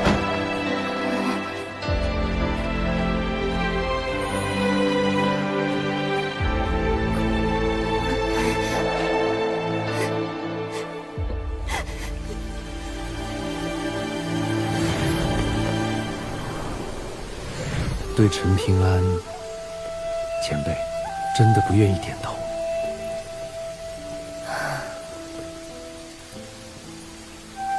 我知道前辈的答案了，看来我们都对这个世界很失望。失望？那你呢？平安，平安，你醒醒！答应过娘的事，还记得吗？平安记得，不可行乞，不去龙窑做工，还要照顾好自己，好好的活下去。哪怕将来的日子比现在更苦更难，只要活着，才有机会过上吃饱穿暖的好日子。爹，娘，我现在足5岁，是大人了，我肯定可以照顾好自己的。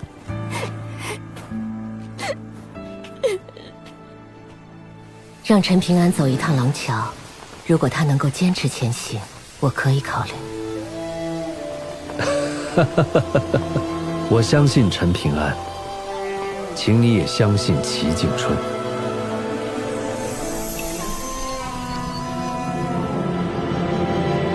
齐先生，你是要走了吗？接着走吧。齐先生，我们去哪儿？不是我们，是你。你要见的是一位老前辈。再来！再来！我想去齐先生说的那个地方。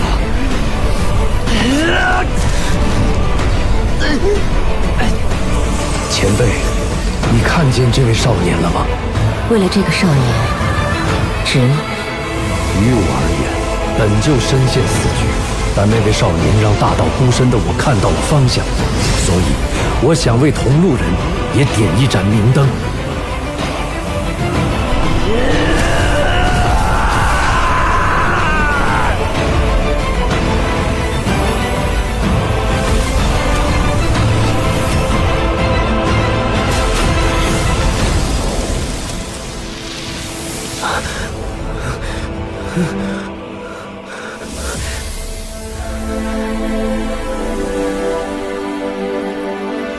有意思，我相信齐先生，也愿意去相信那个少年。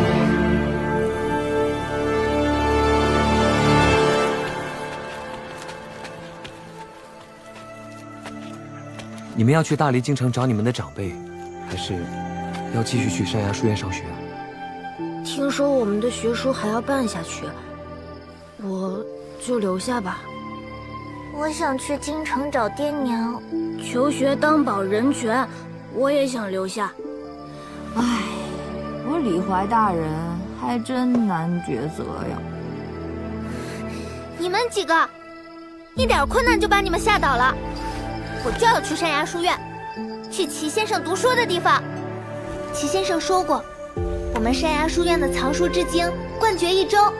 齐先生还说了，我所有的问题哪怕他无法回答，但全部可以从书本上找到答案。你不怕吃苦吗？一个人的话，就有一点怕。好，那我就陪你去山崖书院。齐先生，我说过的，我答应过的事情，就一定会去做。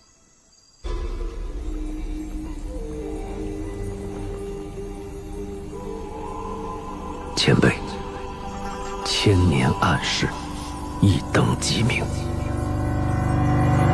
可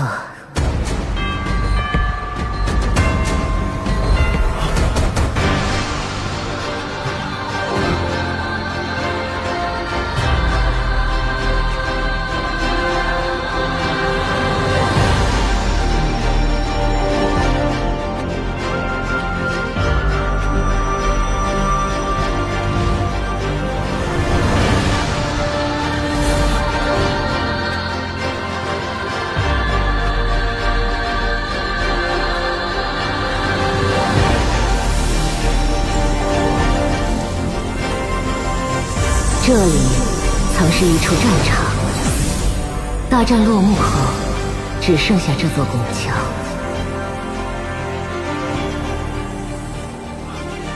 神仙姐姐，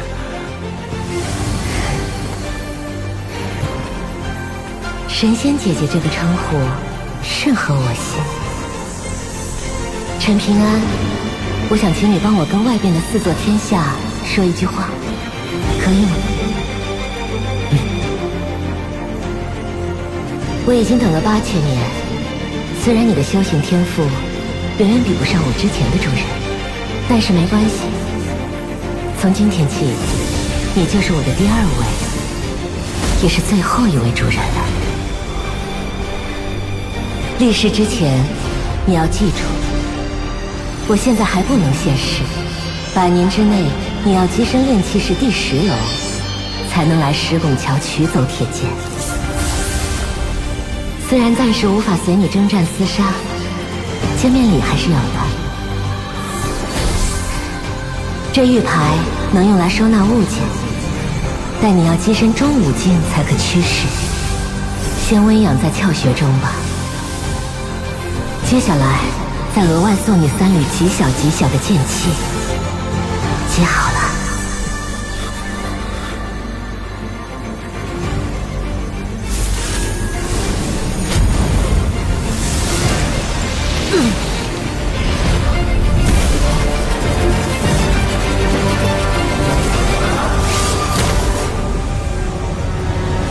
放松经脉，便可心神安稳。陈平安，请你跟我念一遍那句誓言，可以吗？好。天道崩塌，天道崩塌，我陈平安，我陈平安，唯有一剑，唯有一剑，可搬山，可搬山，断江，断江，倒海，倒海，降妖，降妖，镇魔，镇魔。弑神，弑神，摘星，摘星，摧城，摧城，开天，开天。天道崩塌，我陈平安，唯有一剑，可搬山，断江，倒海，降妖，镇魔，弑神，摘星，摧城，开天。起来！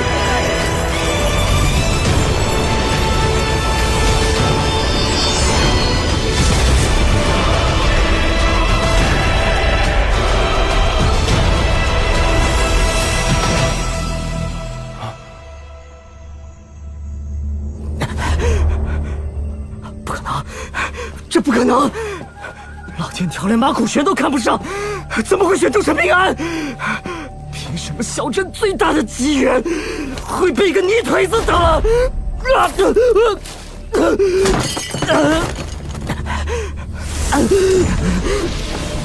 你看你这个老王八蛋，还不救我！放我出来！放我出来！老王八蛋，救我！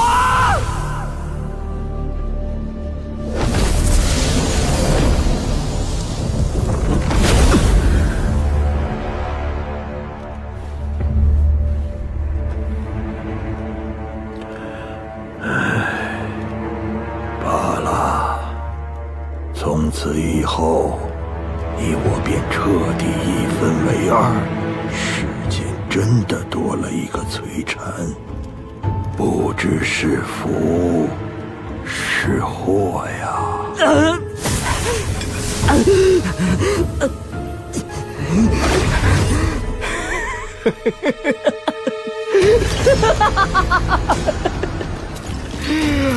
好啊，齐景川，竟让我从此被困于这具躯壳之中。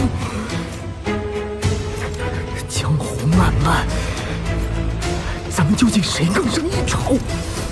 拭目以待。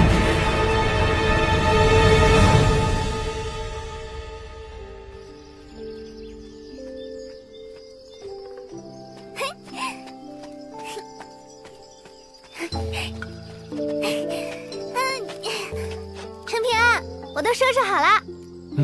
重吗？不重，不那么重。什么时候累了就跟我说一声。怎么可能会累？陈平安，除了东宝平州的形势图，我还放了一些银子和铜钱在里面。比起你送给我爹的金晶铜钱，真的不算什么。你千万别拒绝啊！我又不傻，给钱还不要？你还不傻？为了他们，你都……阮姑娘，以后的事就都麻烦你了。放心吧，你好好保重。那就出发。出发！保重啊！我走啦。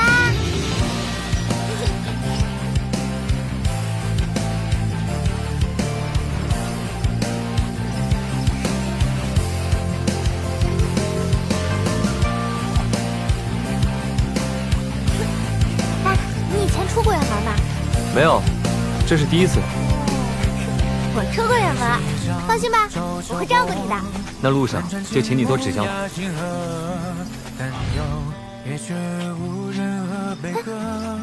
你头上怎么别了一只簪子？啊？我不知道。陈平安，其实是有钱人，对不对？现在已经不是了，我有钱的光景就那么几天。好吧。那你箩筐里露出的一截木剑又是咋回事？哦，我也不知道。陈平安，你再这样，我今天就真的不喜欢你了。我是真的不知道。算了算了，现在不喜欢你好了。